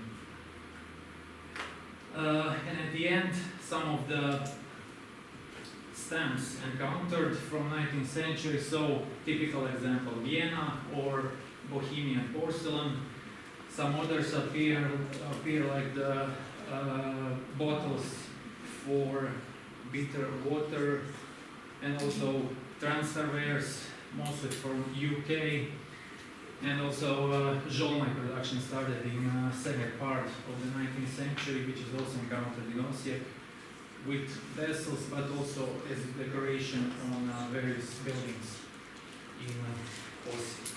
And that is it.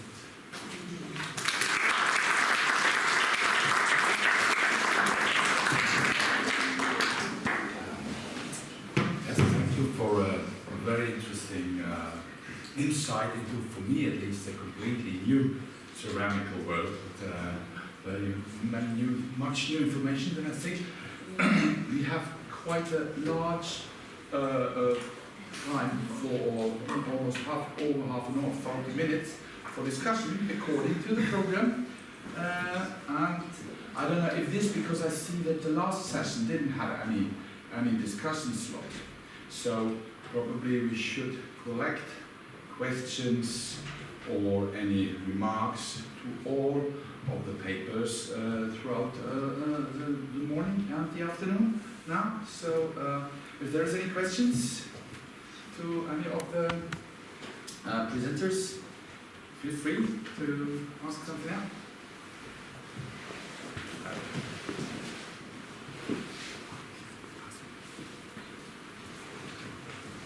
Thank you. It's not a question, just one remark for Samuel.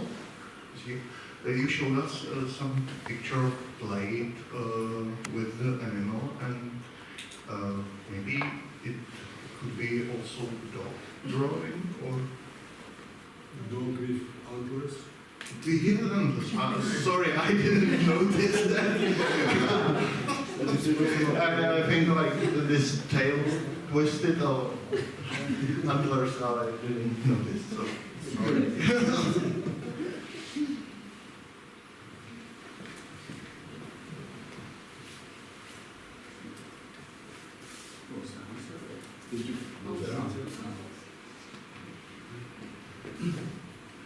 Thank you.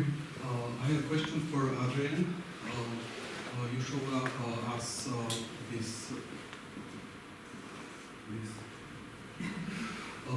wall tiles from Alba Julia and Początek.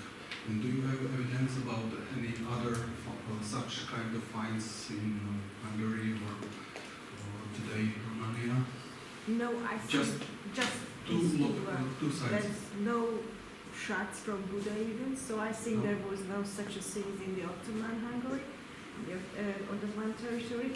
Okay, so there's no more. I think there was just two places, two palaces where these were. What we know that there in Regates and in Sandro, these are two castles near to Saraspatak, there are some shards. This was excavated by Gábor Szonka, and he told me that these tiles were never put on the walls. They were maybe some depot for if there would be some damages, they can use it. So that's why they are in different castles, but they were not used. And did you notice some some holes in these tiles for fixing on the wall? It could be a technique to put it on the wall. Amongst the Saraspatak shards, I do not know evidences that it was used. And in Alba Julia, from the original Islamic tiles, there are only very, very little shards that we can't say anything. So it would normally to put it on the plaster is enough. I showed you some shirts from Nagnihai, that one, territory. It's such kind, but it's few centimeters. Mostly we have written sources about these two audience halls. They are mentioned in letters or in any kind of other written sources. And I don't know in other cities that these Islamic tiles were mentioned. Thank you very much. And to the last presentation, great trip.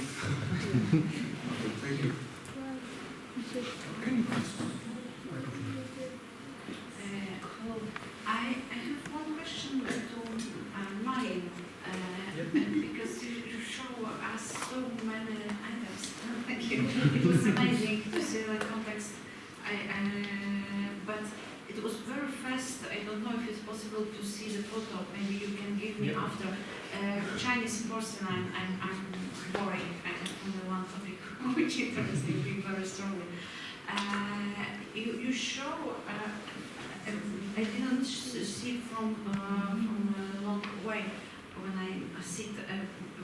It was not from Croatia. It was the scarvet, Chinese scarvet pottery. I think the brown glazed bowl with scarvet design. It was this, but it was you find it in because it was commentary. That is from Osijek, the smaller fragment. Okay. And you find this in the same place like others examples. Yes, they're from the same site, which was number 1 on the map. And did you know where they scarved it? Where? Where? Because it was scarved in Europe. You mean decoration? The decoration is done, like I said, in various glass workshops in Czech Republic, what is the Czech Republic, in the Netherlands, in Germany. Yeah, I know, but did you know where is the yours? You have Nope. no, because we know about the different places where they're doing this carving decoration, but it's difficult to know which kind was doing where. That's true. Yeah, because we have the similar object in Gdańsk. We have the quite old object, and it's very good knowledge decoration. And they have also in Stockholm, in Archeologii Museet. Then after maybe we can make exchange of the photo, because I think it's very interesting topic, because it was many porcelain from China, but discovered it was not so many we find, I think. That is true, yeah. There are only a couple of fragments that I saw published. One. Could be one or maybe more, but most of those examples are from private collections. We have only one in Gdańsk. In all 700 items, 700 pieces of different vessels. We have only one decoration discovered during Europe. Yeah, in Osijek also, that is the only fragment. It's obviously very, but it's perfect. very small. Show us. Yeah.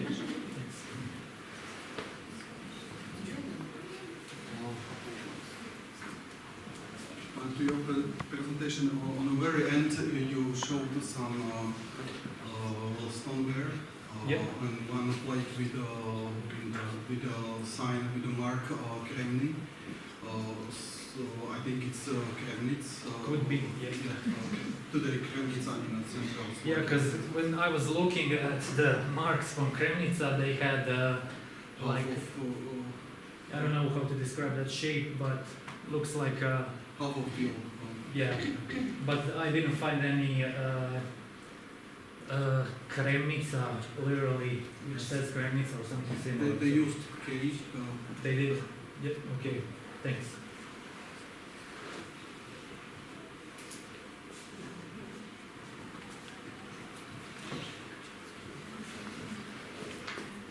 I have a question for Samuel. Thank you for your impressive presentation, because it's what we don't know from this part of Czech Republic. So thank you very much for this contribution. And I have a question regarding the dating of comp decoration, because I always saw that's younger, 18th century, but you were speaking about 17th century, am I right? Yes, okay.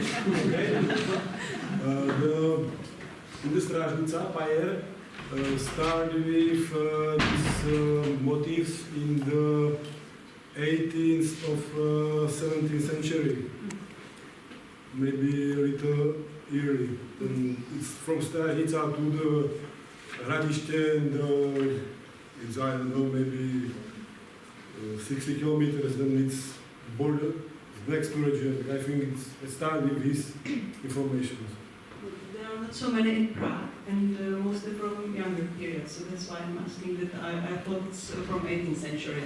So, maybe there is 17th century as well. Thank you.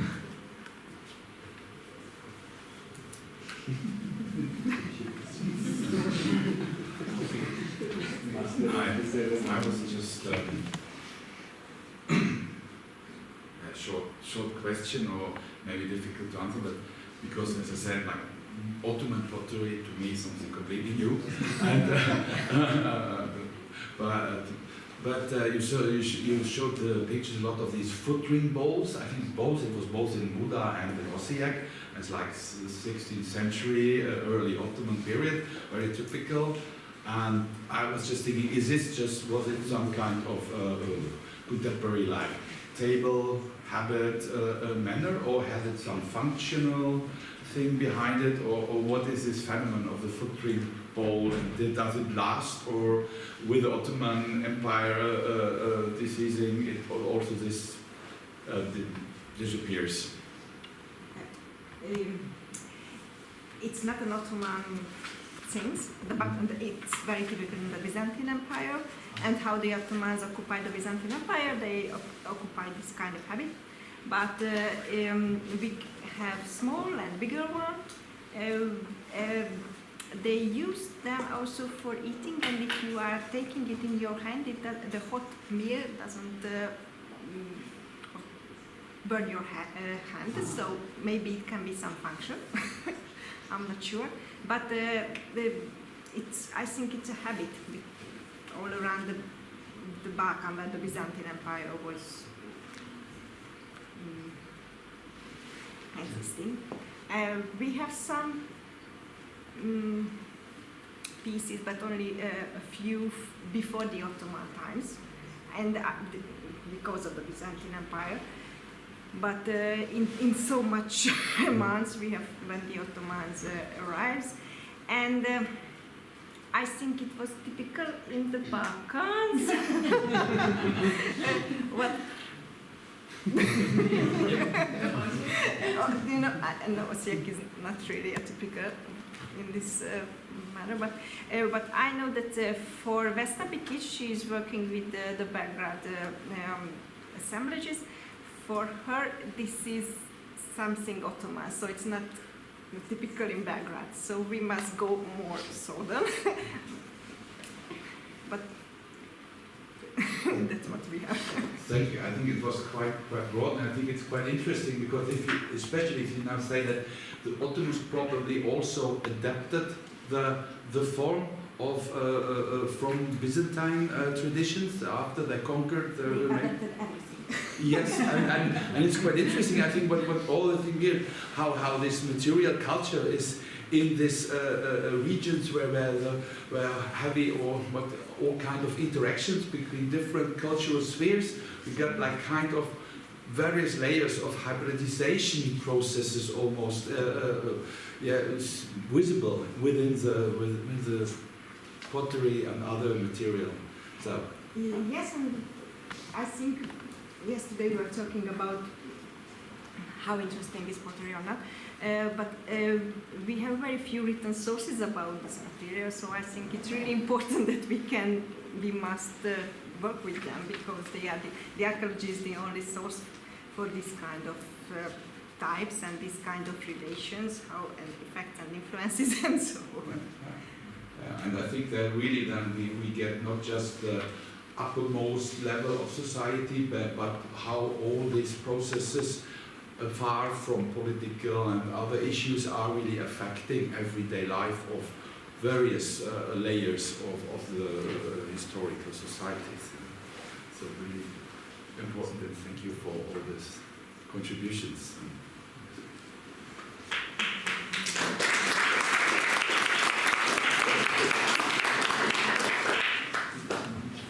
Yes, I don't know. I think we have time, and if there's more intensive discussions, it's always best over a cup of coffee, maybe. And then I think we leave the session for now and have coffee before we go in for the last part.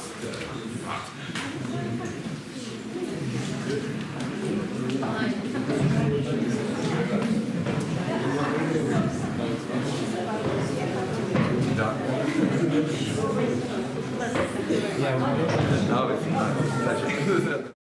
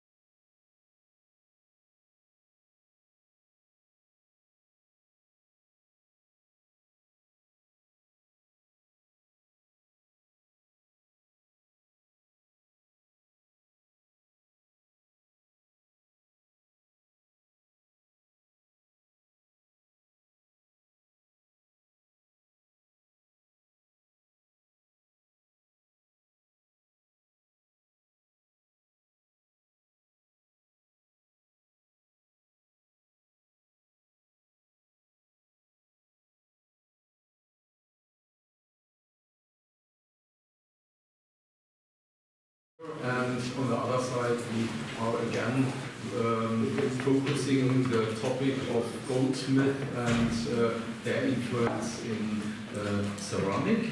This is Ionut from Romania, which I have to give the floor now, please. Thank you.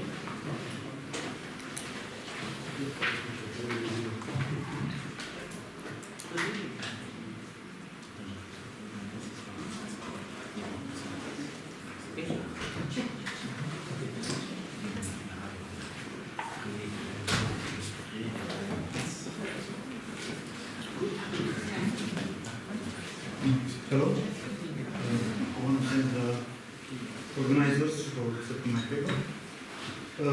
This paper discusses some clay pipes from the collection of Deva Museum, discovered during the archaeological excavation in Deva Fortress, which stands out for their decoration, inspired by a motif that is very present in decorative art, the acanthus leaf, and a possible source of inspiration for this decorative motif. Deva is located in the southwestern part of Pennsylvania, in the central western area of present-day Romania.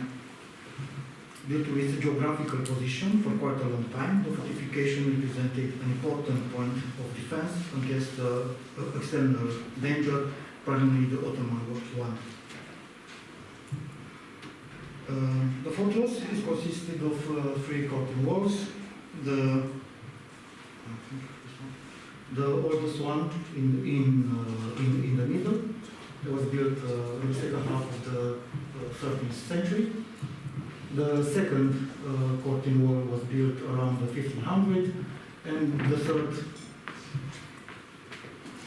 curtain wall was built in the last decade of the 17th century.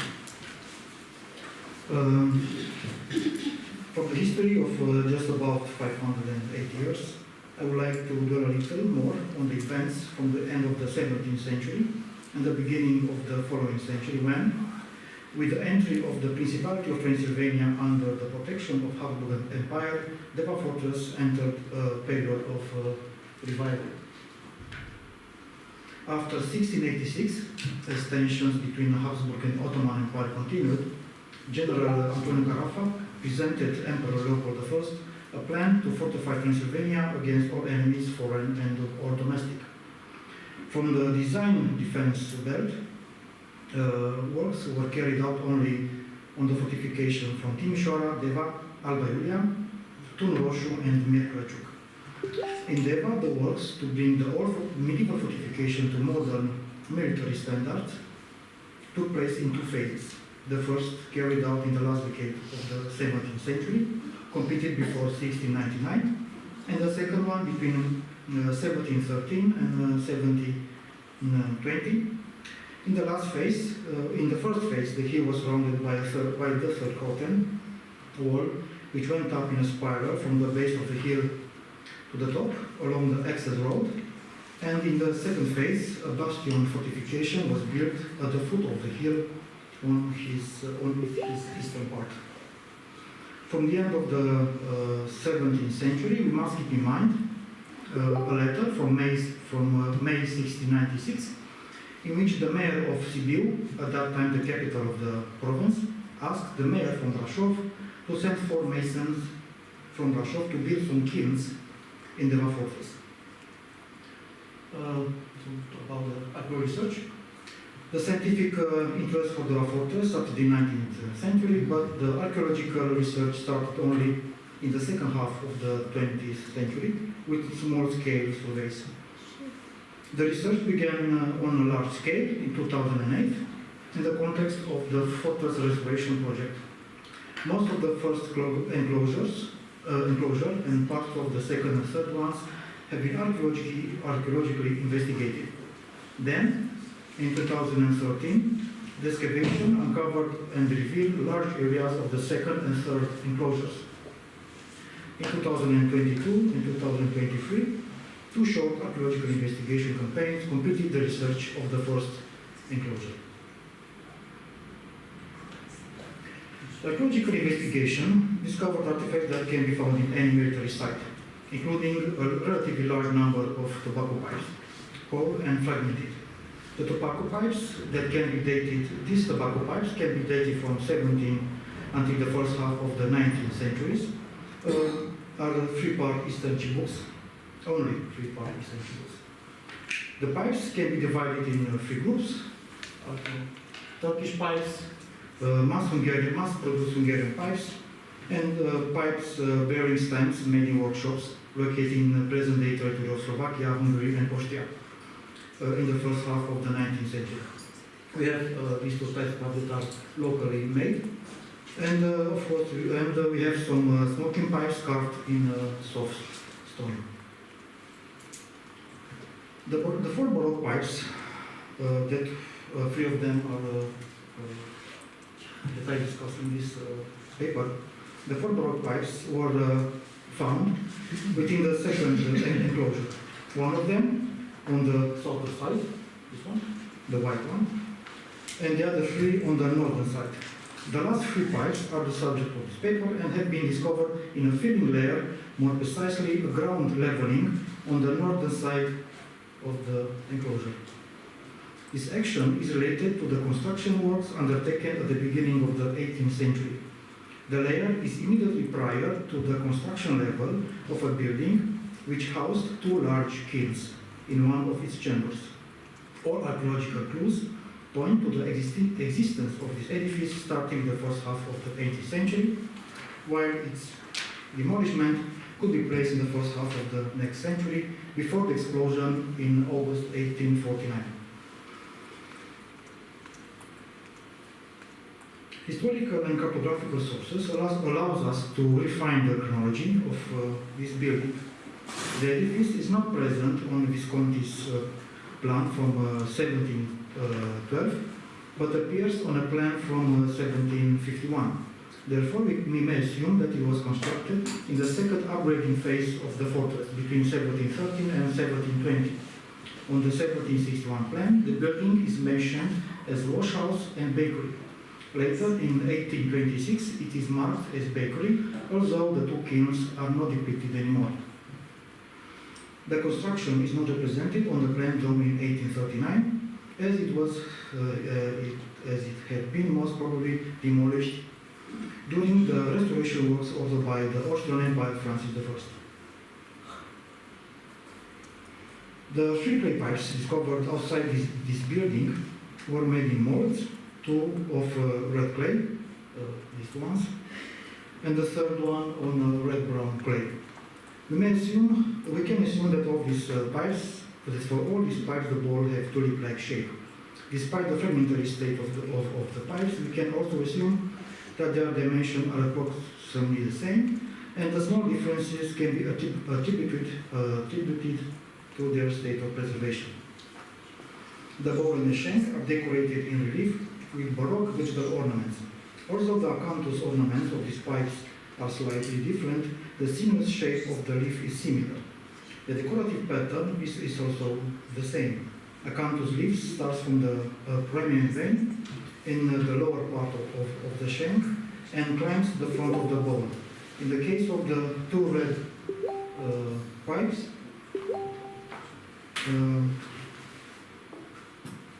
the stem starts from the side of the acanthus scroll and the flowers from the sides bowl. In the case of the two red clay pipes, separate stems start from the sides of the shank. Because to the fragmented state of these two pipes, it can be observed only in one case that the stem ends with a single bloom on each side of the bowl. In the case of the red-brown clay, the stem starts from the sides of the acanthus scroll, and the flowers from the sides of the bowl are different. The sides of the shank near the ring are also decorated with an acanthus leaf motif. The decoration of this pipe faded because of the long-term use. Also, the prolonged use darkened the surface of the pipe. The decoration of all these pipes is quite symmetrical. Despite the size and material, the acanthus leaves have volume and the details are very well defined. The acanthus leaves are robust and but elegant with sinuous curves. Before the white clay Baroque pipe, we can find analogies in Hungary and Croatia, dating the first half of the 18th century. For the red clay pipes, we could not find any analogies outside Transylvania. In Transylvania, in addition to published papers, we have examined the collection of 5 major museums, Cluj, Sibiu, Brașov, Timișoara, and Alba Iulia. Only 2 pieces have been identified that can be considered as belonging to the same category as the 3 pipes discovered in Deva Fortress, one in Deva, the other in nearby Alba Iulia. The pipe from Alba Iulia, even if it is in a poor state of preservation, is identical in dimension, shape, and decoration to the red-brown clay from Deva. The only difference is the color of the clay, white. The other pipe from Deva is made of red clay. The bowl is decorated on one side with a female representation in a blouse with slightly wide sleeves, a fitted bodice, long skirt, and a pony. On the other side of the bowl is still visible a small part of a man's coat. The acanthus scroll decorates the bottom of the shank and the front of the bowl. The both sides of the shank are covered with an arabesque decor. A few words about the acanthus leaf. The common element of the red clay pipes discovered in Deva Fortress is the vegetal ornaments in the shape of acanthus leaves, a Mediterranean vegetable family. Since the Greeks and the Romans used this motif, the acanthus have been a part of European art history. The peak of the acanthus use for ornamentation is believed to be the upswing of Baroque style. In Baroque art, the acanthus, often combined with a large bloom on a single stem, developed into a running scroll and became the most widespread form of ornament. For the increasing popularity and main development tendencies, the acanthus ornament, we can praise many drawers and engravers who developed samples of this decor element. Different generations of German engravers transformed and developed the acanthus ornament, but the absolution of acanthus wreath was given by the Italian artists in the 17th century. The acanthus leaf is in the form of a single spring or as a part of a complex pattern, became a popular and widespread design, applied in wood carving, embroidery, stamped leather or wallpapers, ironwork, or goldsmithing. Towards the end of the 17th century, this became the characteristic border ornament on silver, most especially on the repoussé vessels. Getting back to the Baroque pipes, these are characterized by fine relief ornament which covers the great part of the surface. The red pipe, this is the pipe found in the Deva Fortress, and this is the analogy found in the museum. The white clay pipe decoration consists in finely executed floral design in low relief that seems more painted than modeled. The ornamentation reminds us of the floral decorative style painted on the 17th and 18th century white pottery. By comparison, the way the pipe maker modeled the vegetal decoration of the red clay pipes is obviously different. The acanthus leaves that ornate the shank and the bowl have volume, with sinuous and expressive lines. Another element that attracts attention is the way the space between the vegetal motif has been treated, with small leaf points that creates a more dynamic design. In the way the plastic shape of the acanthus leaves are modeled of the red clay pipes, we notice that there are some similarities with the acanthus leaves that ornate Baroque repoussé vessels. The small relief point resembles the goldsmithing technique used to decorate vessels, jewelry, and costume accessories created for wealthy clientele. The singularity of these pieces leads us to look for similarities in Transylvania. Their dating in the first half of the 18th century narrows the research of a period when, after the Habsburg occupation of Hungary and Transylvania, the Baroque style became firmly established, finding expression both in residential architecture and decorative arts. For the Transylvanian goldsmiths, the artistic expression of Baroque art led to a revival of their craft. The canthus leaf, with rhythmical curves and curly ends, were preferred by goldsmiths for the adornment of the repousse vessels until the mid-18th century. Acanthus leaves, accompanied or not by a floral motif, decorates the border of the lid and foot of the communion tankards, the surface of the chalices, beakers, plates, or bowls. The acanthus leaves on the pipes discovered in the fortress find parallels on many Transylvanian repousse vessels, but also in the model books of the 17th and 18th centuries. An extension collection of models is kept in the towns of Cluj and Sibiu. The two acanthus design presented on the slide belongs one to Ondrator, a Transylvanian journeyman that worked in Debrecen in the last decade of the 17th century, and Paul Schirmer, a Saxon goldsmith from Sibiu. The later free leaf is bearing the year 1618. Apart from the acanthus leaves, 5 floral motifs were presented on the Deva pipes, which play an important role in the design, being represented on the sides of the bowl. These flowers are large and sculptural. In just one case, on the middle, the flower that decorates the size of the shank is small. Even though the shape of the flower motif is still live, it can be observed the intention of the craftsman in representing particular species. Either as a single bloom or combined with a canthus leaf as part of a complex pattern, the flower motif was used by Transylvanian goldsmiths at the end of the 17th century, beginning of the 18th century. Very interesting is the pattern that appears on the sides of the shank of the red-brown pipe. The acanthus leaves form a triangular pattern, which repeated designs and ornament often used in goldsmithing. In the case of chalices, the acanthus leaves form a frieze pattern on the upper part of a cup. This frieze was also used to decorate other pieces. In this size is presented a detail from a liturgical silver cover book, silver book cover made by a Transylvanian goldsmith for the Wallachian prince Constantine Brâncoveanu. The tobacco clay pipes presented here are very rare. Given the poverty of information, any attempt to reconstruct the context of production would be hazardous.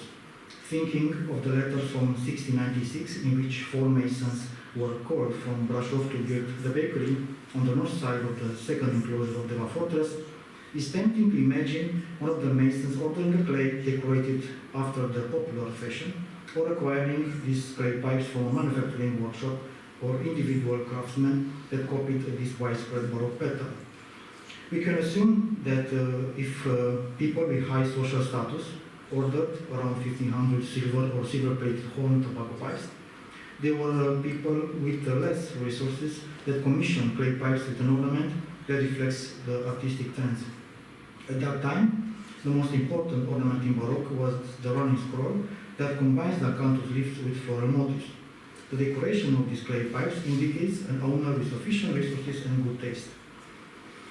The presence of a similar pipe in Alba Iulia is not accidental, considering the fact that the modernization and expansion construction sites from Deva and the Alba Iulia fortresses operated in the same time, and the builders were often sent by authorities to carry out work wherever they were needed. Finally, in terms of source of inspiration, the way the pipe maker models the vegetal decoration of his clay pipes can indicate goldsmithing. The influence of the Baroque and its decorative motifs flourished in Transylvanian goldsmithing before other types of arts due to the movement of the itinerant journeyman and of the masters, and the circulation of the model books. The most important influences came from southern Germany, from Augsburg and Nuremberg. And we also have to take into consideration the fact that Brașov, the home of the masons called to work in the fortress, was one of the most important centers of the Saxon goldsmiths. The comparison between the pipe maker's art and goldsmithing is not new. Pipe production required great crafting skills. Also, the decoration organized in a limited space closely resembles the artistic metal processing. In the case of the free clay pipes discovered in the fortress, the pattern and the way it was modeled bring us closer to this parallel. Thank you.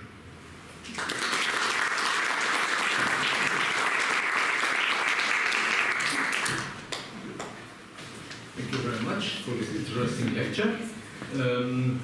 Then next we'll make a cut and are going again to Croatia, and with Rocco we will have contact again with the submarine archaeology, which is not too familiar for most of us, but Rocco told me that last time in Coimbra he also had a similar lecture. That's the next step on that. Thank you.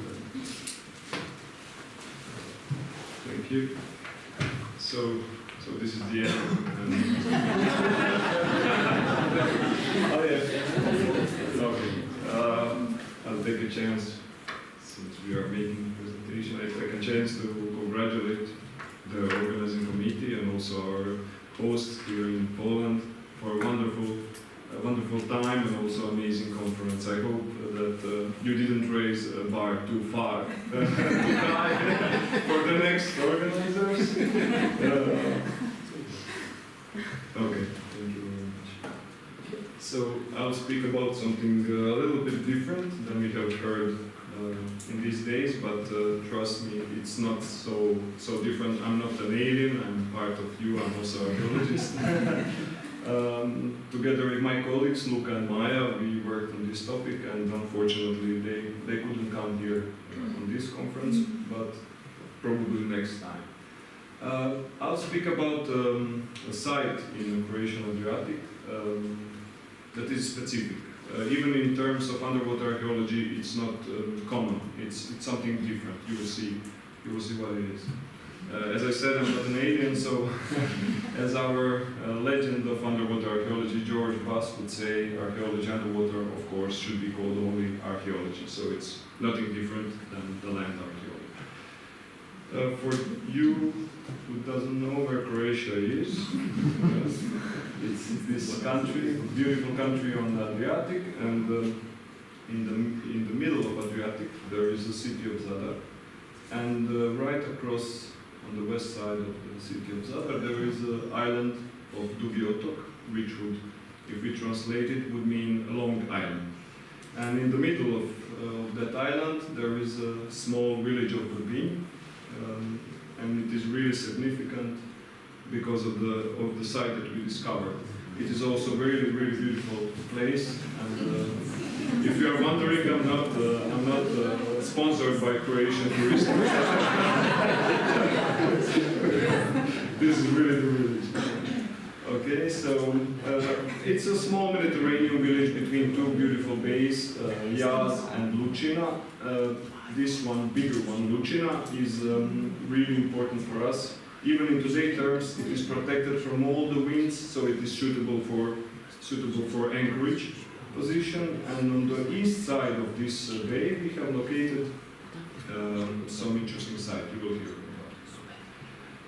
about it. Actually, the local diver discovered it in 2013, and then he reported the find to a local archaeologist, student of archaeology, and now she's my colleague, Maya.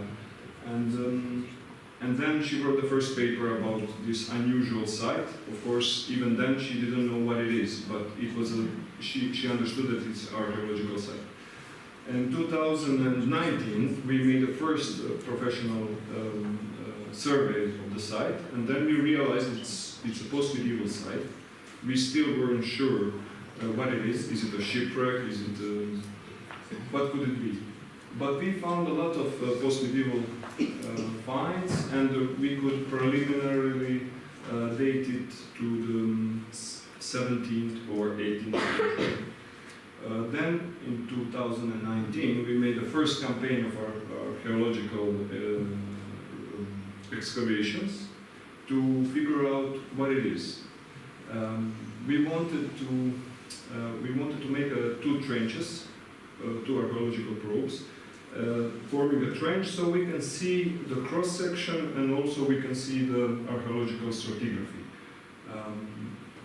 After we made some excavation in 2019, we realized that the whole site, the whole site is actually one layer, and it's laying on muddy, sterile mud, no archaeological finds in that layer.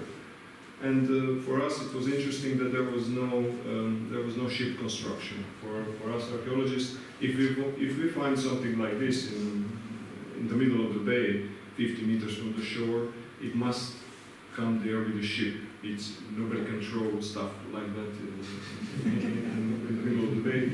So we were expecting maybe some ship remains. We still were not realizing what it is.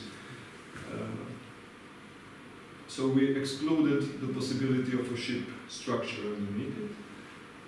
And then after some research and after comparing with other sites, similar sites in Croatia, we came to the conclusion that this is a new site type that is occurring only in East Adriatic so far, but I hope that we can find it also in the Italian part or Slovenian or Montenegro, Albania or Greece and further south. But it is not something that underwater archaeologists would stop and make a research. Only weirdos like I would do this, because we have so many amphoras, Roman shipwrecks and stuff like that that is spectacular. So this is something like you just swim over it and you don't recognize it. Actually, it's really interesting. You will see why. We discovered that it is ballast from a ship that was thrown overboard, and it is not ballast like a common ballast would be round stone or sand or something like that, but this is unusual. It's not new material, but it is used material. And I will show you with this small cartoon what it is. So the idea is that a ship cannot sail empty. If you want to sail from, let's say, west coast of Adriatic to the east coast of Adriatic with an empty ship to load some cargo, you need some ballast, you need some weight put in the ship to make it more stable for the voyage. And you cannot sell anything in the village of Urbin. It's a small village, and nobody's there, like just a few villagers. So there's no point of putting a lot of boxes of ceramics, for example, and stuff. But you would put something else. You would put garbage from your town inside the bags. You would then sail to the desired location. You would throw the garbage bags inside of the sea. Then the ship is empty, so it is free for loading the desired cargo. Once the desired cargo is inside, the ship is stable, so it can move on and go back to its location. And a few hundred years later, we find a site like this underwater. How to approach a site like this? I decided that the total collection of the finds will be the best archaeological research, because we will not miss anything from the site. And of course, there's a question from which town did the garbage originate. So actually, while we were excavating in a small village of Urbin, we were excavating in a huge town, possibly Venice or stuff like that. So urban garbage inside of the bay in the middle of nowhere. So we collected everything. We sorted the finds immediately. We weighed the whole material to get the complete weight of the ballast. We counted the fragments, and of course later we entered everything inside of the spreadsheets and made a documentation, labeling and stuff like that. In the 2020 and 21 campaign, we continued to do the same system that we established in 2019. So basically everything was the same. Over 18,000 items, individual items were found. It looks mostly like this. So undefined pieces with no decoration, because if it's in a garbage place, then it's burned probably. And also once it's in the sea, it's exposed to the seawater and salt and everything, and the decoration usually disappears, unfortunately. So I divided the ceramic finds in common pottery, fine pottery, tobacco pipes, and building material. Of course, we have other material like bones, metal objects, like glass, of course. And almost on every object we can find traces of burning, but secondary burning. So that was interesting. The common pottery, it can be separated in courseware or tableware. The kitchenware, mostly it's pans and pots, but also we have a lot of cauldron handles and cauldron ears, we call it. It looks like this. And as I said, it contains traces of burning, but this is not something that came from the garbage pit, but it is something that was made during the process of cooking. That was really interesting, and that also goes along our thesis that it is something that was used and not something that was meant to be sold somewhere.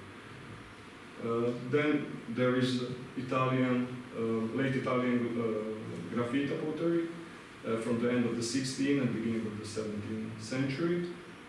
Then there is different types of invetriata. Most commonly there is Scaldini pots, let's say, Scaldini pottery, and it's from the 18th century. Then there is this interesting ceramics that during the excavation we didn't know what it is, but it is Antoni Bondinove production. It's really interesting because it's a Venetian reaction to a huge amount of Delft pottery that was coming to Venice, and they were jealous. Why can't we have to import Netherlands pottery when we are famous for pottery? So they made some imitation of the Delft, and soon Antoni Bon,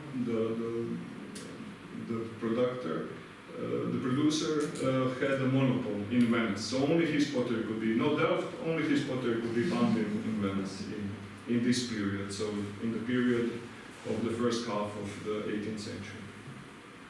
There is Bianchetti pottery, a lot of it, but it's hard to date precisely. Of course, it's 17th or the beginning of the 18th century. We only have this decoration of the Eucharist that can be dated to the 18th century Italian production. Then there is this compendiario with a coronicina motif, which is also dated to the 18th century, and it is from Abruzzo region in Italy. It was very popular at that time. This is also from Abruzzo region. It's a plate with a 3 dots motif. It's very common in the middle of the 18th century. And then there is this. When I find something like this, I'm really happy because it also contributes to our theory that it is not something that was made for selling, that it didn't came to East Adriatic as a cargo to be sold, but something that was already thrown in the urban garbage place. And then there is fine pottery. We have porcelain, we have creme there, and also kutaya pottery. A lot of pieces of porcelain. So if you have a small village like Berbin, the villagers probably never even saw a porcelain in life, but they had it in the water in front of their houses. This is also something that goes along with our thesis that it is from a bigger city. Oh yeah, this is the most common. The biggest amount of pieces is Batavia porcelain with the characteristic brown glaze on the outside and the blue decoration on the white in the inside. There is also Chinese Mari decoration also from end of the 17th and the first half of the 18th century. And there is also pieces of Ming Dynasty porcelain, some pieces of iron red porcelain, and Famille Rose 17th century pieces. And then there is a lot of greenware. 28 fragments, and probably it is from the 18th century, we are not sure yet. Then there is Kutaja pottery. You probably all heard about it, but it was the most popular production in Ottoman Empire after Eastern in that period, from the first half of the 18th century. And then there are tobacco pipes. So first, it is important to mention that we have 17 fragments of Polycene pipes, so these are the Polycene pipes, and 272 belong to the English type of the pipes, and that ratio is extremely unusual for East Adriatic or Croatian part of the Adriatic. In the urban centers like Zadar or Split, you cannot find this ratio. Probably you will find more Italian tobacco pipes, or even Turkish or Central European, but English pipes in this ratio are really uncommon. Yeah, so most of the pipes that we discovered have a WM stamp on it, and it refers to William Memley IV. That was active. His factory was active between 1740 to 1770. The stamps could be separated in 6 different groups. All have different variations. I will not go into so many details. But it is important to know that, like I said before, there is a problem in Venice with the monopoly of things. So, like the pottery I mentioned before, there was also a monopoly for tobacco pipes. So, Girolamo Manfrini in the 18th century had a monopoly to sell English pipes. So the only pipes that were legal in Venice in that time were English William Memley pipes. It was incredible.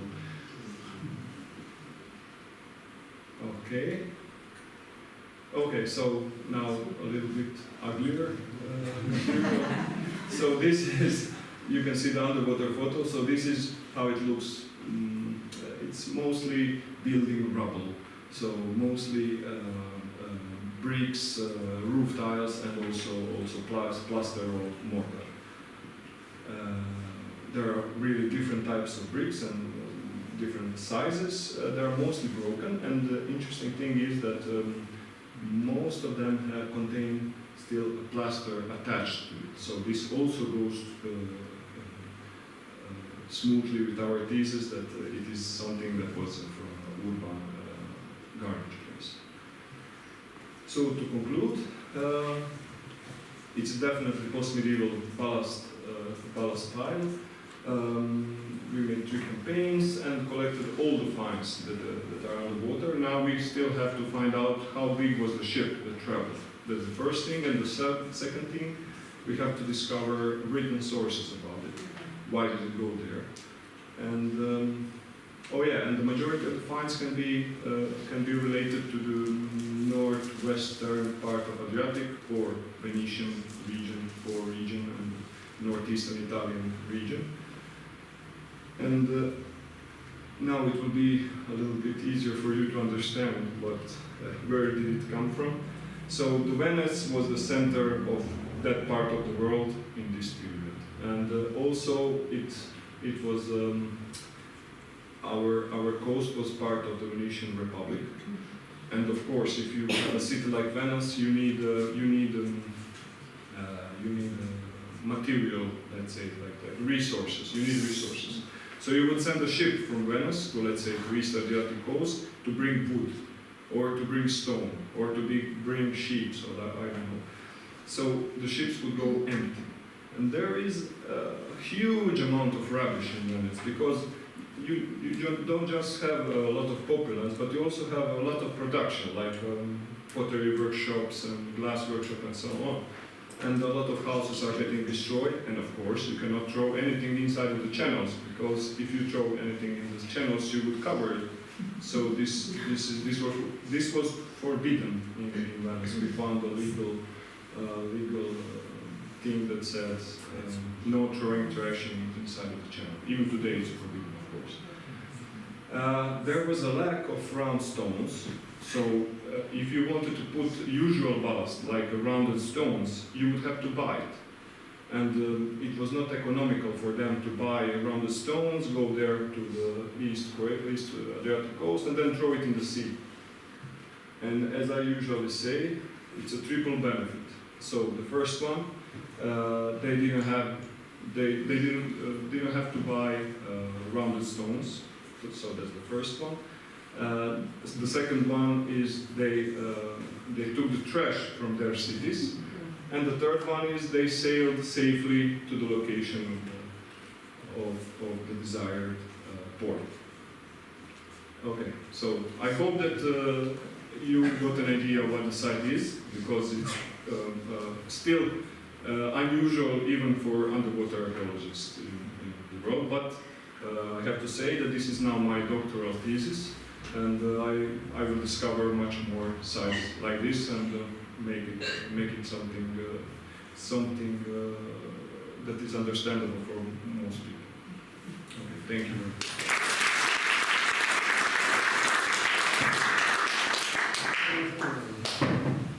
Yeah, and I will take advantage of having Rocco in here, and I would like to announce a new rule or rather tradition we would like to keep during our next conferences. And do you know the game Black Peter? It's the card game, and there's one card with something like cat or someone, and who has this card the last in this game, he is Black Peter. So Rocco, you are our Black Peter, and that means that the last contributor of our conference will be responsible for organizing another one. So.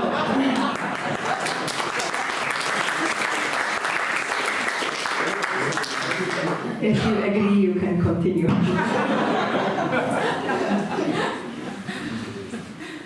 Thank you very much. Black Rocco in this case. Okay, you agree. Yeah, I'll just show a few pictures from my sponsor. So I would be really happy to host you all, because as we were joking earlier, we are now like a second family, weird family that loves pottery. So I would be really happy to host you, and I hope that we'll be able to organize at least the conference that is nearly as good as this one. So this is Zadar, the old town of Zadar, and this is the position of our center, my center where I work. And this is the newly opened, this is just 2 weeks ago, and our Prime Minister our Minister of Culture is opening the huge exhibition and educational center. So in 2026, our presentation will be here.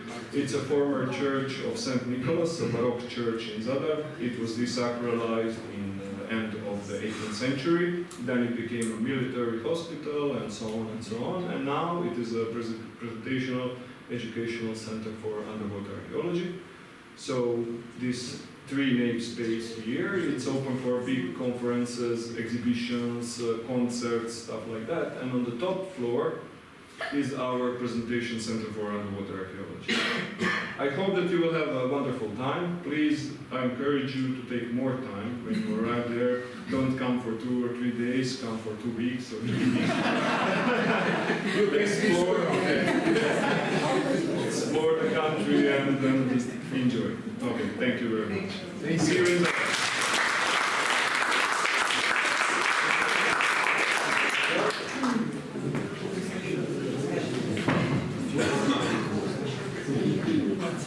We are good in time, so as you realize, we started 10 minutes earlier to have an option as well to make a discussion about the 2 last lectures. So I would give the floor to the public to have some questions if they are. All right. you're convinced about. Oh, okay.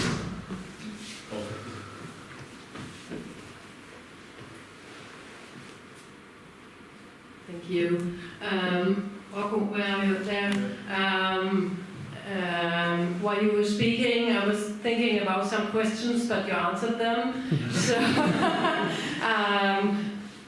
definitely there must be more like such places. I wonder a bit about why they haven't been recognized, these places before, but they might be deeper.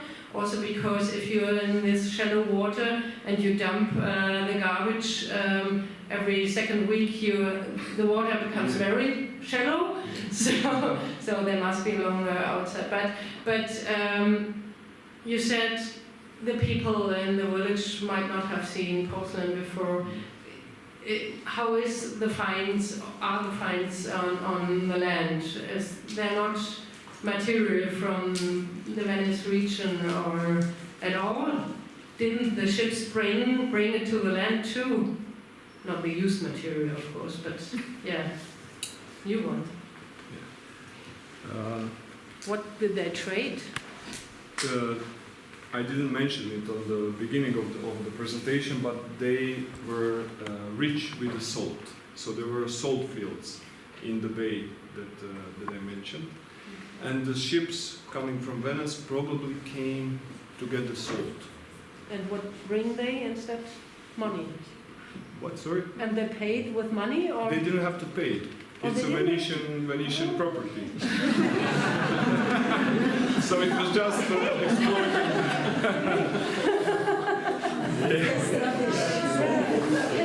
They bring rubbish, yeah. Yeah.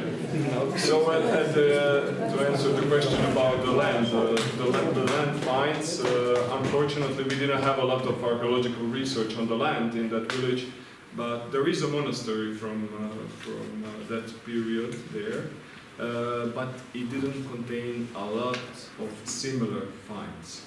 Of course, during that period there is a lot of Italian ware everywhere, finds everywhere, but luxury goods like this could only be from a much more important place than the small village. And the first part of your question was about the sites. So far, I have discovered that across the Adriatic, from northern to southern part of Croatia, there's more than 50 places like this, more or less similar, but this one is the most spectacular one. So usually it's just a building rubble with just a few pieces of cooking ware or faience, but just a few pieces. And here we have thousands and thousands of pieces. I was supposed to ask Rocco, did I understand right that it's the ballast of one ship? You understood? Okay. And that's, Sorry, what do you sorry. think that why are so many things from the 17th and the 18th century in one ship? I'll take another one maybe. Microphone. Okay, so we are not looking at the finds from one ship that was carrying the material in one time period to sell it. Like it was not produced yesterday, put on a ship and sailed somewhere to be sold. Then it would be from the same period. The material would be from the same. But this is something that was thrown on the urban garbage place, urban garbage location. And it can be decades. It can be decades. Or, for example, porcelain. It's not unusual that it is from 16th century, because you would have porcelain for decades, maybe even 100 years, I don't know, inside of the house. You would not destroy it so easily. And once it gets destroyed, you would throw it inside of the city garbage, of course. And then who knows when, somebody would shovel it, put it in the bags, carry the bags to the ship, and gave it to the ferryman. Yeah, so that's why it's a wider time period of the finds. So let's say Ming Dynasty from the 16th century, then some pieces from the 17th century, and majority of the pieces from the 18th century, and there is also terminus ante quem non from the 1740.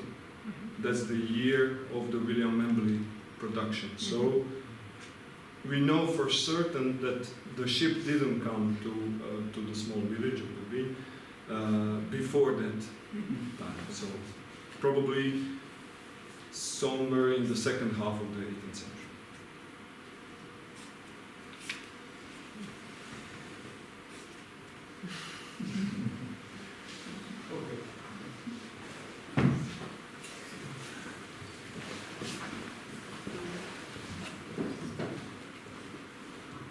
So let me say just a few sentences as a conclusion, because we enjoyed 3 really busy days, I think, and we all are tired. But of course, I would like to say thank you to our Polish colleagues, Magda, Maciej, and Michal. And we would like to thank you for everything, for perfect organization, excellent food, and profound lectures. So thank you very much, please.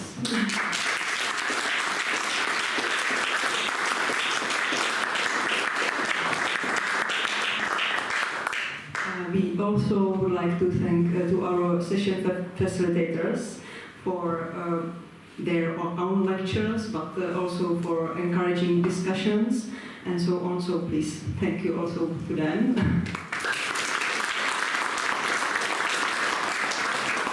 And finally, to all of you, because you came, you spoke, you discussed, and you survived. So, thank you very much.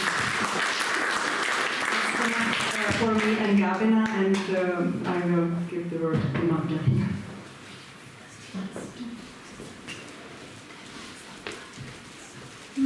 So we are closing, okay? So at the beginning, also thank all of you that you decided and you wanted to come to Warsaw.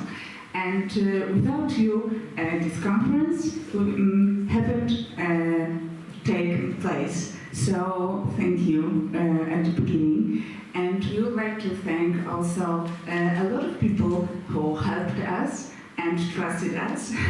And from the beginning, our directors of Institute of Archeology and Ethnologii, Polskiej Akademii of Science, they supported our ideas. And of course, Faculty of Archaeology at the University, and of course, a lot of people who helped us during the conference.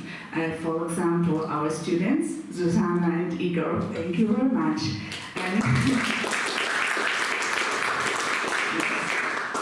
My daughter, Matilda and Początek, who also helped us yesterday. And yes, see you next time in Warsaw. Bye-bye.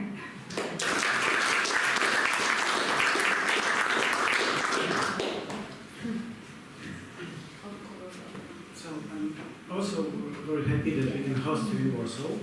The weather wasn't so good as it was planned. In the sunny days, it's one remark about Ludmila paper. It will be someday in the future, I think. Second thing is that we have last stage of our program, pottery workshop. We prepared 2 collections in the basement. In one room we have pottery from Polsk, from the well dated to the end of the 17th century and the first half of the 18th century. I was presented it yesterday, so it will be funny to see more finds from those collections. And the second collection is from Gdańsk. We finished a project devoted to 12 plots in the main town of Gdańsk. I prepared only collection from post-medieval period, so there will be a lot of finds with a luxury place, porcelain, faience, and other things. Of course, we have late medieval collections. You can see it on some other places, not on a day. Thank you very much. We are sorry for our Polish English.